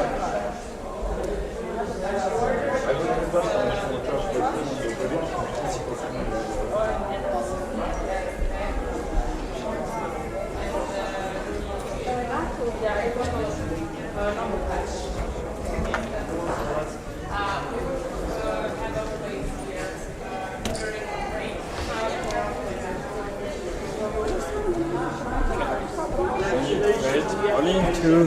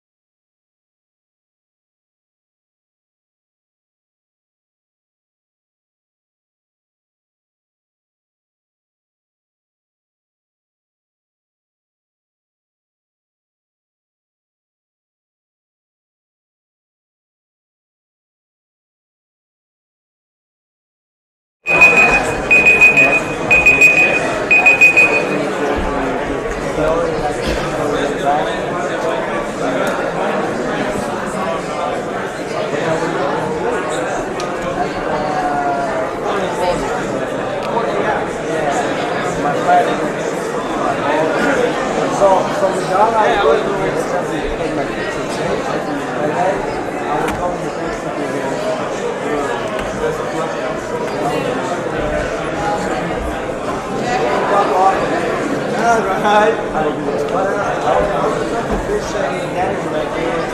Just to, I know him one time.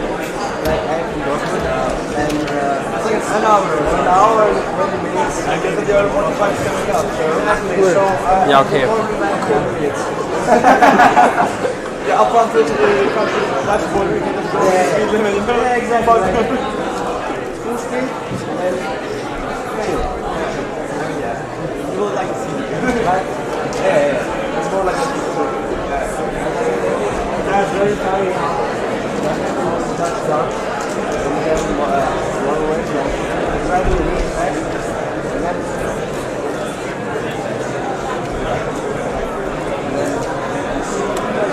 left leg. And it's like only form like even I and they still won't be on the left leg. Yeah, like I was on the marathon. And I was approaching before, and I wanted to change the lane, and then there was also a car next to me that was driving the exact same speed. We had to stop, but just to go to the right lane. So I changed the left one, pushed in like 260, and I was like, I flew down with that, like having that. Really slow, and then I don't know. So I had to push it more, and then like 170, and then I changed the lane, and do that. And 2 seconds. But to us, it took a long time to get like such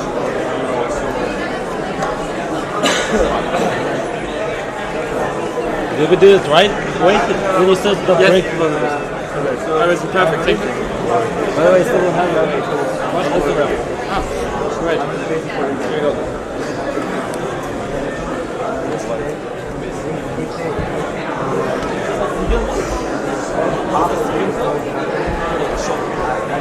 There's no punishment left. What is wrong?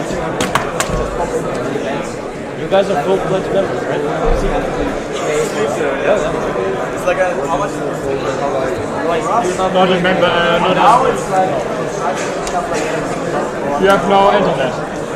People, let's start taking seats from the side. Let's start taking our seats.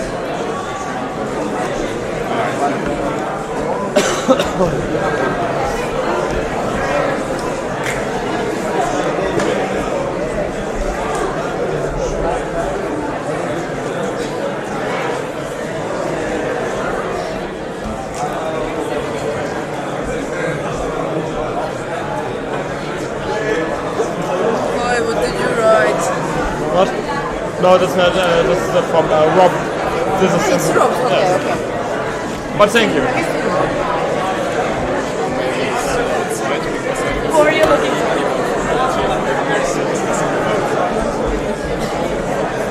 Okay, we are about to start. Please, people, sit down and close the door if possible. Please hurry up and left.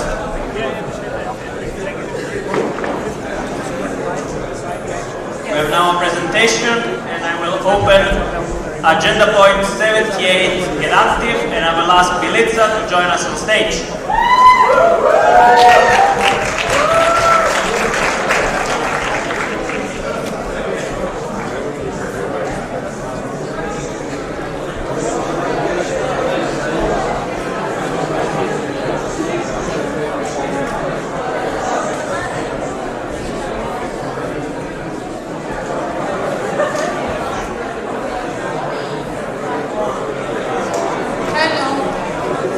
Working.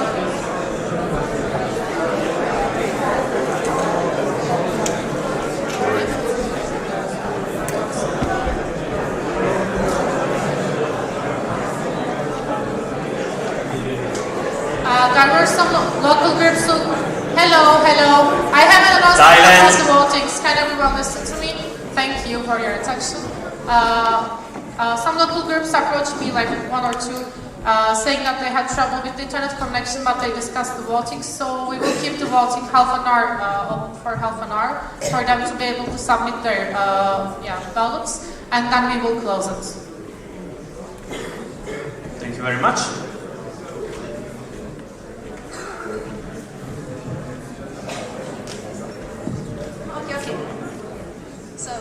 Hello everyone, I'm Milica, local responsible of LG Novi Sad, and I'm here in front of the HRC to present you Get Active.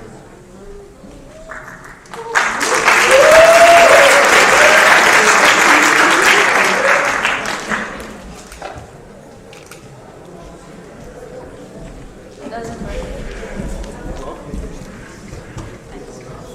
So, there are many reasons why you should join Central, and some of them, so there are many reasons why you should join, but like, I think there are not any why you shouldn't, and one of them is like for your personal development. So, while working in Central, you gain your soft skills and hard skills. Soft skills like communication, teamwork, hard skills like analysis. Can the microphone responsible on the left bring us the microphone, please? Thank you very much. Milica, could you use this one?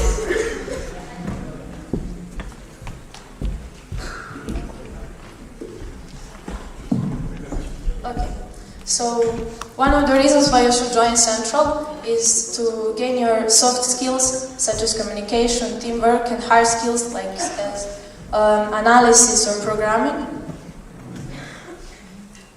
And another reason why you should join Central is for your professional development. Not only that you can gain soft and hard skills, you can gain professional experience.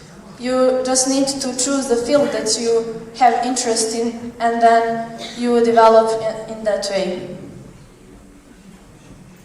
And of course, while working in Central, you also have opportunity to meet the other motivated people who are willing to change the network, and in that way you can also gain some friendships for your life. And also, while working in Central, you create the impact. So you give yourself in the work that you do. You change some things, you improve it, and in that way you change the network. So those are some reasons why you should join. And now we'll talk about how you can join Central. One of them is Get Active page. On Get Active page you can find open calls that we send like once per month in the middle of the month, and you can apply until the end of the month. Everything you need to do is to write a motivational letter and then send it to the leader and wait for the answer. Another way how to join Central is Get Active chats. Get Active chats will be after the CM. In some day you will get notified about that. And when you join Get Active chats, you can talk with the leaders, what they do in their entities, and what you can expect from the entities.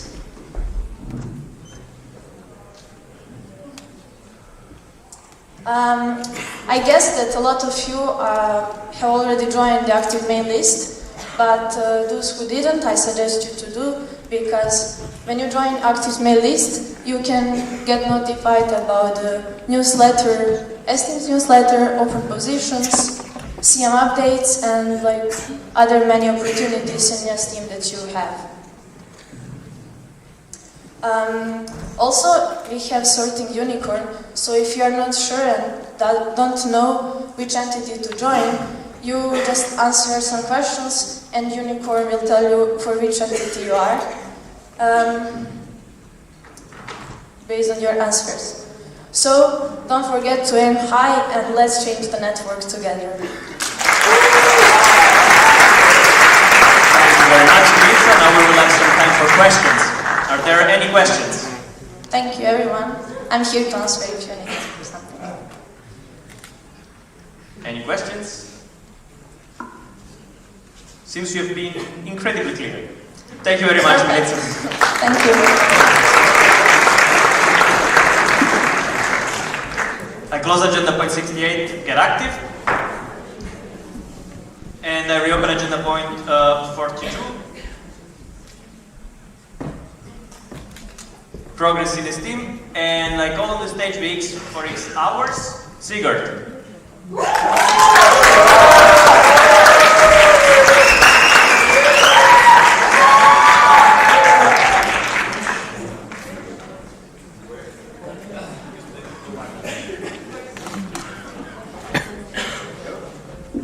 Hello, that seems to work. Right, I just found out 5 seconds ago that I was supposed to go up on stage, but we'll do what we can. So, this is my presentation about a brand new offering within the Steam that launched this year. It's called BX4X Hours, and it's based on the service BX4X Days. So what is that? A bit of context. It's a type of event within Steam that can basically be adapted to every single profession that's relevant for IM students.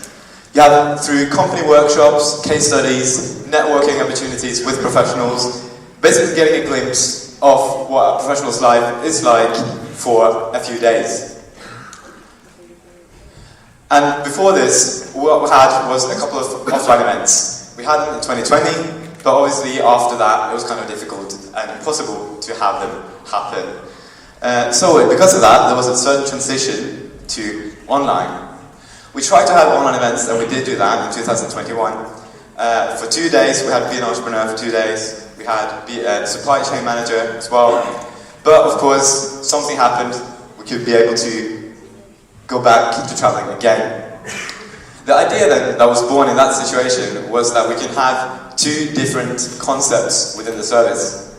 Basically, there was one that involves traveling, where you stay for several days and actually get a proper real-life experience. But we also saw the value in making something that's easier and more accessible to people. That would be for a shorter time period, for X hours instead of X days, and would be able to happen online. So what is the motivation for that? Well, the value in it is that it does give insight into a professional's life, just as BXD does, just that it happens with a lower barrier to entry. You don't have to travel to a country, you can just sit on your computer for a few hours and still get valuable input. It's a higher accessibility, so even if you cannot travel due to whatever reason that might be, if you don't have a lot of time for it, you can still get the value that we aim to bring you.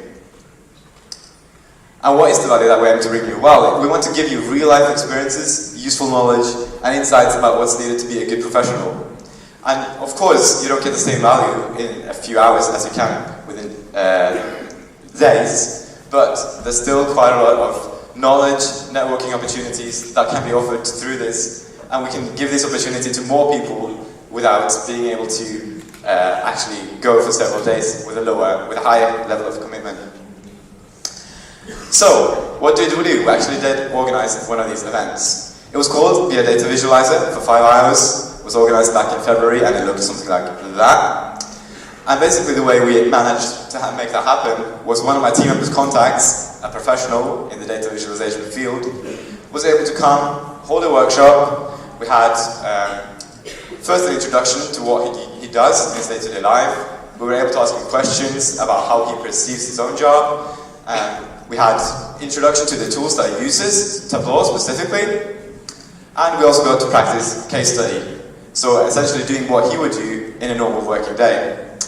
After that, participants said that they really felt like they knew more about what life was like, and still they didn't even have to spend a lot of time and a lot of effort to get that kind of valuable experience that they wouldn't have received otherwise.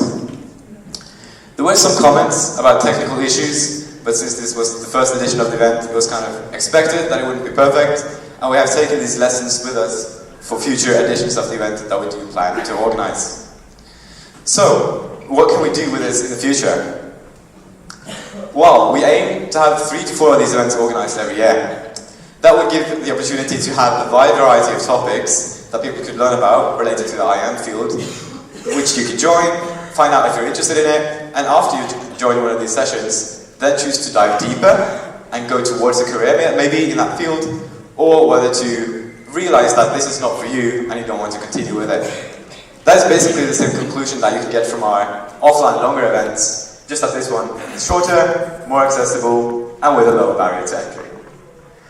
That would also give a possible source of income to Esteem, given that companies could be able to pay us in Esteem for having those sessions, instead of local events that where the local group gets that money, we can now give it to Esteem and be able to become a more financially stable organization in the future.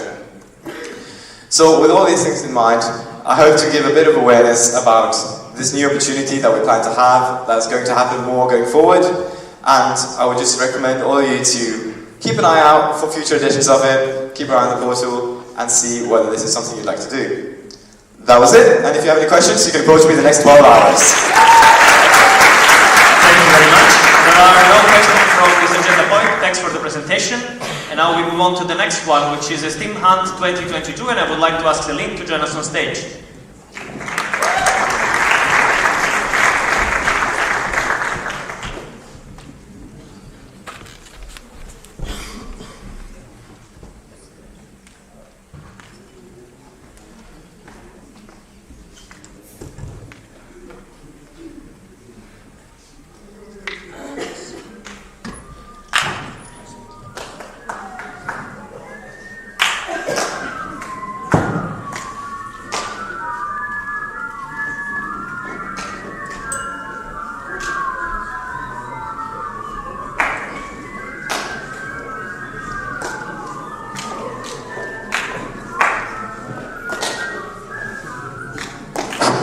Yes, I feel like you look like sleepy, so I invite some of the Nordic people here for the major line also. But look really quick. You don't have time, you know that.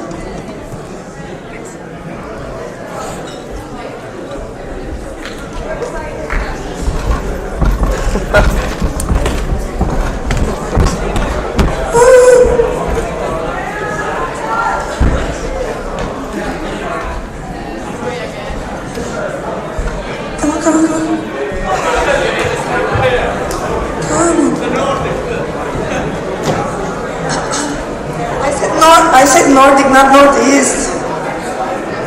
Guys, let's start.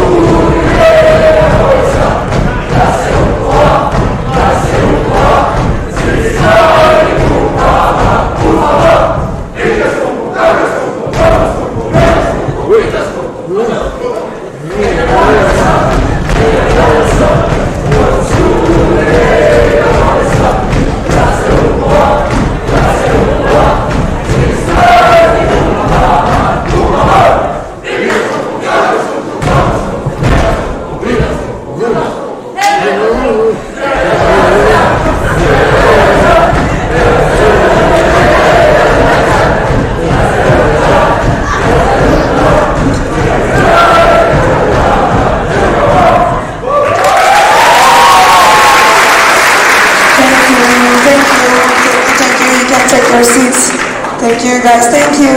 Thank you very much. Thanks Nordic, thanks Adopted Nordic. Now we continue with the presentation about the Esteem Hunt 2022 by Celine. Hello. Okay, let's not lose more time.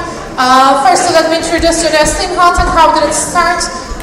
Firstly, what happened in 2021, last year, there were parallel sessions and we used an online platform called LXIV to be able to have parallel sessions at the same time, which also includes the waiting room as Zoom does. Other than that, there were 12 companies and 11 company presentations which we held in the Steam Hunt. This year, we had, yes. Huh? I can't change the font. I can change the presentation, but I can't do anything with the font at the moment, I'm sorry. Okay. I will, huh? To raise the projector? Can you turn the lights off? Or?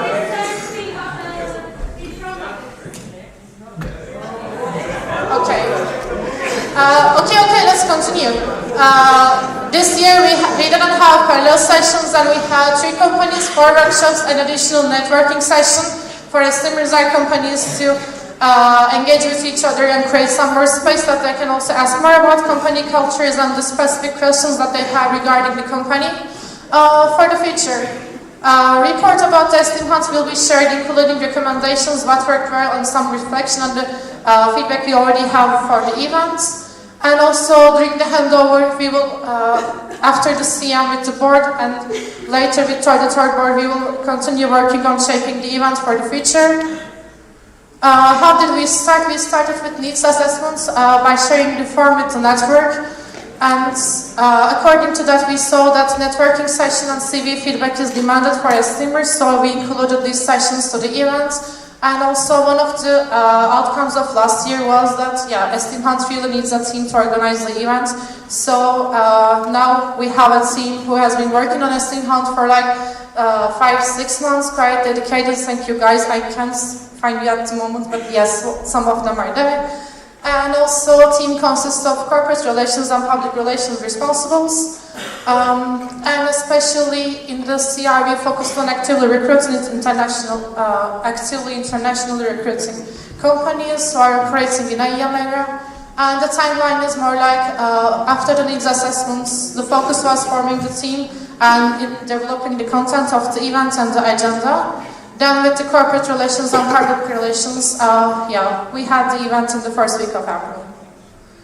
As I said, we worked on the development of the event concept. It used to consist of flash interviews, networking session, and the company workshops. This year we had networking, alumni nights, CV workshop. We were planning to have roundtable, but due to companies' availabilities, we couldn't have it. Still, we see it as a good opportunity for the future. And also, in the roundtable, we were planning to ask companies about the corporate initiatives they have and how do they provide an international inclusive workspace to their employees. We had Picnic, PwC, and Total Energies as companies. Picnic is a new partnership that we found this year with one of the alumni, Becky's approach. Thanks to them. And yes, with them we had the workshops, company presentation, and flash interviews for 2 days. The event was on Thursday and Friday. And you can't see the agenda, I assume, but basically we didn't have any parallel session, and all of the sessions that I counted, you can see there. On the second day, with the flash interviews at the same time, we had the break for the roundtable and then continue with the CV workshop, so companies were able to schedule flash interviews according to their availabilities and the students' preference. Short evaluation of the events. Team is definitely needed, especially team is definitely needed for the event because it's a huge event that requires a big corporate relations and PR process, and it's it helps a lot to PR when you have the dedicated team. Even though that we had decrease in the number, it still brings a high value. We had companies start staying in the coffee breaks to continue talking with esteemers, and we had quite good feedback from participants and the companies, which will be shared soon. And yes, decrease in number of participants was one of the things that we saw this year devastating. And the challenges that we faced were low interest in online events, other opportunities students have in the universities. While they're going back to universities, there are already some career fairs and places that they can engage with companies, and changes in the team, especially for the corporate relations. The responsible people need to leave the team for personal reasons, etc. So we had quite much changes in terms of corporate relations inside Estin Hunting, which was challenging for the process of company relations. Next steps for the hunts. As I said, a document including the recommendation on the events report will be shared, and we will have discussion with the board according to that evaluation of the event and continue working with 33rd board to see how this event can continue. And yes, that's all. Thank you. Thank you very much for the update. As before, this will not have space for any questions, and this agenda point will now be closed. Thank you very much, Salim, for the presentation. Okay. Don't forget to ask your questions in Pigeonhole. I will be checking. Please, yes. And I close agenda point 42, progress in this team. And I open agenda point 80, activity rating, and I would like to ask Helene to join us in the front of the stage.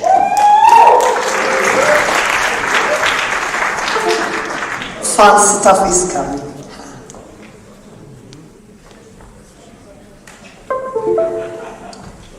Are you ready? No?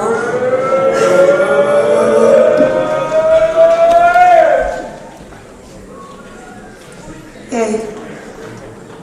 Okay, perfect. Hello, everyone again. Here I am. So now I'm going to present you the activity rating. So, activity rating.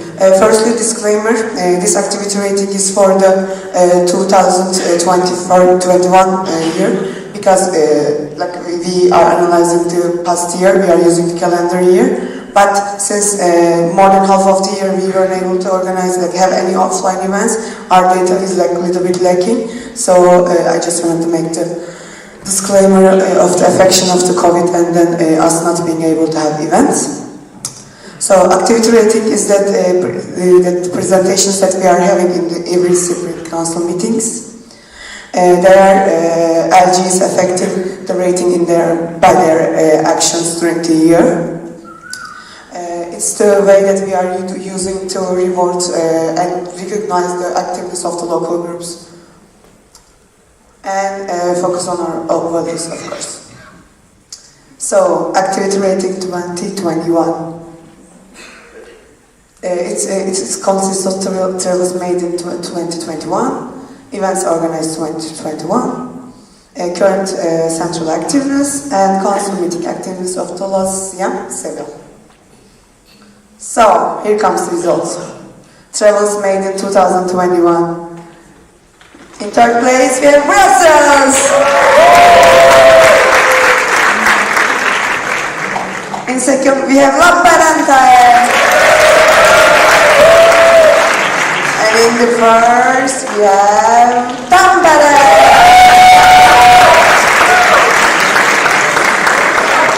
So, let's continue guys. Don't last those folks. We have a lot of local groups. Events organizing 2021. In third place, we have Santi.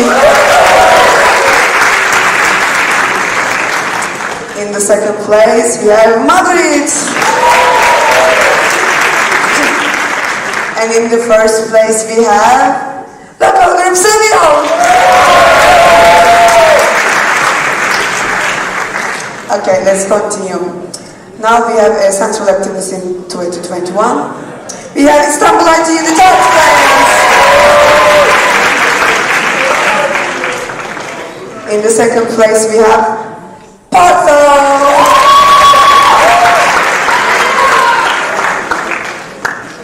And in the first place we have Istanbul Golden. Okay, let's continue with the CM activities in 2021. In third place we have Istanbul Yıldız. In the second place we have Berlin. And in the first place we have Aveiro.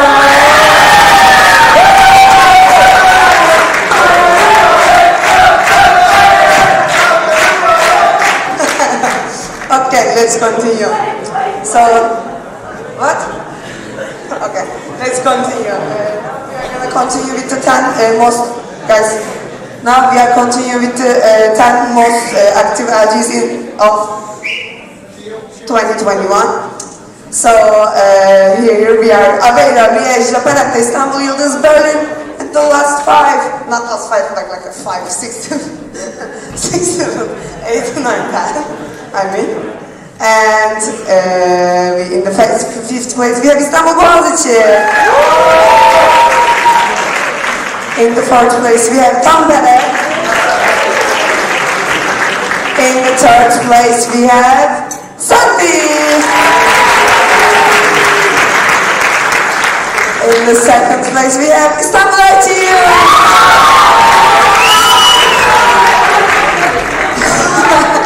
And in the 1st place we have Sevilla.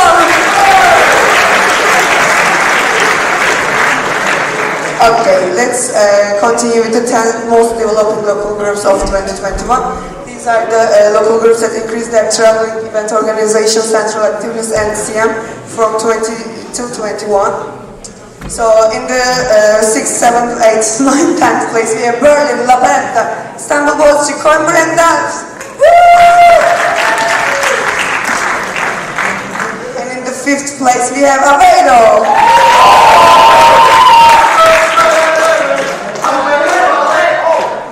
And in the 4th place we have Liège.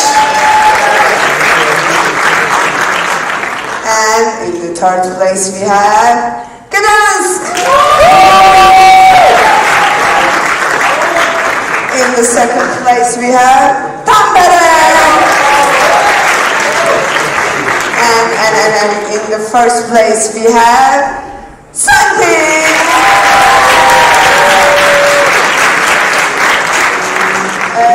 That was it, guys. That was the end of the activity rating.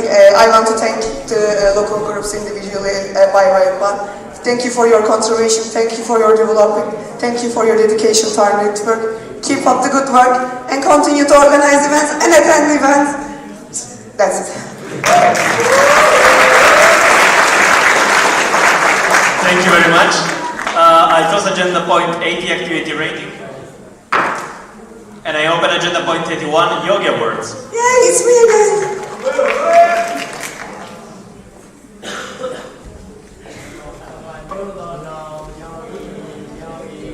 I know someone. Yes. Now we have another awarding. So here we are in the Yogi Awards. So Yogi Awards. What are the Yogi Awards? Yogi Awards is the method that we are using to give local groups the possibility to be recognized for their efforts for organizing amazing events for esteemers. So the categories in which local groups can compete equally are events quality, the best fed esteemers, and the best night activities of the events. And the second category is event of the year, service event of the year, central event of the year, and exchange of the year. So, but how do we calculate this? So, event of the year is determined with the combination of NPS and the feedback scores. Events quality determined with combination of feedback scores of related areas. So, it constrains minimum 9 participants with response rate of feedback over 50. This was actually like used to be 70%, but we decreased it because of lack of response rates, which I would like to also raise awareness, but not right now. We don't have that much time. But guys, feedback forms are important. Please fill them. Same event cannot be awarded twice. So the best fed esteemers. CDD compare.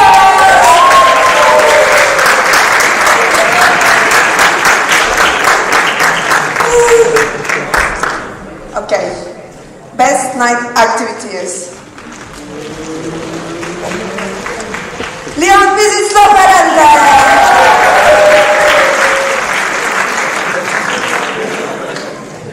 Service event of the year.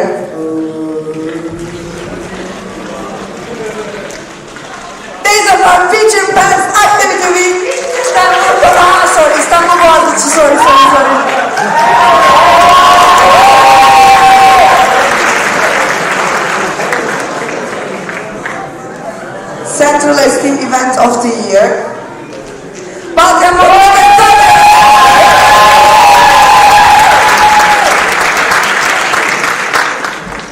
And last but not least, Exchange of the Year is Brussels Visit Luleå!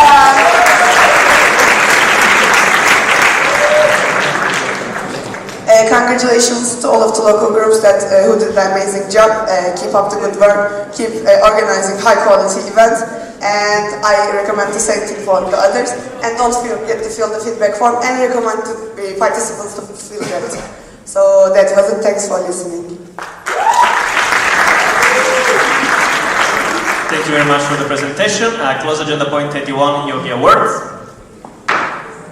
And I open agenda point 82, appreciations, and I would ask the 32nd board to join the front of the stage.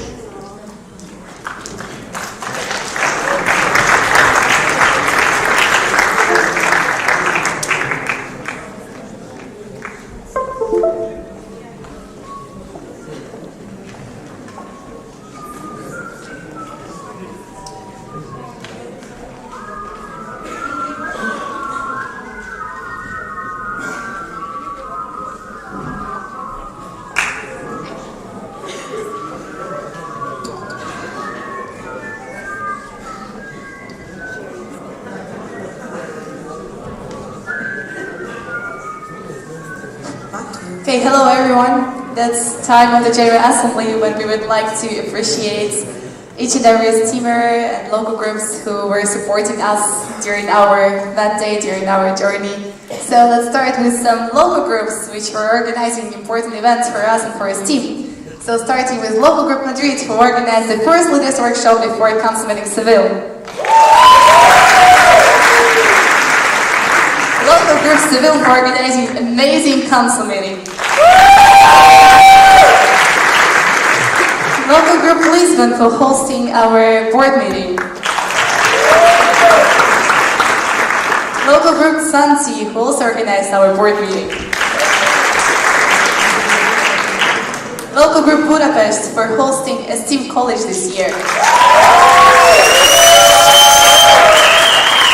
Local group Hamburg who hosted our hybrid board meeting. And of course, local group Novi Sad for an amazing leaders workshop.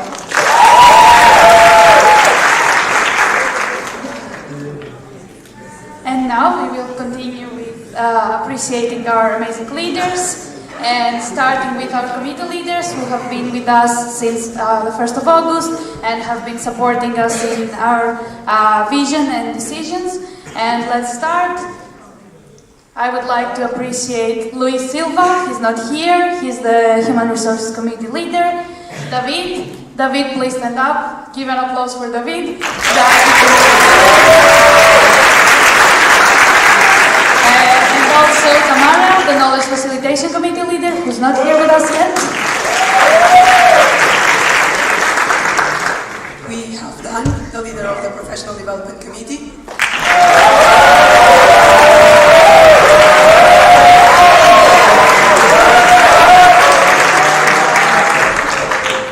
And then we have Ariosto, our Public Relations Committee leader.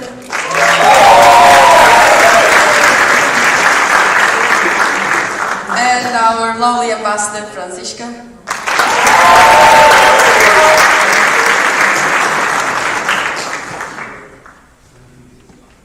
Alexander, CIC leader, he is not here now at the moment, but I would still like ask for a round of applause for him. Evelyn and Danny, can you stand up?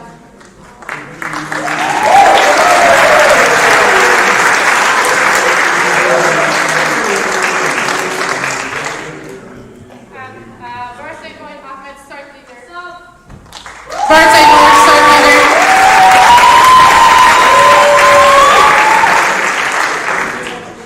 Okay, we have now Kaan Emre, aka Kemre, Analysis Committee leader. Can you stand up?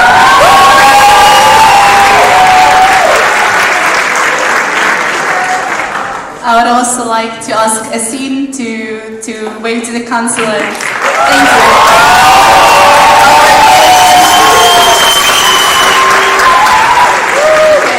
And activity leader student.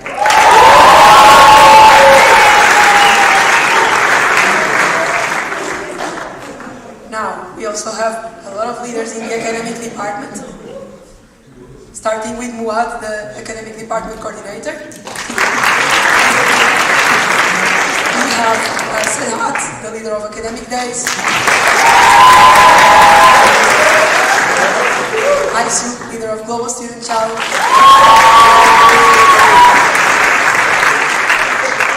Kai, leader of data science course initiative.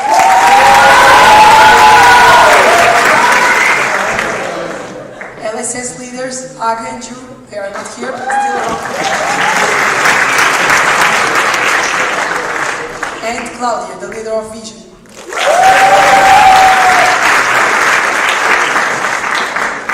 Okay, here comes CDD, Career Development Department.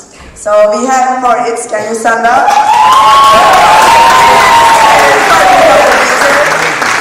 We have Sigurd, can you stand up? We have Jekai, can you stand up? We have Maria, can you stand up? And Intercultural Development Department. We have Luis, can you stand up?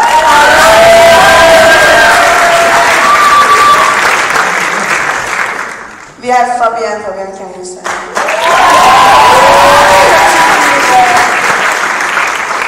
We have Zeynep,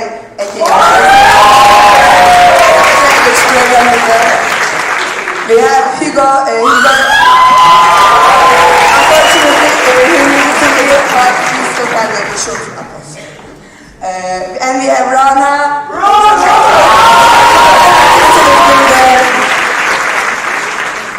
Let's move on to the Personal Development Department. Let's give an applause for Max, the department coordinator.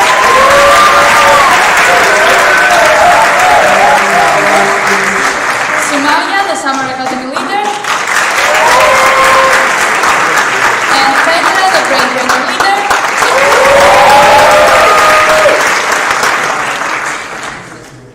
And now let's go to our regional coordinators. Let's go with Maike, the Northeast Regional Coordinator. And Sichko, Southwest Regional Coordinator.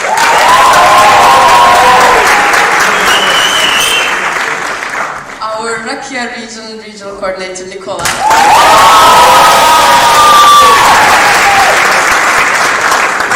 And Hatiz Arsi, Eren.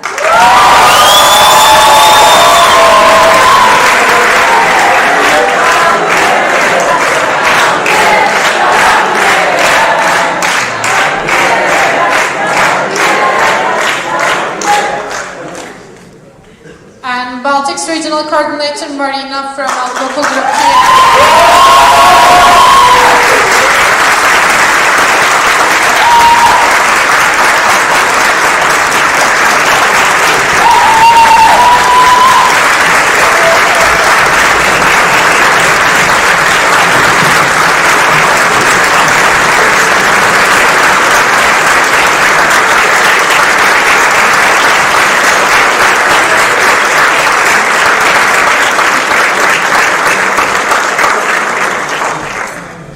Thank you everyone, she would love to see that. And we have Denny, Northwest Verdivir's West Region.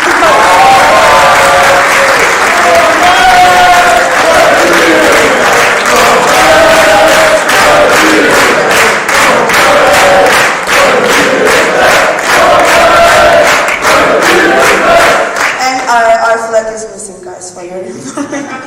Next comes Alpine Regional Coordinator Balint.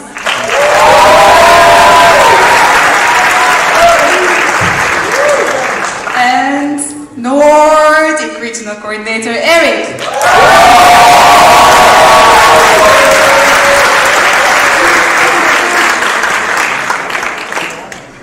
Then we would like to continue with the task group and project leaders.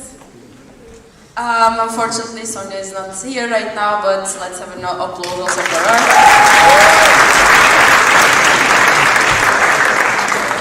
Then we have Dennis, local group support system.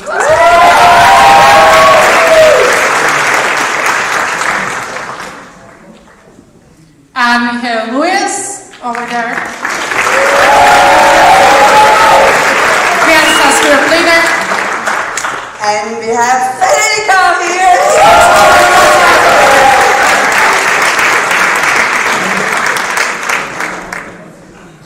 And here we would like to thank the people that were here with us to organize the council meeting, and we start with Giuseppe, our chairperson.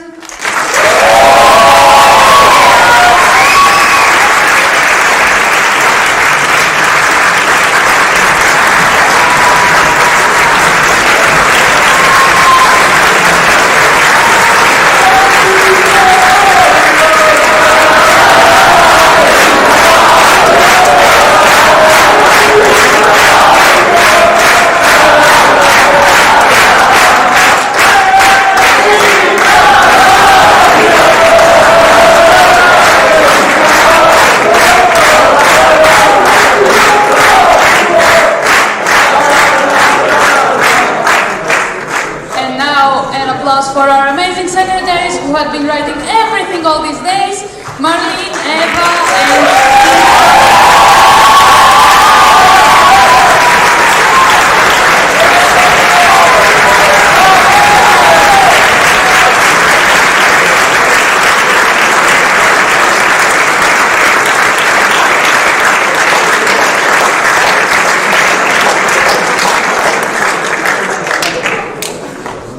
Now it's time for a bit backstage. Voting committee, Josef and Eduarda.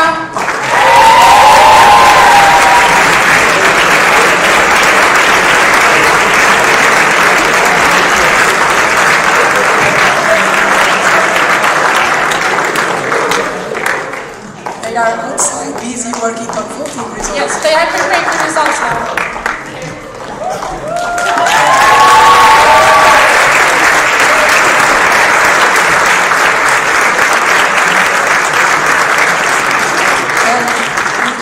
Our working groups and training session coordinator, Alex.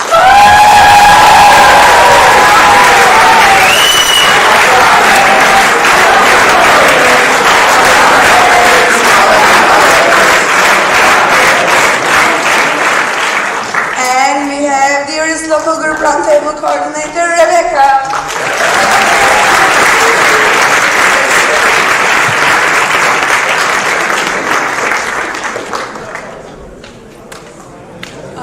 Okay, continuing with the people who are also working for council meeting, we have Jan, who has been working on the live stream with all of the technical problems. Thank you, and we have Mary, she was responsible for our questions and pigeonhole.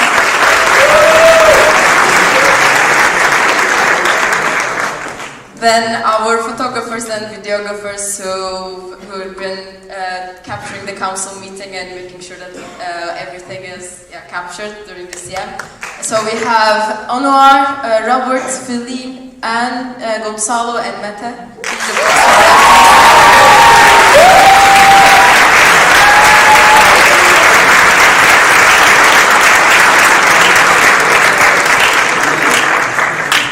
And Feline is still taking pictures. Thank you. And now let's continue with the amazing organizers of the council meeting, local group Belgrade.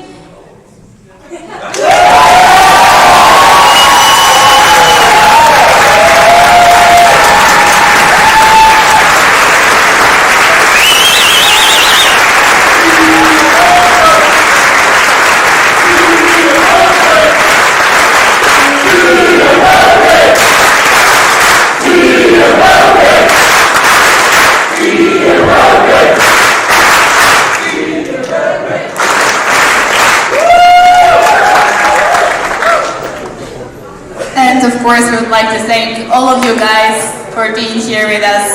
So, round of applause for you.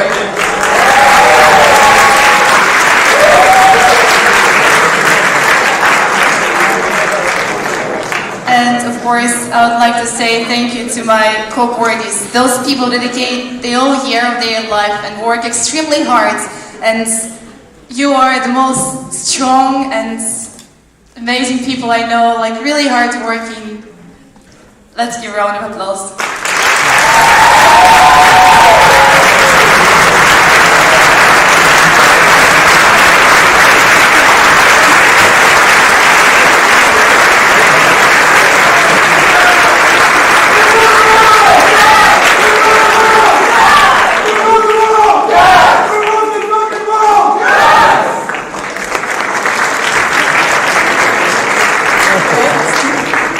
I need silence because you cannot hear me. But and to our president, Asha, a huge applause.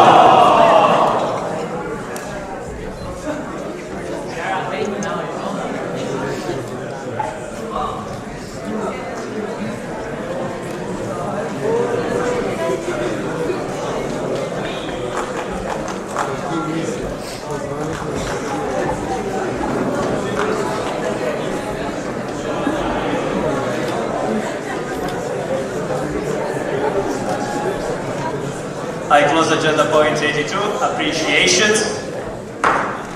And I open agenda point 83, voting results number 3. And I would like the voting committee to join us on stage.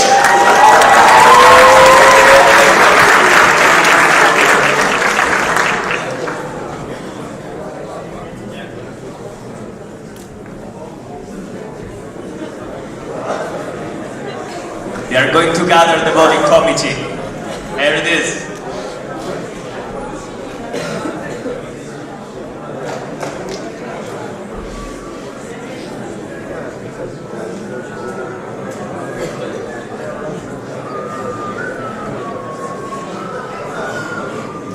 There is a technical in the back.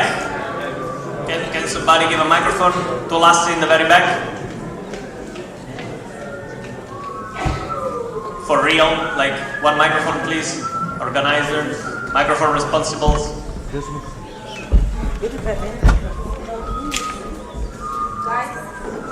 will take 30 seconds.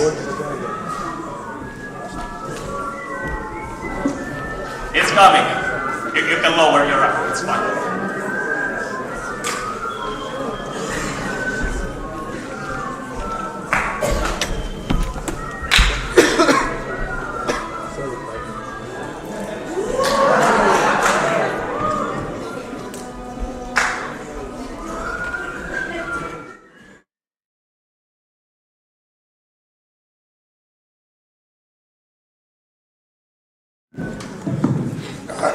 Lassi, Laparanda. The line is fucking right. Tone down the light. This one. Can somebody next to you repeat it? Ask for support around you. Can we close down the light, please? Can we close the lights? Please, it's fucking bad. Yes. That'd be marvelous, thank you. But wait a moment. Before the presentation, I need Nicola on stage, and after that, we will close the lights for the presentation. Thank you. Nicola, can you join us for a moment?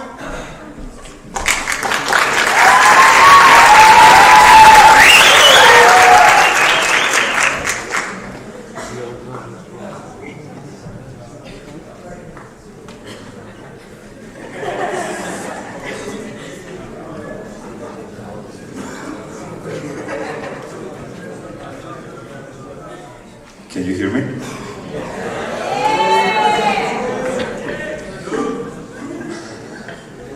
Well, I thought that my speech in the beginning will be the hardest one, but right now I really don't know what to say. Like, I'm impressed with the whole atmosphere that you bring to us in Belgrade, and I also want to use this opportunity to say thank you. I don't want to make it too long. That's what she said.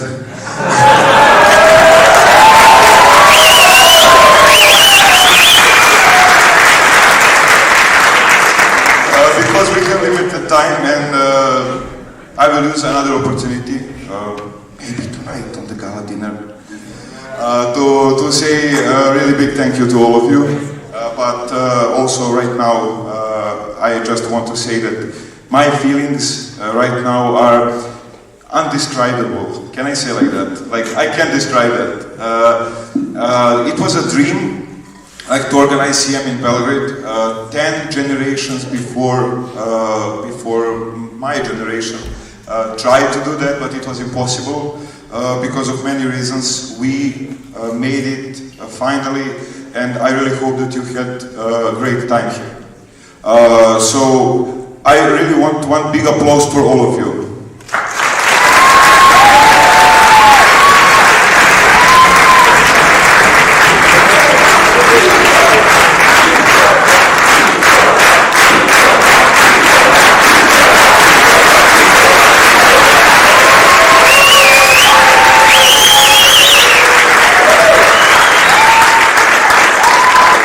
Thank you guys, but it's not only about Nicola, please, it's about the whole organizers, but because, yeah, we don't have too much time, as I said, I will talk a bit more about them tonight on the gala dinner, and yeah, until then, enjoy. I don't know. Okay, so before we continue, I just also want to announce what we are going to do after we close the GA. Maybe some of you remember when we applied for the organizing this CM, we said that we want to make some special initiative, something that will be left behind us for many years. And we had an idea of planting trees to make like a steam forest. Unfortunately, it won't be really possible right now because May is not the period when we can actually do it. But we came up with one more idea. We want to make a challenge. Like, every local group should do some eco-friendly initiative in their local groups, and for every local group that do it, we will plant one tree in October. So until that, we will have until CM Yildiz, we will have CM Forest, and we will present you there what happened with that. So right after this, we will go to that place where we will actually do it, and you will have a chance to put special design flags of your local groups on the place where actually we will plant a tree. So like the buses will be waiting for us when we finish everything, and we will go there and we'll have some time in nature, and like the organizers will provide you that flags afterwards. So yeah, that's basically it.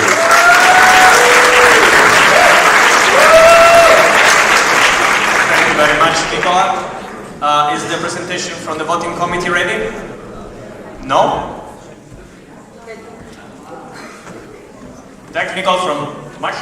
Yeah, can we put on the AC, please? Yes. We are, I think, very close to leave the room in any case at this point.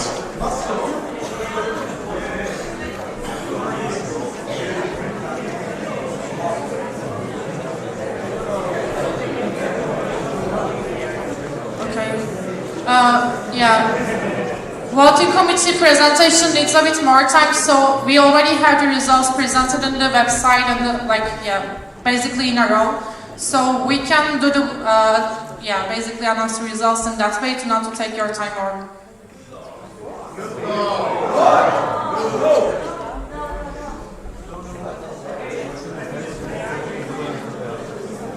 We need to leave it. We will still show the graphs and everything, just instead of the screenshot being pasted in a PowerPoint, it's a website. It's the same thing. Okay. We have a technical in the back. For leaders, this is a major event. For leaders, this is a major event getting voted. I ask the council, please present the event slide, please. Because this is actually Then let's make Hakka and gain some time. And yes, so maybe.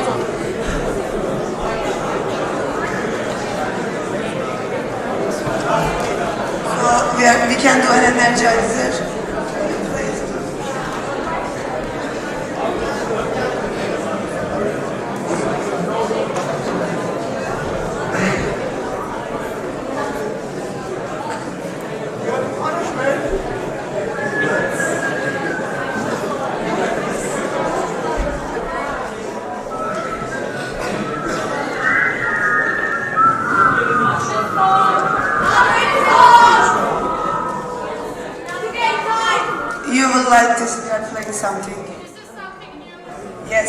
You will like it.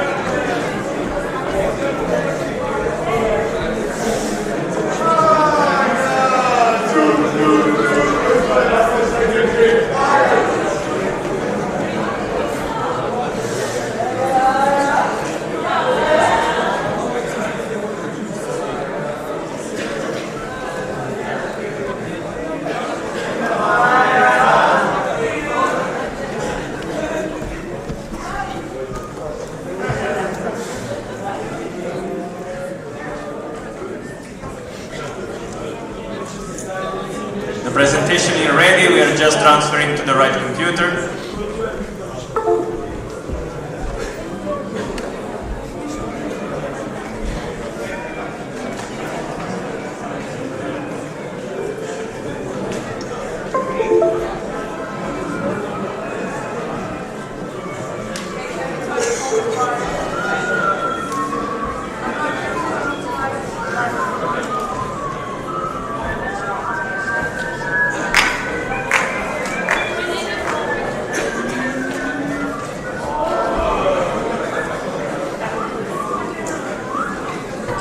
So, sorry for the delay. I think when you see the presentation, you can see how much we had to do in like these 25 minutes.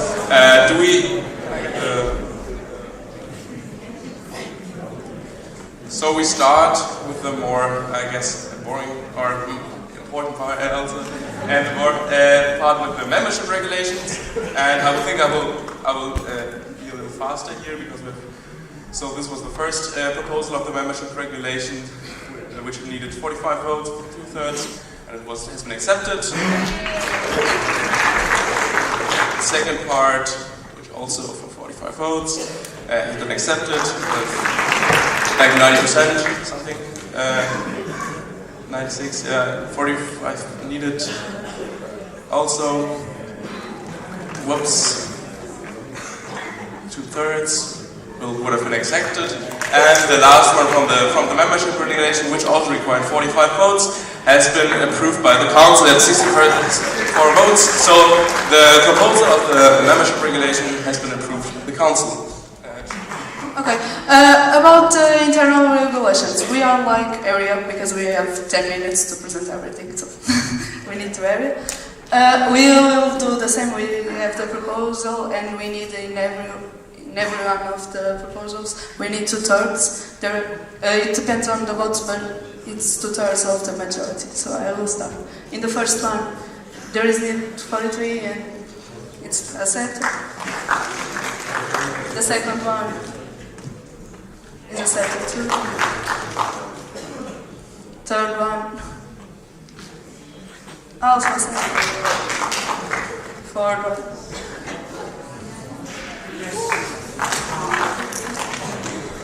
Fifth.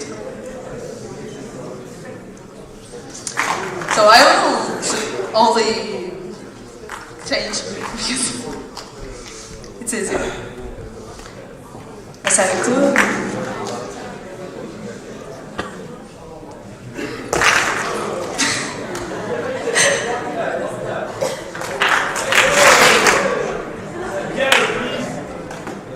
Now, and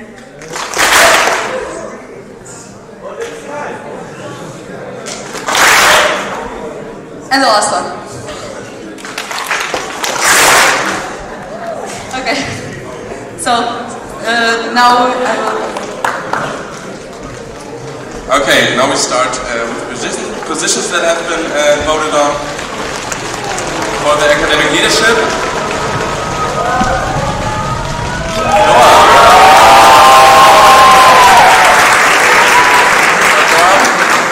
I don't know where you sit. Do you accept the position? Do you accept the position?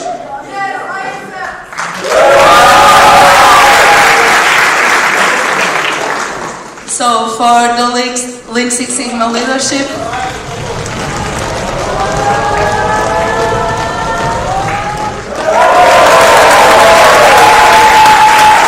do you accept the position? Congrats.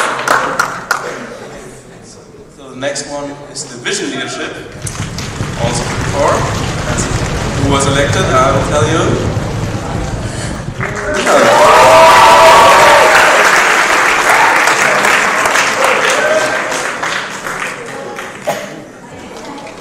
So, do you accept?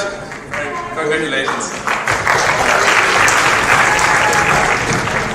So, brain trainer.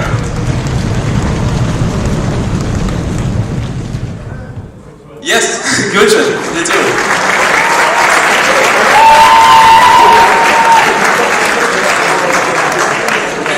Do you accept this position?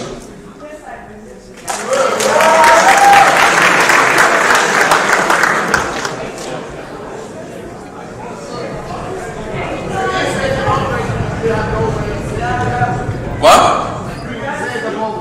Like how many votes yes, no one voted because we can't actually see. You don't see shit from the back? So we just won with 50 votes and out of 67 votes. Yeah. So yeah, okay. Should we read them out every time? We can do. No. No shit, okay, is that is also taking a question on the left? Is it because we changed like required vote from 34 to 35? It's because of the abstentions. Okay. Okay. Sorry, Golje, can you stand up? Thank you. Clarification? Can somebody give her a microphone? Thank you.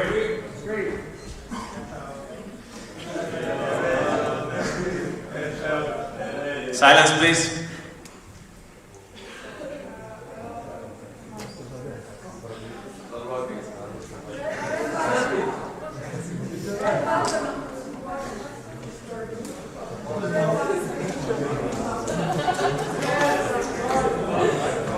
Let's take time, please.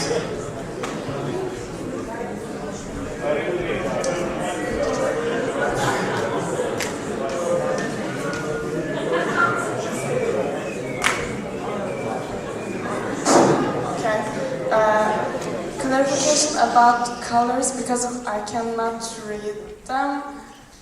Am I Is that about the colors? Yes, am I approved or not? You are. Do you accept the position? Yes, thank you very much.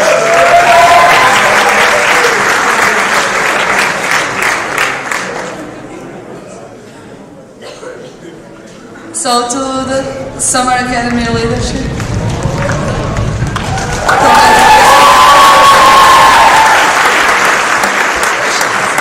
Do you accept the position?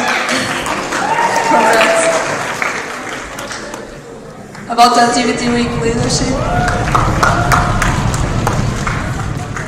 Congratulations.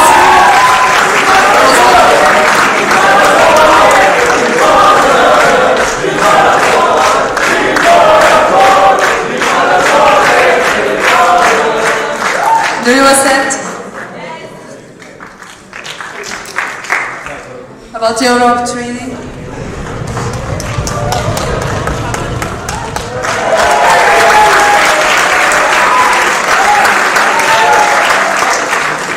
Do you accept the position? Yes, I do.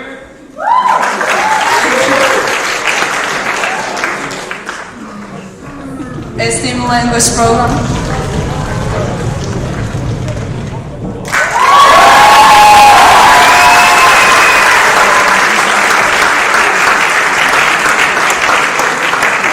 Do you accept?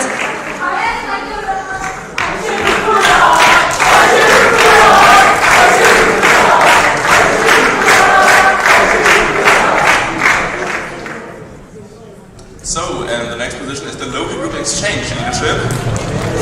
And congratulations to Celine.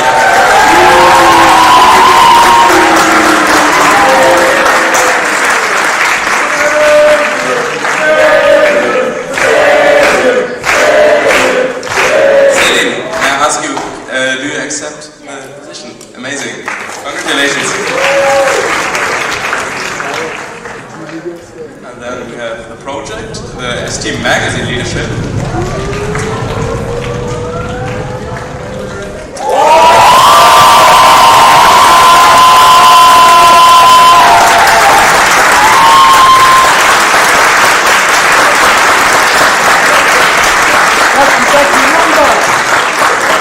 You got 68 votes, so do you accept the position? Hell yeah. Amazing. So, this slide should be financial controllers, and they are both accepted. Yes, they're both in.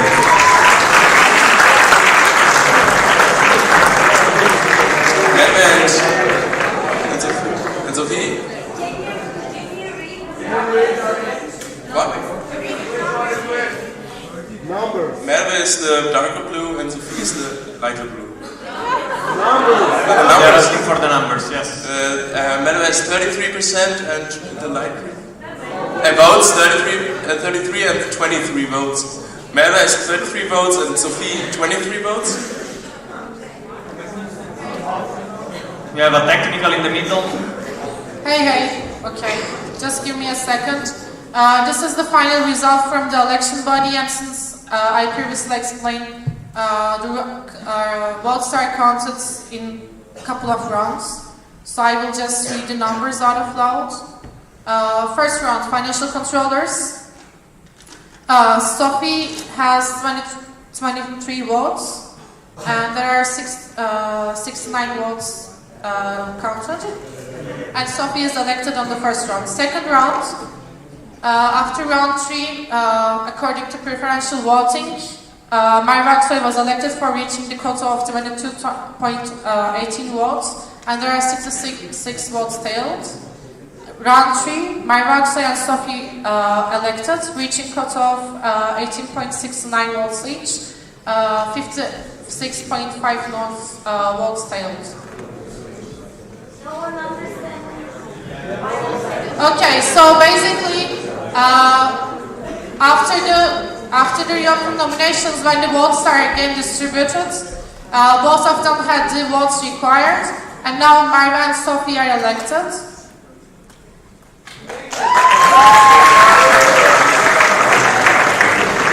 First, Merve, do you accept the position? Yeah. Amazing. And Sophie? Where do you say? Merve, I just asked. She's Sophie, why don't you answer? I'm sorry, I can't see so well. Sophie, you are accepted, yeah? And Merve is not here, right? Oh, okay, so how do we ask? She will text her. Okay. So congratulations to both of them. So, yeah. Then we have the BX for X Days leadership. Starting here as the applicant, and yeah.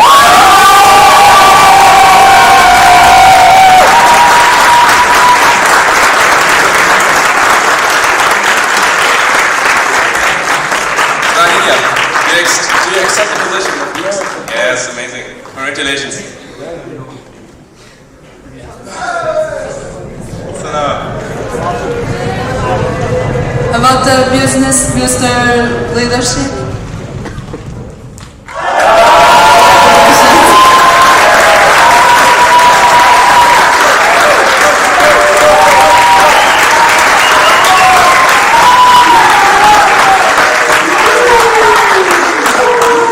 Do you accept the position?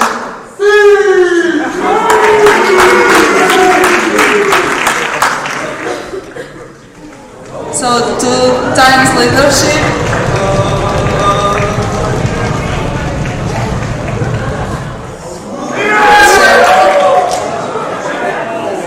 Okay. Chair 1, white lift 59%.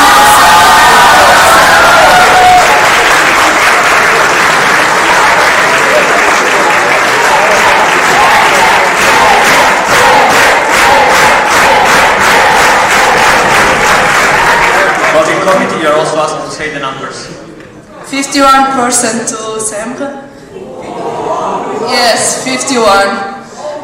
48.5 for Mary and Izzat. 34 votes to Semre and 32 to Mary. It's a difference of 2 votes. Sam, do you accept the position? Congratulations.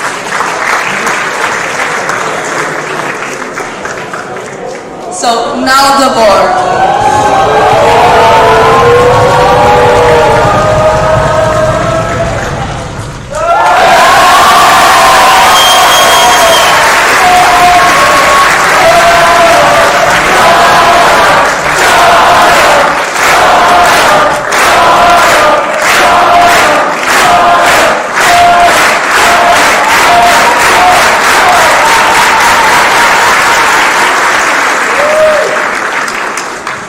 Sarah, do you accept the position?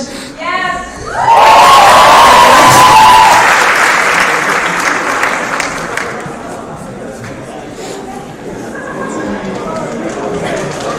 So for the administration, oh, come on, more.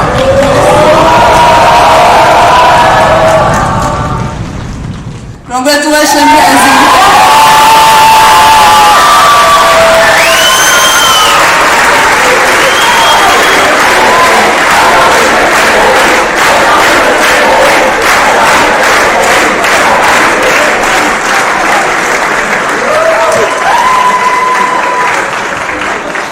So Ezin have 47 votes and Alexander have 20 votes. Ezin, do you accept the position?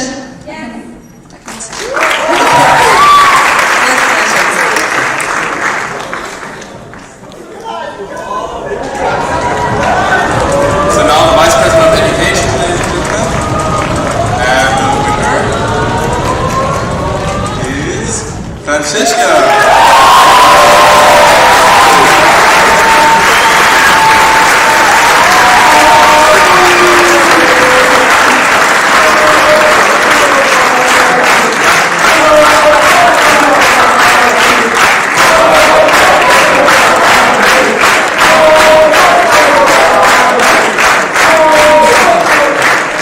Franziska received 40 votes and sent out 22.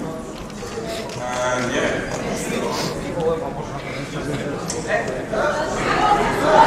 Ah yeah, sorry.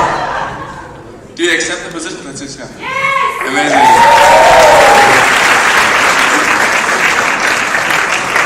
And next is the Vice President of Finance.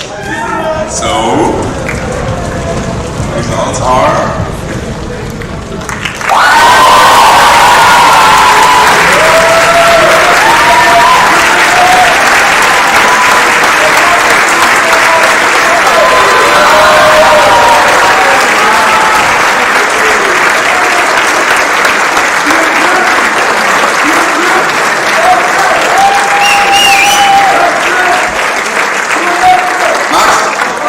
Do you accept it? Yes.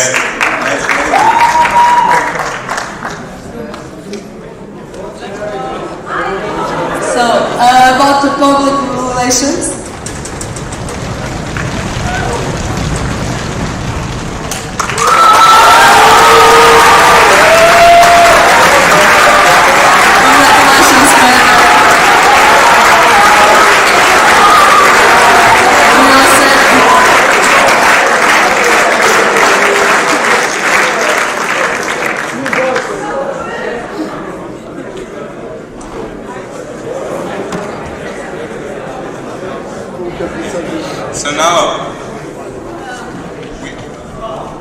So now the final board position, the president himself.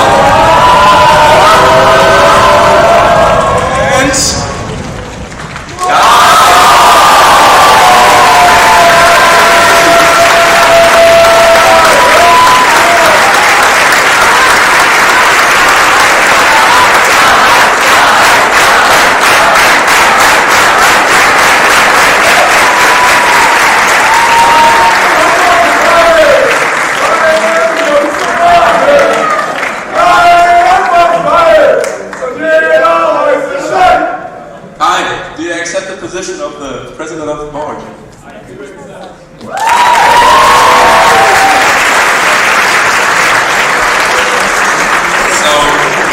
So a little aclimactic, whatever. We now have the CMs. The next CMs are still. I thought it was emotional. So now another thing to look forward to. The CM for the fall of 2022. It will be held in East.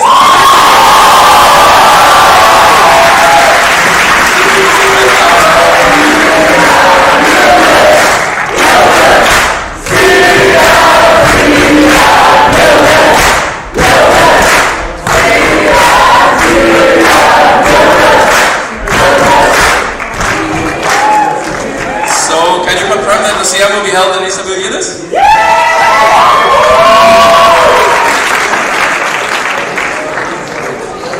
So, next, about the CM spring.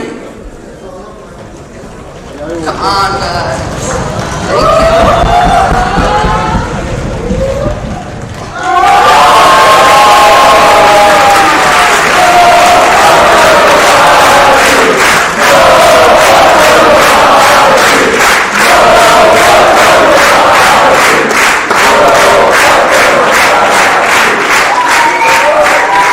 Thank you.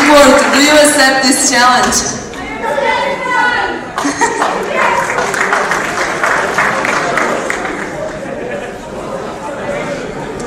So for IM Conference 2022, 2023. Guys, thank you so much.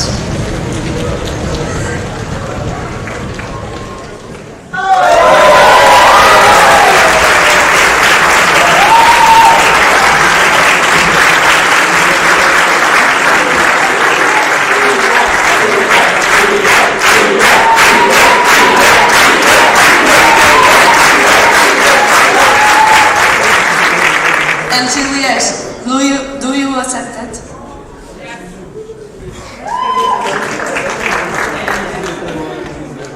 Next one is the Times Final of 2023. We all voted up, and it will be held in City.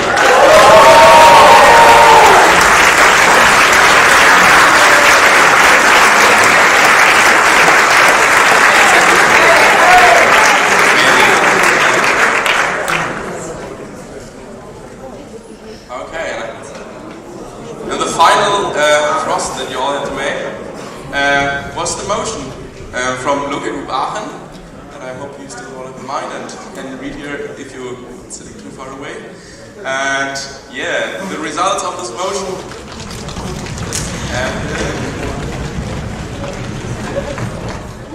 it has been approved.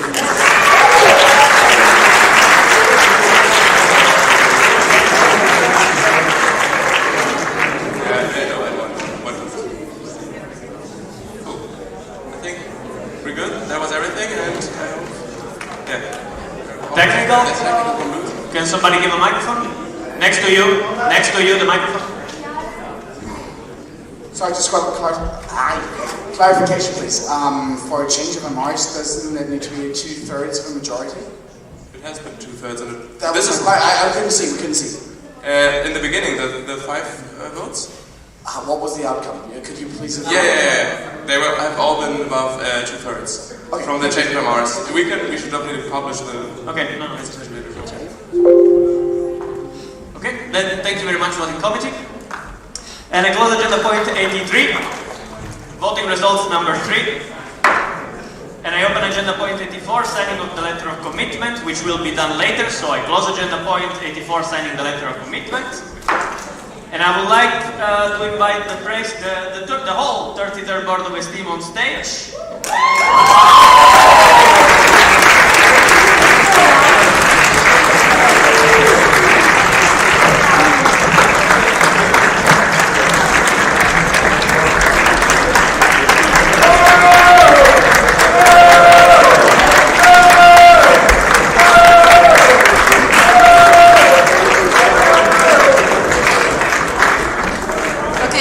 It's time for you to take these places and for us to leave.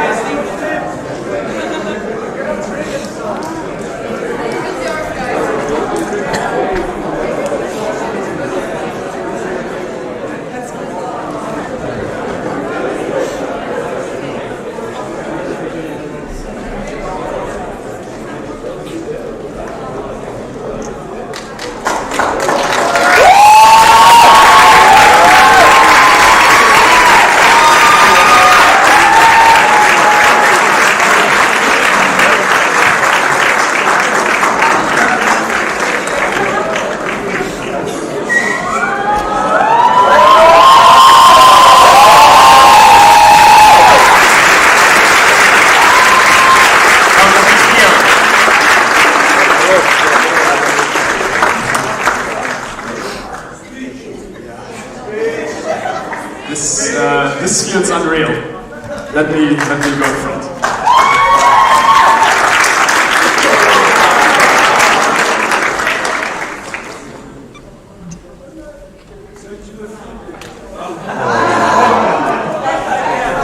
It's still not my responsibility, not always yet.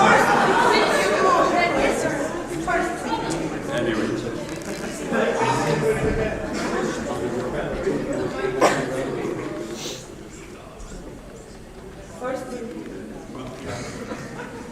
Okay. Okay, so you can sit, people, sit down. I was asked to hold a little bit of a speech, and yeah, honestly, I'm really unprepared for that. It came by a big surprise. I'm kidding, it's actually empty, people out there too. Well,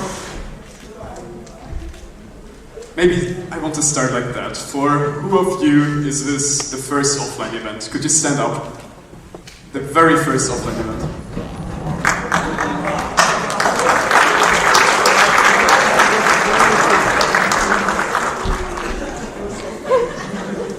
Okay, thank you. Quite a few people, and you choose a council meeting, you're crazy. But well, statistically speaking, I'm sometimes a bit of a nerd.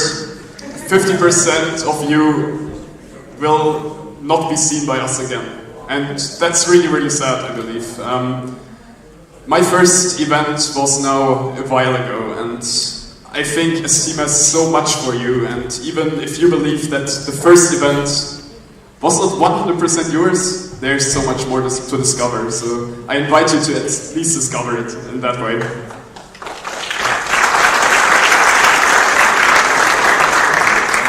I closed my application with a quote: if you're not scared, then you're not taking a chance. If you're not taking a chance, then what the hell are you doing?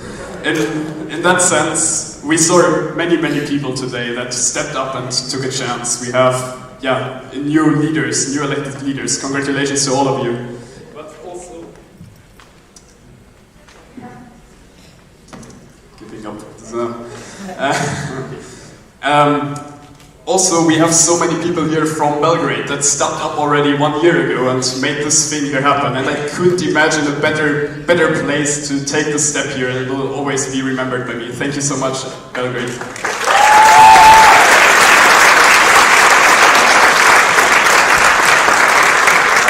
Yeah.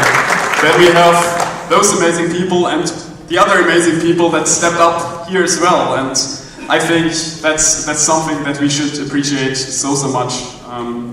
Thank you. I'm so goddamn proud of you.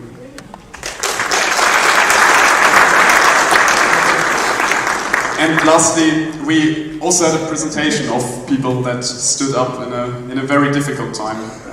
In a time in which, yeah, it was clear that Esteem is a family and we should be there to support each other in the most difficult times ever. We heard a lot of great stories of people that felt the need to do something, and I want to encourage that for the future. This will be a year in which we need to show that Esteem is a family. So, you and I, let's show each other that we're a family. Thank you.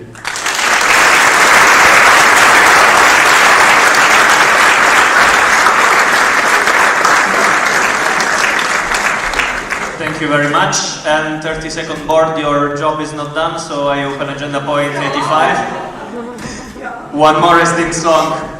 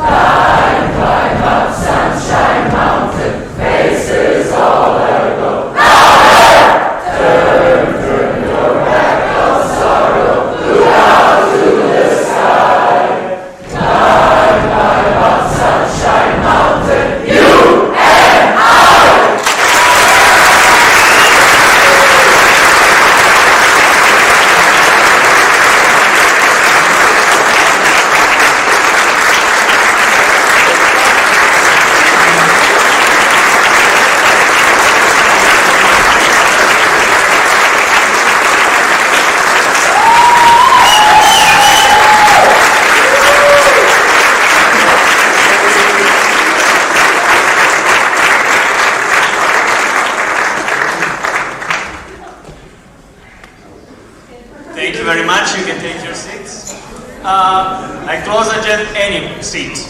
I close agenda point 85, one more esteemed song. And I open agenda point 86, official closing of the council meeting. And I just wanted to thank you all for being there with us. Nothing more from my side, it's been an amazing week. Thank you and see you in 6 months.